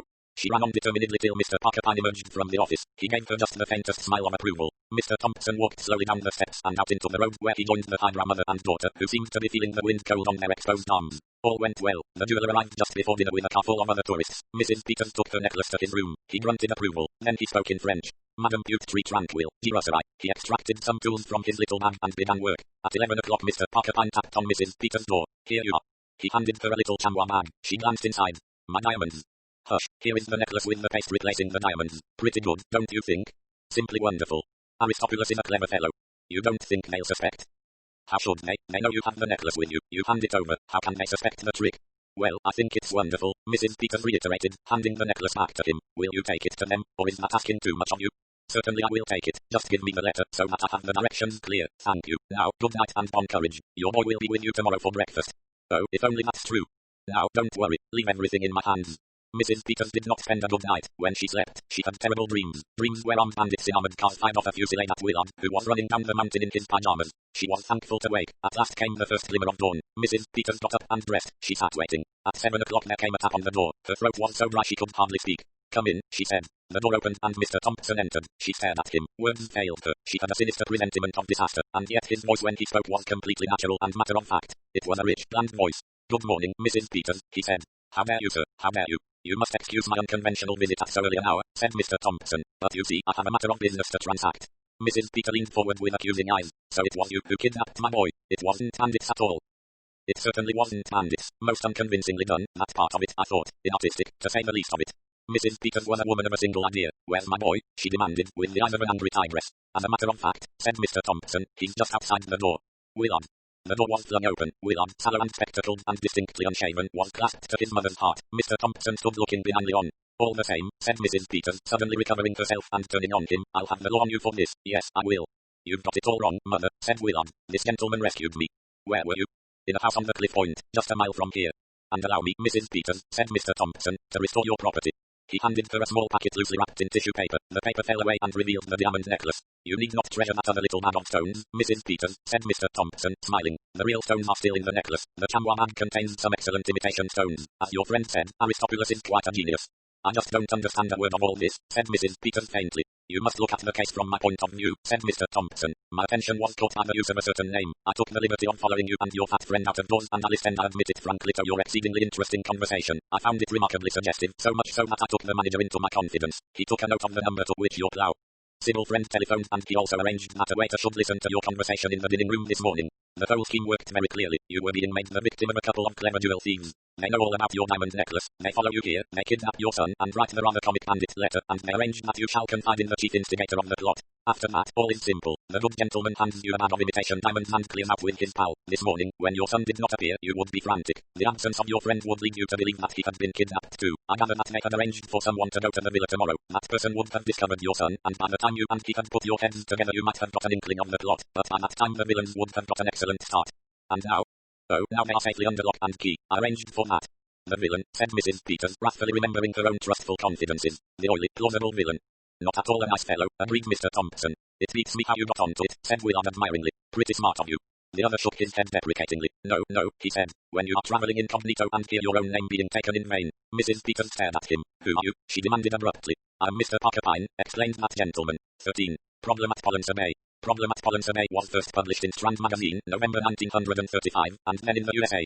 As Siren Business in Liberty, 5 September 1936. The steamer from Barcelona to Majorca landed Mr. Pyne at Palma in the early hours of the morning, and straight away he met with disillusionment. The hotels were full. The best that could be done for him was an Ellis cupboard overlooking an inner court in a hotel in the centre of the town, and with that Mr. Pyne was not prepared to put up. The proprietor of the hotel was indifferent to his disappointment. What will you? He observed with a shrug. Palma was popular now. The exchange was favourable. Every owner of English, the Americans, they all came to Majorca in the winter. The whole place was crowded. It was doubtful if the English gentlemen would be able to get in anywhere except perhaps at Formentor, where the prices were so ruinous that even foreigners blenched at them. Mr. Pyne partook of some coffee and a roll and went out to view the cathedral, but found himself in no mood for appreciating the beauties of architecture. He next had a conference with a friendly taxi driver in inadequate French interlarded with native Spanish, and they discussed the merits and possibilities of Sola, Alcubia, Pollencer and Formentor, where there were fine hotels but very expensive. Mr. Pyne was goaded to inquire how expensive. They asked, said the taxi driver, an amount that it would be absurd and ridiculous to pay. Was it not well known that the English came here because prices were cheap and reasonable? Mr. Pyne said that that was quite so, but all the same, what sums did they charge at Formentor? A price incredible. Perfectly, but what price exactly? The driver consented at last to reply in terms of figures. Fresh from the exactions of hotels in Jerusalem and Egypt, the figure did not stagger Mr. Pyne unduly. A bargain was struck. Mr. Pyne's suitcases were loaded on the taxi in a somewhat haphazard manner, and they started off to drive round the island, trying cheaper hostels en route, but with the final objective of Formentor. But they never reached that final abode of plutocracy, for after they had passed through the narrow streets of Pollencer and were following the curved line of the seashore, they came to the Hotel Pinodoro, a small hotel standing on the edge of the sea, looking out over a view that in the misty haze of a fine morning had the exquisite vagueness of a Japanese print. At once Mr. Pyne knew that this, and this only, was what he was looking for. He stopped the taxi, passed through the painted gate with the hope that he would find a resting place. The elderly couple to whom the hotel belonged knew no English or French. Nevertheless, the matter was concluded satisfactorily. Mr. Pyne was allotted a room overlooking the sea. The suitcases were unloaded. The driver congratulated his passenger upon avoiding the monstrous exigencies of these new hotels, received his fare and departed with a cheerful Spanish salutation. Mr. Pyne glanced at his watch, and perceiving that it was even now but 9:45, he went out onto the small terrace now bathed in a dazzling morning light, and ordered, for the second time that morning, coffee and rolls. There were 4 tables there, his own, one from which breakfast was being cleared away, and 2 occupied ones. At the one nearest him sat a family of father and mother and 2 elderly daughters Germans. Beyond them, at the corner of the terrace, sat what were clearly an English mother and son.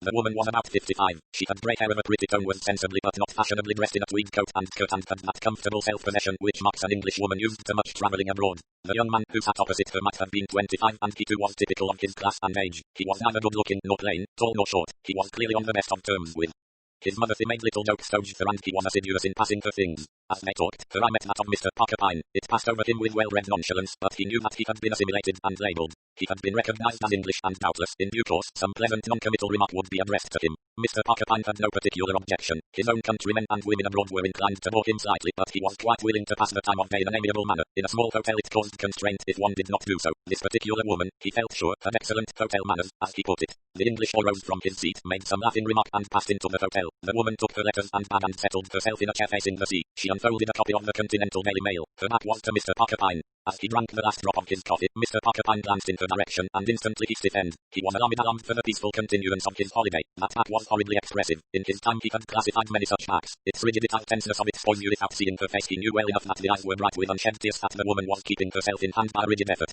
Moving warily, like a much-hunted animal, Mr. Pyne retreated into the hotel. Not half an hour before he had been invited to sign his name in the book lying on the desk. Now it was a neat signature: C. Pyne, London. A few lines above Mr. Pyne noticed the entries: Mrs. Archester, Mr. Basil Chester, Home Park, Devon. Seizing a pen, Mr. Pyne wrote rapidly over his signature. It now read with difficulty: Christopher Pyne. If Mrs. Archester was unhappy in Pollen's Bay, it was not going to be made easy for her to consult Mr. Pyne. Already it had been a source of abiding wonder to that gentleman that so many people he had come across abroad should know his name and have noted his advertisements. In England many thousands of people read the Times every day and could have answered quite truthfully that they had never heard such a name in their lives. Abroad, he reflected, they read their newspapers more thoroughly. No item, not even the advertisement columns, escaped them. Already his holidays had been interrupted on several occasions. He had dealt with a whole series of problems from murder to attempted blackmail. He was determined in Majorca to have peace. He felt instinctively that a distressed mother might trouble that peace considerably. Mr. Pyne settled down at the Pinoboro very happily. There was a larger hotel not far off, the Mariposa, where a good many English people stayed. There was also quite an artist colony living all round. You could walk along by the sea to the fishing village, where there was a cocktail bar where people met. There were a few shops. It was all very peaceful and pleasant. Girls strolled about in trousers with brightly coloured handkerchiefs tied round the upper halves of their bodies. Young men in berets with rather long hair held forth in Mac's bar on such subjects as plastic values and abstraction in art. On the day after Mr. Pyne's arrival, Mrs. Chester made a few conventional remarks to him on the subject of the view and the likelihood of the weather keeping fine. She then chatted a little with the German lady about knitting, and had a few pleasant words about the sadness of the political situation with two Danish gentlemen who spent their time rising at dawn and walking for 11 hours. Mr. Pyne found Basil Chester a most likable young man. He called Mr. Pyne sir and listened most politely to anything the older man said. Sometimes the three English people had coffee together after dinner in the evening. After the third day, Basil left the party after 10 minutes or so, and Mr. Pyne was left tete-a-tete with Mrs. Chester. They talked about flowers and the growing of them, of the lamentable state of the English pound, and of how expensive France had become, and of the difficulty of getting good afternoon tea. Every evening when her son departed, Mr. Pyne saw the quickly concealed tremor of her lips, but immediately she recovered and discussed pleasantly on the above-mentioned subjects. Little by little she began to talk of Basil, of how well he had done at school. He was in the first Roman 11, you know, of how everyone liked him, of how proud his father would have been of the boy had he lived, of how thankful she had been that Basil had never been wild. Of course I always urged him to be with young people, but he really seems to prefer being with me. She said it with a kind of nice modest pleasure in the fact. But for once Mr. Pyne did not make the usual tactful response he could usually achieve so easily. He said instead, "Oh, well, there seem to be plenty of young people here, not in the hotel, but round about." At that, he noticed, Mrs. Chester stiffened. She said, "Of course there were a lot of artists. Perhaps she was very old-fashioned. Real art, of course, was different, but a lot of young people just made that sort of thing an excuse for lounging about and doing nothing, and the girls drank a lot too much." On the following day Basil said to Mr. Pyne, "I'm awfully glad you turned up here, especially for my mother's sake. She likes having you to talk to in the evenings. What did you do when you were first here?" "As a matter of fact we used to play piquet." "I see. Of course one gets rather tired of piquet. As a matter of fact I've got some friends, very frightfully cheery crowd. I don't really think my mother approves of them." He laughed as though he felt this ought to be amusing. "The maker's very old-fashioned. Even girls in trousers shock her." "Quite so," said Mr. Pyne. "What I tell her I so's got to move with the times. The girls at home round us are frightfully dull." "I see," said Mr. Pyne. All this interested him well enough. He was a spectator of a miniature drama, but he was not called upon to take part in it. And then the worst from Mr. Pyne's point of view happened. A gushing lady of his acquaintance came to stay at the Mariposa. They met in the tea shop in the presence of Mrs. Chester. The newcomer screamed, "Oh, if it isn't Mr. Pyne, one and only Mr. Pyne, and Adela Chester, do you know each other?" "Oh, you do, you're staying at the same hotel. He's the one and only original wizard, Adelaide Marvel of the century. All your troubles smoothed out while you wait. Didn't you know? You must have heard about him. Haven't you read his advertisements? Are you in trouble? Consult Mr. Pyne. There's just nothing he can't do. Husbands and wives flying at each other's throats, and he brings them together. If you've lost interest in life, he gives you the most thrilling adventures. And I say the man's just a wizard."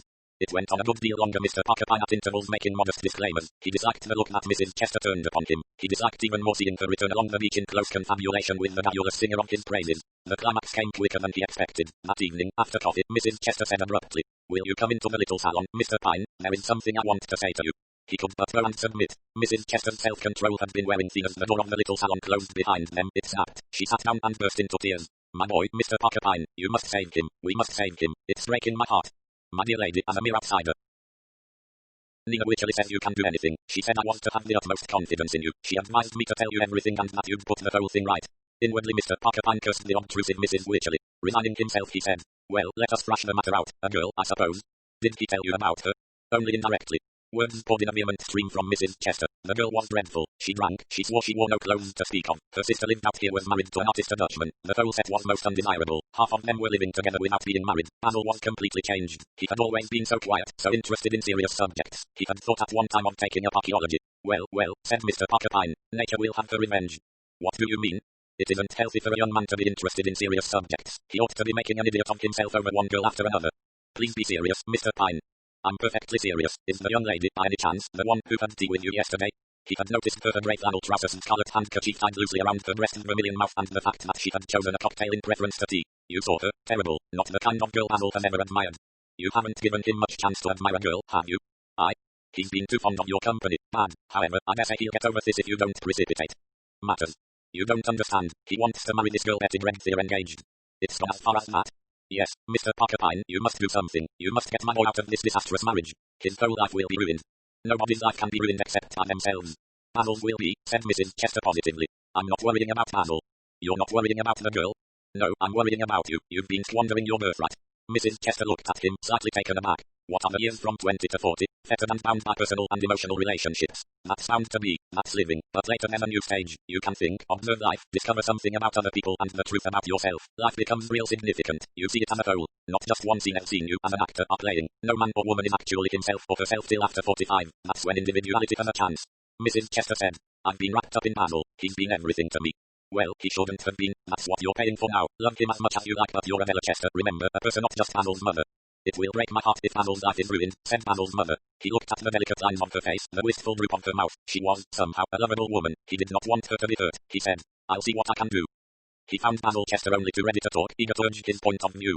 This business is being just hellish. Mother's hopeless, prejudiced, narrow-minded. If only she'd let herself, she'd see how fine Betty is. And Betty? He sighed. Betty's being damned difficult. If she'd just conform a bit, leave off the lipstick for a day, it might make all the difference. She seems to go out of her way to be well modern when Mother's about. Mr. Pyne smiled. Betty and Mother are two of the dearest people in the world. I should have thought they would have taken to each other like hotcakes. You have a lot to learn, young man, said Mr. Pyne. I wish you'd come along and see Betty and have a good talk about it all. Mr. Pyne accepted the invitation readily. Betty and her sister and her husband lived in a small dilapidated villa a little way back from the sea. Their life was of a refreshing simplicity. Their furniture comprised 3 chairs, a table and beds. There was a cupboard in the wall that held the bare requirements of cups and plates. Hans was an excitable young man with wild blonde hair that stood up all over his head. He spoke very odd English with incredible rapidity, walking up and down as he did so. Stella, his wife, was small and fair. Betty Dredd had red hair and freckles and a mischievous eye. She was, he noticed, not nearly so made up as she had been the previous day at the Pinot Doro. She gave him a cocktail and said with a twinkle, You're in on the big bust-up. Mr. Pyne nodded. And whose side are you on, big boy? The young lover said, the disapproving dame.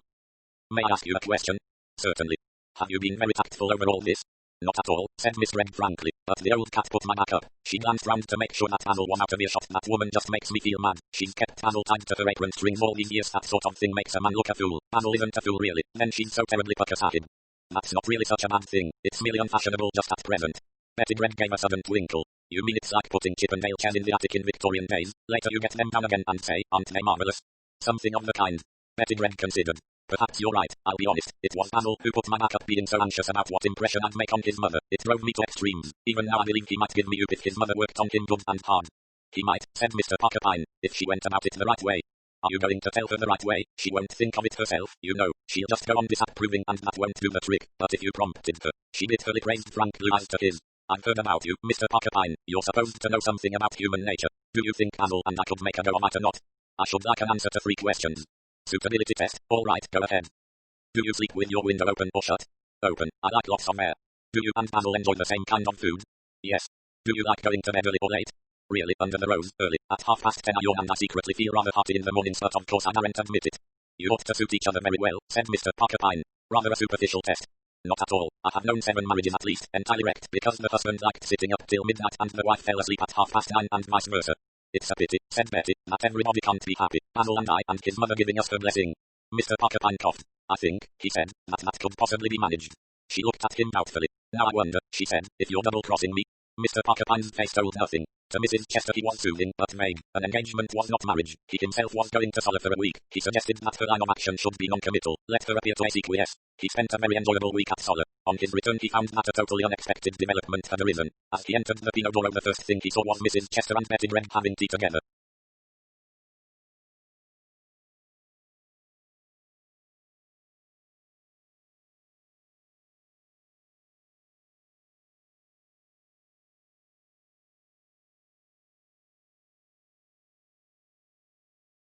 Basil was not there. Mrs. Chester looked haggard. Betty, too, was looking off colour. She was hardly made up at all, and her eyelids looked as though she had been crying. They greeted Kim in a friendly fashion, but neither of them mentioned Basil. Suddenly he heard the girl beside Kim drawing her breath sharply as though something had hurt her. Mr. Pyne turned his head. Basil Chester was coming up the steps from the seafront. With him was a girl so exotically beautiful that it quite took your breath away. She was dark and her figure was marvellous. No one could fail to notice the fact, since she wore nothing but a single garment of pale blue CRPE. She was heavily made up with ochre powder and an orange-coloured mouth, but the unguents only displayed her remarkable beauty in a more pronounced fashion. As for young Basil, he seemed unable to take his eyes from her face. "You're very late, Basil," said his mother. "You were to have taken Betty to Max."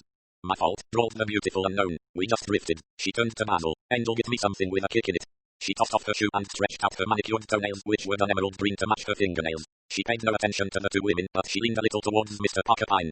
"Terrible island this," she said. "I was just dying with boredom before I met Basil. He is rather a pet." "Mr. Pyne, Miss Ramona," said Mrs. Chester. The girl acknowledged the introduction with a lazy smile. "I guess I'll call you Parker almost at once," she murmured. "My name's Dolores."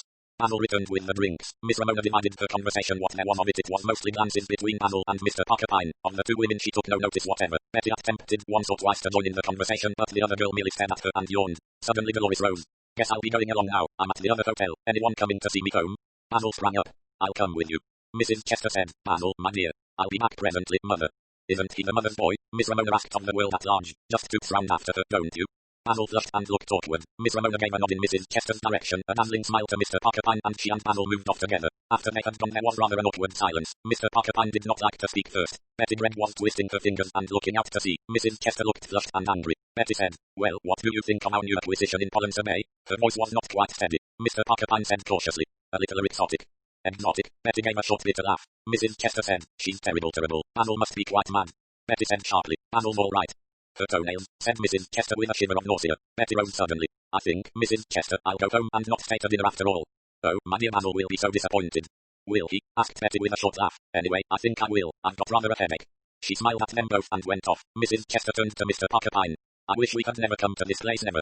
Mr. Pyne shook his head sadly. "You shouldn't have gone away," said Mrs. Chester. "If you'd been here this wouldn't have happened." Mr. Pyne was stunned to respond. "My dear lady, I can assure you that when it comes to a question of a beautiful young woman, I should have no influence over your son whatever. He seems to be of a very susceptible nature." "He never used to be," said Mrs. Chester tearfully. "Well," said Mr. Pyne with an attempt at cheerfulness, "this new attraction seems to have broken the back of his infatuation for Miss Gregg. That must be some satisfaction to you." "I don't know what you mean," said Mrs. Chester. "Betty is a dear child and devoted to Basil. She is behaving extremely well over this. I think my boy must be mad." Mr. Pyne received this startling change of face without wincing. He had met inconsistency in women before. He said mildly, "Not exactly mad, just bewitched. The creature's a dago. She's impossible, but extremely good looking." Mrs. Chester snorted. Basil ran up the steps from the seafront. "Hello, mater, here I am. Where's Betty?" "Betty's gone home with a headache. I don't wonder." "Sulking, you mean?" "I consider, Basil, that you are being extremely unkind to Betty." "For God's sake, mother, don't jaw. If Betty is going to make this fuss every time I speak to another girl, a nice sort of life we'll lead together." "You are engaged." "Oh, we're engaged all right. That doesn't mean that we're not going to have any friends of our own. Nowadays people have to lead their own lives and try to cut out jealousy." He paused. "Look here, if Betty isn't going to dine with us, I think I'll go back to the Mariposa. They did ask me to dine." "Oh, Basil." The boy gave her an exasperated look, then ran off down the steps. Mrs. Chester looked eloquently at Mr. Pyne. "You see," she said. He saw. Matters came to a head a couple of days later. Betty and Basil were to have gone for a long walk, taking a picnic lunch with them. Betty arrived at the Pinodoro to find that Basil had forgotten the plan and gone over to Formentor for the day with Dolores Ramona's party. Beyond the tightening of the lips, the girl made no sign. Presently, however, she got up and stood in front of Mrs. Chester. The two women were alone on the terrace. "It's quite all right," she said. "It doesn't matter, but I think all the same that we'd better call the whole thing off."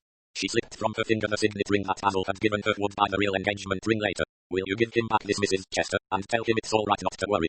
"Betty dear, don't. He does love you really." "It looks like it, doesn't it?" said the girl with a short laugh. "No, I've got some pride. Tell him everything's all right and that Roman too. Wish him luck." When Basil returned at sunset, he was greeted by a storm. He flushed a little at the sight of his ring. "So that's how she feels, is it? Well, I guess it's the best thing." "Basil." "Well, frankly, mother, we don't seem to have been hitting it off lately." "Whose fault was that?" "I don't see that it was mine particularly. Jealousy is beastly and I really don't see why you should get all worked up about it. You begged me yourself not to marry Betty."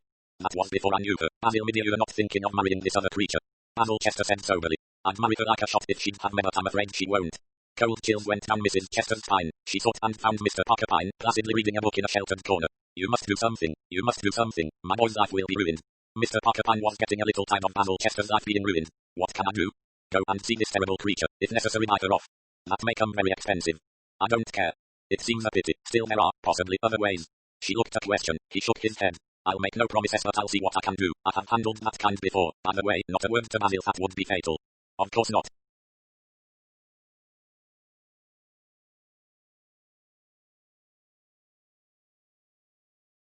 Mr. Pyne returned from the Mariposa at midnight. Mrs. Chester was sitting up for him. Well, she demanded breathlessly. His eyes twinkled. The Señorita Dolores Ramona will leave Pollensa tomorrow morning and the island tomorrow night. Oh, Mr. Pyne, how did you manage it? It won't cost a cent, said Mr. Pyne. Again his eyes twinkled. I rather fancied I might have a fold over there, and I was right.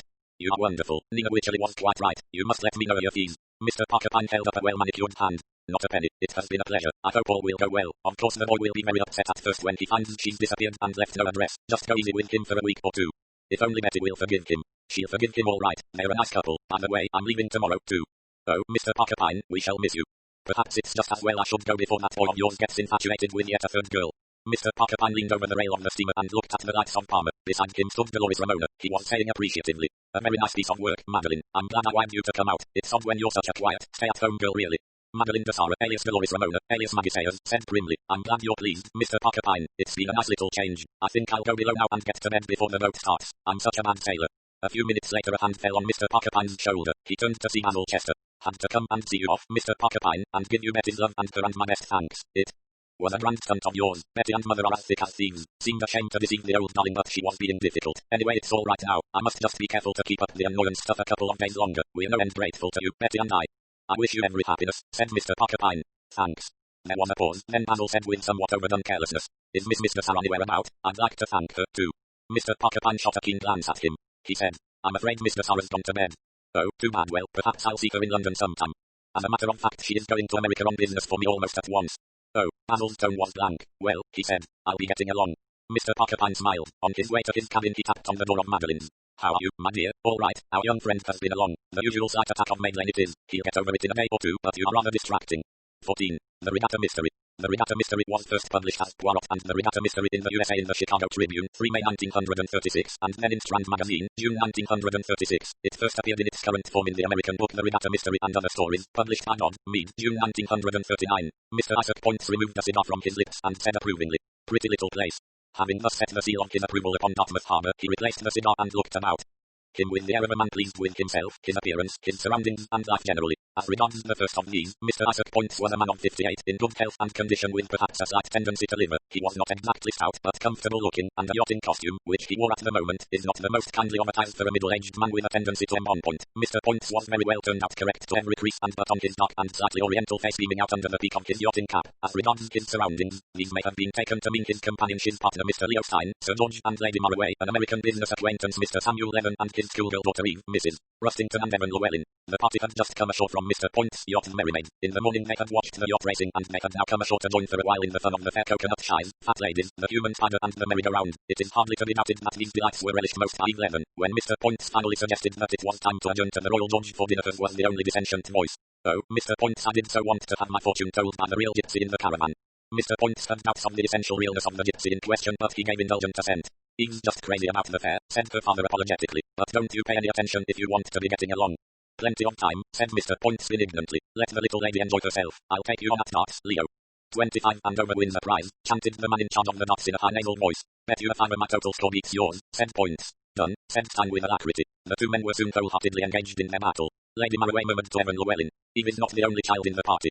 Llewellyn smiled assent, but somewhat absently. He had been absent-minded all that day. Once or twice his answers had been wide of the point. Pamela Maraway drew away from him and said to her husband, "That young man has something on his mind."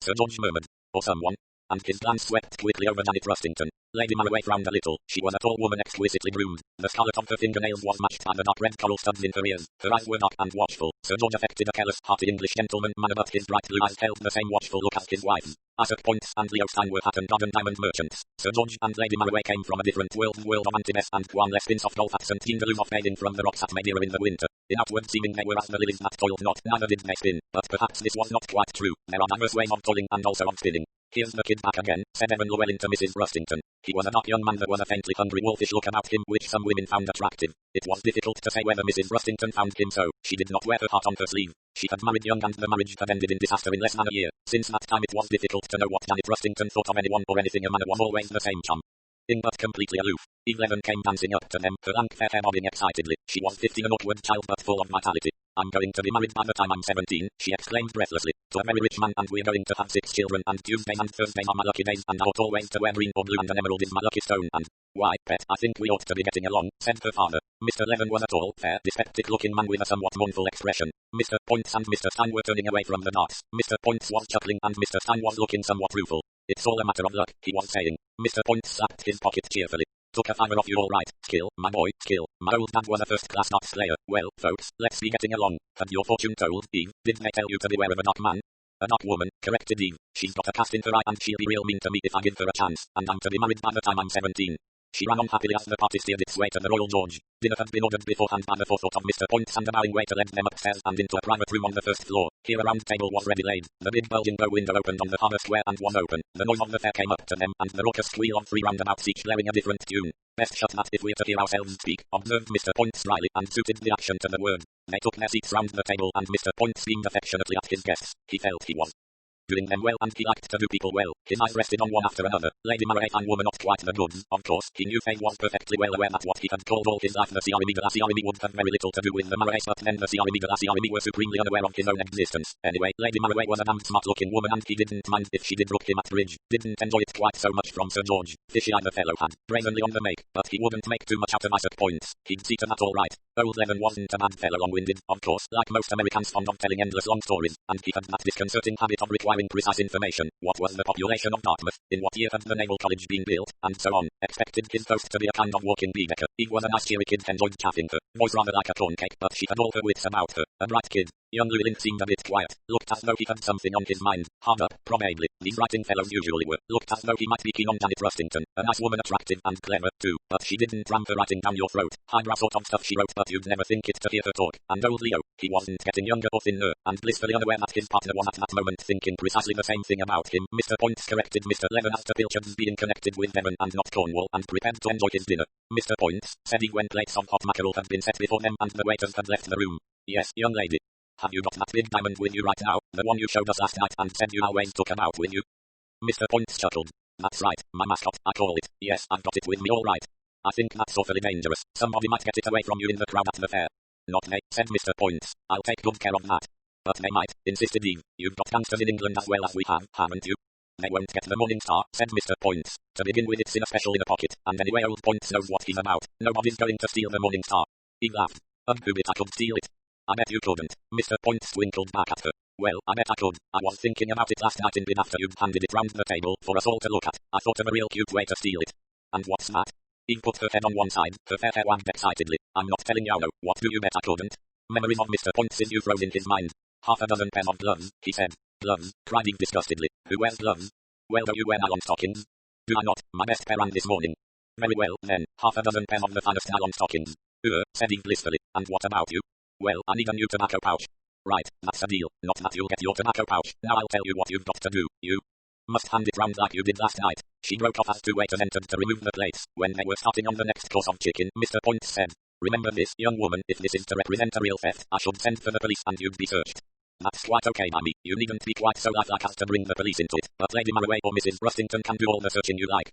Well, that's that then, said Mr. Points. What are you setting up to be, a first-class jewel thief? I might take to it as a career if it really paid. If you got away with the Morning Star it would pay you, even after recutting that stone would be worth over £30,000. My, said Eve, impressed, what's that in dollars? Lady Murray uttered an exclamation. And you carry such a stone about with you, she said reproachfully. £30,000. Her dark-end eyelashes quivered. Mrs. Rustington said softly, it's a lot of money, and then there's the fascination of the stone itself. It's beautiful. Just a piece of carbon, said Evan Llewellyn. I've always understood it's the fence that's the difficulty in jewel robberies, said Sir George. He takes the lines, Sherry, what? Come on, said Eve excitedly. Let's start. Take the diamond out and say what you said last night. Mr. Levin said in his deep melancholy voice, I do apologize for my offspring. She gets kinda worked up. That'll do, Pops, said Eve. Now then, Mr. Points. Smiling, Mr. Points fumbled in an inner pocket. He drew something out. It lay on the palm of his hand, blinking in the light. A diamond. Rather stiffly, Mr. Points repeated as far as he could remember his speech of the previous evening on the Merry Maid. Perhaps you ladies and gentlemen would like to have a look at this. It's an unusually beautiful stone. I call it the Morning Star and it's my way of being my mascot goes about with me anywhere. Like to see it? He handed it to Lady Murray, who took it, exclaimed at its beauty and passed it to Mr. Levin, who said, pretty good eyes, pretty good, in a somewhat artificial manner, and in his turn passed it to Llewellyn. The waiters coming in at that moment, there was a slight hitch in the proceedings. When they had gone again, Evan said, very fine stone, and passed it to Leo Stein, who did not trouble to make any comment but handed it quickly on to Eve. How perfectly lovely, cried Eve in a high-affected voice. Oh, she gave a cry of consternation as it slipped from her hand. I dropped it. She pushed back her chair and got down to grope under the table. Sir George at her right bent also. A glass got swept off the table in the confusion. Pyne, Llewellyn and Mrs. Rustington all helped in the search. Finally Lady Marroway joined in. Only Mr. Poyntz took no part in the proceedings. He remained in his seat sipping his wine and smiling sardonically. Oh dear, said Eve, still in her artificial manner. How dreadful. Where can it have rolled to? I can't find it anywhere. One by one the assistant searchers rose to their feet. It's disappeared all right, Poyntz, said Sir George smiling. Very nicely done, said Mr. Poyntz, nodding approval. You'd make a very good actress, Eve. Now the question is, have you hidden it somewhere or have you got it on you? Search me, said Eve dramatically. Mr. Poyntz, I sought out a large screen in the corner of the room. He nodded towards it and then looked at Lady Marroway and Mrs. Rustington. If you ladies will be so good. Why, certainly, said Lady Marroway, smiling. The two women rose. Lady Marroway said, don't be afraid, Mr. Poyntz. We'll vet her properly. The three went behind the screen. The room was hot. Evan Llewellyn flung open the window. A newsvendor was passing. Evan threw down a coin and the man threw up a paper. Llewellyn unfolded it. Hungarian situation's none too good, he said. That's the local rag, asked Sir George. There's a horse I'm interested in ought to have run at Howden today, natty boy. Leo, said Mr. Poyntz, lock the door. We don't want those damned waiters popping in and out till this business is over. Natty boy 1-3-1, said Evan. Rotten odds, said Sir George. Mostly regatta news, said Evan, glancing over the sheet. The three young women came out from the screen. Not a sign of it, said Janet Rustington. You can take it from me, she hasn't got it on her, said Lady Marroway.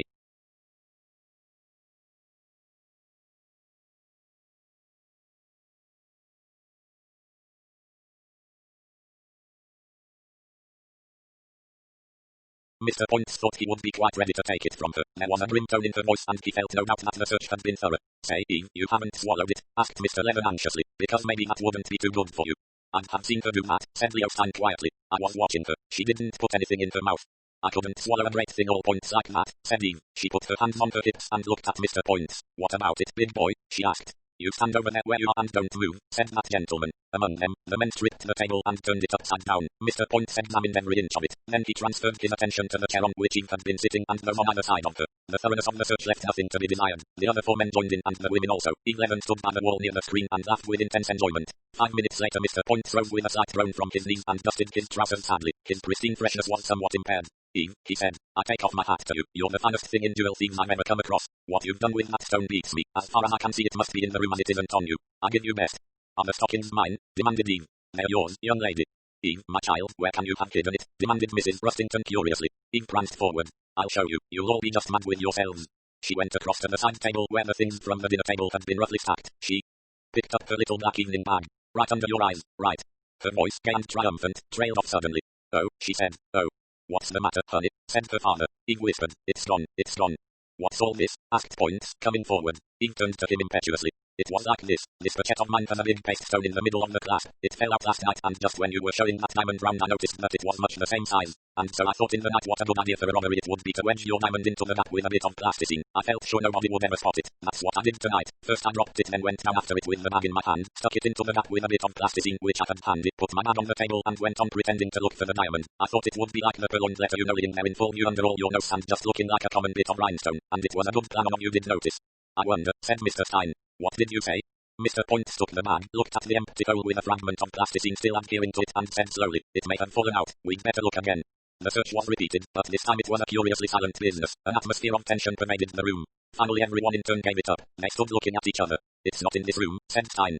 And nobody's left the room, said Sir George significantly. There was a moment's pause. Eve burst into tears. Her father patted her on the shoulder. There, he said awkwardly. Sir George turned to Leo Stein. Mr. Stein, he said, just now you murmured something under your breath. When I asked you to repeat it, you said it was nothing. But as a matter of fact I heard what you said. Miss Eve had just said that none of us noticed the place where she had put the diamond. The words you murmured were, I wonder, what we have to face is the probability that one person did notice that person is in this room now. I suggest that the only fair and honourable thing is for everyone present to submit to a search. The diamond cannot have left the room.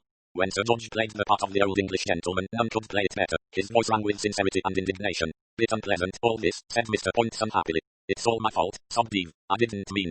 Buck up, kiddo, said Mr. Stein kindly. Nobody's blaming you. Mr. Levin said in his slow pedantic manner. Why, certainly, I think that Sir George's suggestion will meet with the fullest approval from all of us. It does from me. I agree, said Evan Llewellyn. Mrs. Rustington looked at Lady Marroway, who nodded a brief assent. The two of them went back behind the screen and the sobbing Eve accompanied them. A waiter knocked on the door and was told to go away. 5 minutes later 8 people looked at each other incredulously. The morning star had vanished into space. Mr. Pyne looked thoughtfully at the dark agitated face of the young man opposite him. Of course, he said, you're Welsh, Mr. Llewellyn. What's that got to do with it? Mr. Pyne waved a large, well-cared for hand. Nothing at all, I admit. I'm interested in the classification of emotional reactions as exemplified by certain racial types. That is all. Let us return to the consideration of your particular problem. I don't really know why I came to you, said Evan Llewellyn. His hands twitched nervously, and his dark face had a haggard look. He did not look at Mr. Pyne, and that gentleman's scrutiny seemed to make him uncomfortable. I don't know why I came to you, he repeated. But where the hell can I go? And what the hell can I do? It's the powerlessness of not being able to do anything at all that gets me. I saw your advertisement, and I remembered that a chap had once spoken of you and said that you got results. And well, I came. I suppose I was a fool. It's the sort of position nobody can do anything about. Not at all, said Mr. Pyne. I'm the proper person to come to. I'm a specialist in unhappiness. This business has obviously caused you a good deal of pain. You are sure the facts are exactly as you have told me? I don't think I've left out anything. Points brought out the diamond and passed it around. That wretched American child stuck it on her ridiculous bag, and when we came to look at the bag, the diamond was gone. It wasn't on any old Points himself even was searched, suggested it himself, and I'll swear it was nowhere in that room, and nobody left the room. No waiters, for instance, suggested Mr. Pyne. Llewellyn shook his head. They went out before the girl began messing about with the diamond, and afterwards Points locked the door so as to keep them out. No, it lies between one of us. It would certainly seem so, said Mr. Pyne thoughtfully. That damned evening paper, said Evan Llewellyn bitterly. I saw it come into their minds that was the only way. Just tell me again exactly what occurred. It was perfectly simple. I threw open the window, whistled to the man, threw down a copper, and he tossed me up the paper, and there it is. You see, only possible way the diamond could have left the room thrown by me to an accomplice waiting in the street below. Not the only possible way, said Mr. Pyne. What other way can you suggest? If you didn't throw it out, there must have been some other way. Oh, I see. I hoped you meant something more definite than that. Well, I can only say that I didn't throw it out. I can't expect you to believe me or anyone else. Oh, yes, I believe you, said Mr. Pyne. You do? Why? Not a criminal type, said Mr. Pyne. Not, that is, the particular criminal type that steals jewellery. There are crimes, of course, that you might commit, but we won't enter into that subject. At any rate, I do not see you as the purloiner of the Morning Star. Everyone else does, though, said Llewellyn bitterly. I see, said Mr. Pyne. They looked at me in a queer sort of way at the time. Marraway picked up the paper and just glanced over at the window. He didn't say anything, but Points cottoned onto it quick enough. I could see what they thought. There hasn't been any open accusation, that's the devil of it. Mr. Pyne nodded sympathetically. It is worse than that, he said. Yes, it's just suspicion. I've had a fellow round asking questions, routine inquiries, he called it. One of the new dress-shirted lot of police, I suppose. Very tactful, nothing at all hinted. Just interested in the fact that I'd been hard up and was suddenly cutting a bit of a slash. And were you? Yes, some luck with a horse or two. Unluckily my bets were made on the course, and there's nothing to show that that's how the money came in. They can't disprove it, of course, but that's just the sort of easy lie a fellow would invent if he didn't want to show where the money came from. I agree. Still, they will have to have a good deal more than that to go upon. Oh, I'm not afraid of actually being arrested and charged with the theft. In a way that would be easier and would know where one was. It's the ghastly fact that all those people believe I took it. One person in particular. What do you mean? A suggestion, nothing more. Again Mr. Pyne waved his comfortable-looking hand. There was one person in particular, wasn't there? Shall we say Mrs. Rustington? Llewellyn's dark face flushed. Why pitch on her? Oh, my dear sir, there is obviously someone whose opinion matters to you greatly, probably a lady. What ladies were there? An American flapper, Lady Marraway, but you would probably rise not fall in Lady Marraway's estimation if you had brought off such a coup. I know something of the lady. Clearly then, Mrs. Rustington. Llewellyn said with something of an effort. She's had rather an unfortunate experience. Her husband was a down-and-out rotter. It's made her unwilling to trust anyone. She thinks. He found it difficult to go on. Quite so, said Mr. Pyne. I see the matter is important. It must be cleared up. Evan gave a short laugh. That's easy to say. And quite easy to do, said Mr. Pyne. You think so? Oh, yes, the problem is so clear-cut. So many possibilities are ruled out. The answer must really be extremely simple. Indeed, already I have a kind of glimmering. Llewellyn stared at him incredulously. Mr. Pyne drew a pad of paper towards him and picked up a pen. Perhaps you would give me a brief description of the party. Haven't I already done so? Their personal appearance, color of hair, and so on. But, Mr. Pyne, what can that have to do with it? A good deal, young man, a good deal. Classification and so on. Somewhat unbelievingly, Evan described the personal appearance of the members of the yachting party. Mr. Pyne made a note or two, pushed away the pad, and said, Excellent. By the way, did you say a wine glass was broken? Evan said again. Yes, it was knocked off the table and then it got stepped on. Nasty thing, splinters of glass, said Mr. Pyne. Whose wine glass was it? I think it was the child's Eve. Exclamation, and who sat next to her on that side? Sir George Marraway. You didn't see which of them knocked it off the table? Afraid I didn't. Does it matter? Not really, no, that was a superfluous question. Well, he stood up. Good morning, Mr. Llewellyn. Will you call again in 3 days' time? I think the whole thing will be quite satisfactorily cleared up by then. Are you joking, Mr. Pyne? I never joke on professional matters, my dear sir. It would occasion distrust in my clients. Shall we say Friday at 11:30? Thank you. Even entered Mr. Pyne's office on the Friday morning in a considerable turmoil. Hope and skepticism fought for mastery. Mr. Pyne rose to meet him with a beaming smile. Good morning, Mr. Llewellyn. Sit down, have a cigarette. Llewellyn waved aside the proffered box. Well, he said. Very well indeed, said Mr. Pyne. The police arrested the gang last night. The gang? What gang? The Amalfi gang. I thought of them at once when you told me your story. I recognized their methods, and once you had described the guests, well, there was no doubt at all in my mind. Who are the Amalfi gang? Father, son and daughter-in-law, that is, if Pietro and Maria are really married, which some doubt. I don't understand. It's quite simple. The name is Italian and no doubt the origin is Italian, but old Amalfi was born in America. His methods are usually the same. He impersonates a real businessman, introduces himself to some prominent figure in the jewel business in some European country and then plays his little trick. In this case he was deliberately on the track of the Morning Star. Point's idiosyncrasy was well known in the trade. Maria Amalfi played the part of his daughter, amazing creature, 27 at least, and nearly always played the part of 16. Not Eve, gasped Llewellyn. Exactly. The third member of the gang got himself taken on as an extra waiter at the Royal George. It was holiday time, remember, and they would need extra staff. He may even have bribed the regular man to stay away. The scene is set. Eve challenges old Points and he takes on the bet. He passes round the diamond as he had done the night before. The waiters enter the room and Levin retains the stone until they have left the room. When they do leave, the diamond leaves also, neatly attached with a morsel of chewing gum to the underside of the plate that Pietro bears away. So simple. But I saw it after that. No, you saw a paste replica, good enough to deceive a casual glance. Stein, you told me, hardly looked at it. Eve drops it, sweeps off a glass tube and steps firmly on stone and glass together. Miraculous disappearance of diamond. Both Eve and Levin can submit to as much searching as anyone pleases. Well, Evan shook his head, at a loss for words. You say you recognized the gang from my description. Had they worked this trick before? Not exactly, but it was their kind of business. Naturally my attention was at once directed to the girl Eve. Why, I didn't suspect her, nobody did. She seemed such a child. That is the peculiar genius of Maria Amalfi. She is more like a child than any child could possibly be. And then the plasticine. This bet was supposed to have arisen quite spontaneously, yet the little lady had some plasticine with her all handy. That spoke of premeditation. My suspicions fastened on her at once. Llewellyn rose to his feet. Well, Mr. Parker Pyne, I'm no end obliged to you. Classification, murmured Mr. Parker Pyne. The classification of criminal types, it interests me. You'll let me know how much. My fee will be quite moderate, said Mr. Parker Pyne. It will not make too big a hole in the horse-racking profits. All the same, young man, I think, leave the horses alone in future. Very uncertain animal, the horse. That's all right, said Evan. He shook Mr. Parker Pyne by the hand and strode from the office. He hailed a taxi and gave the address of Janet Rustington's flat. He felt in a mood to carry all before him. About the author. Agatha Christie is the most widely published author of all time and in any language, outsold only by the Bible and Shakespeare. Her books have sold more than 1 billion copies in English and another billion in 100 foreign languages. She is the author of 80 crime novels and short story collections, 19 plays, 2 memoirs, and 6 novels written under the name Mary Westmacott. She first tried her hand at detective fiction while working in a hospital dispensary during World War I, creating the now legendary Hercule Poirot with her debut novel The Mysterious Affair at Styles. With The Murder in the Vicarage, published in 1930, she introduced another beloved sleuth, Miss Jane Marple. Additional series characters include the husband and wife crime-fighting team of Tommy and Tuppence Beresford, private investigator Parker Pyne, and Scotland Yard detectives Superintendent Battle and Inspector Japp. Many of Christie's novels and short stories were adapted into plays, films, and television series. The Mousetrap, her most famous play of all, opened in 1952 and is the longest-running play in history. Among her best-known film adaptations are Murder on the Orient Express 1974 and Death on the Nile 1978, with Albert Finney and Peter Ustinov playing Hercule Poirot, respectively. On the small screen, Poirot has been most memorably portrayed by David Suchet, and Miss Marple by Joan Hickson, and subsequently Geraldine McEwen and Julia Mackenzie. Christie was first married to Archibald Christie and then to archaeologist Sir Max Mallowan, whom she accompanied on expeditions to countries that would also serve as the settings for many of her novels. In 1971 she achieved one of Britain's highest honours when she was made a Dame of the British Empire. She died in 1976 at the age of 85. Her 120th anniversary was celebrated around the world in 2010. Visit www.authortracker.com for exclusive information on your favourite HarperCollins authors. www.agathachristie.com. The Agatha Christie Collection. The Man in the Brown Suit. The Secret of Chimneys. The Seven Dials Mystery. The Mysterious Mr. Twin. The Sitafford Mystery. Parker Pyne investigates why didn't they ask Evans. Murder is easy. The Regatta Mystery and other stories, and then there were none towards zero. Death comes at the end. Sparkling cyanide. The Witness for the Prosecution and other stories. Crooked House. 3 Blind Mice and other stories.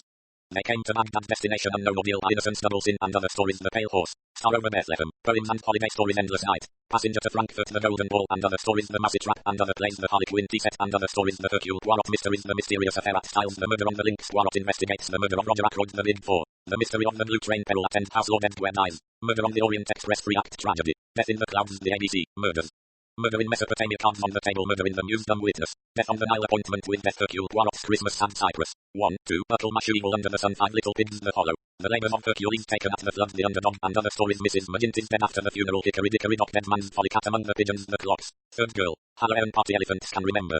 Curtain. Poirot's Last Case. The Miss Marple Mysteries. The Murder at the Vicarage. The Body in the Library. The Moving Finger. A murder is announced. They do it with mirrors. A pocket full of rye. 450 from Paddington. The mirror cracked from side to side. A Caribbean mystery at Bertram's Hotel. Nemesis. Sleeping Murder. Miss Marple. The complete short stories. The Tommy and Tuppence Mysteries. The Secret Adversary. Partners in Crime. N.R.M. By the pricking of my thumbs. Poster of Fate. Memoirs. An autobiography. Come, tell me how you live. Credits. Cover newspaper print and texture by Shutterstock. Author photograph Christie Archives Trust. Copyright. This book is a work of fiction. The characters, incidents, and dialogue are drawn from the author's imagination and are not to be construed as real. Any resemblance to actual events or persons, living or dead, is entirely coincidental. Agatha Christie Parker Pyne investigates. Copyright 1934. Agatha Christie Limited. All rights reserved. Pyne investigates 1934. Published by permission of G.P. Putnam's Sons, a member of Penguin Group USA Inc. All rights reserved under international and Pan-American copyright conventions. By payment of the required fees, you have been granted the non-exclusive, non-transferable right to access and read the text of this ebook on screen. No part of this text may be reproduced, transmitted, downloaded, decompiled, reverse-engineered, or stored in or introduced into any information storage and retrieval system in any form or by any means, whether electronic or mechanical, now known or hereinafter invented, without the express written permission of HarperCollins eBooks. First William Morrow Trade Paperback, published 2012. ISBN 978-0-06-2007-407440-9. EPUB edition February 2010. ISBN 978-006-2006-714. Version 07202012. 12, 13, 14, 15, 16, Dix/RD 1098765431. About the publisher. Australia. HarperCollins Publishers Australia Thai. Limited. Level 13, 201 Elizabeth Street, Sydney, NSW 2000, Australia. http www.harpercollins.com.au/ebooks Canada. HarperCollins Canada 2 Bloor Street East, 20th floor, Toronto, on M4W 188 Canada. http www.harpercollins.com New Zealand. HarperCollins Publishers New Zealand Limited PO Box 1, Auckland, New Zealand. http www.harpercollins.co.nz United Kingdom. HarperCollins Publishers Limited. 77-85 Fulham Palace Road, London, W68JB, UK. http www.harpercollins.co.uk United States. HarperCollins Publishers Inc. 10 East 53rd Street, New York, NY 10022. http www.harpercollins.com.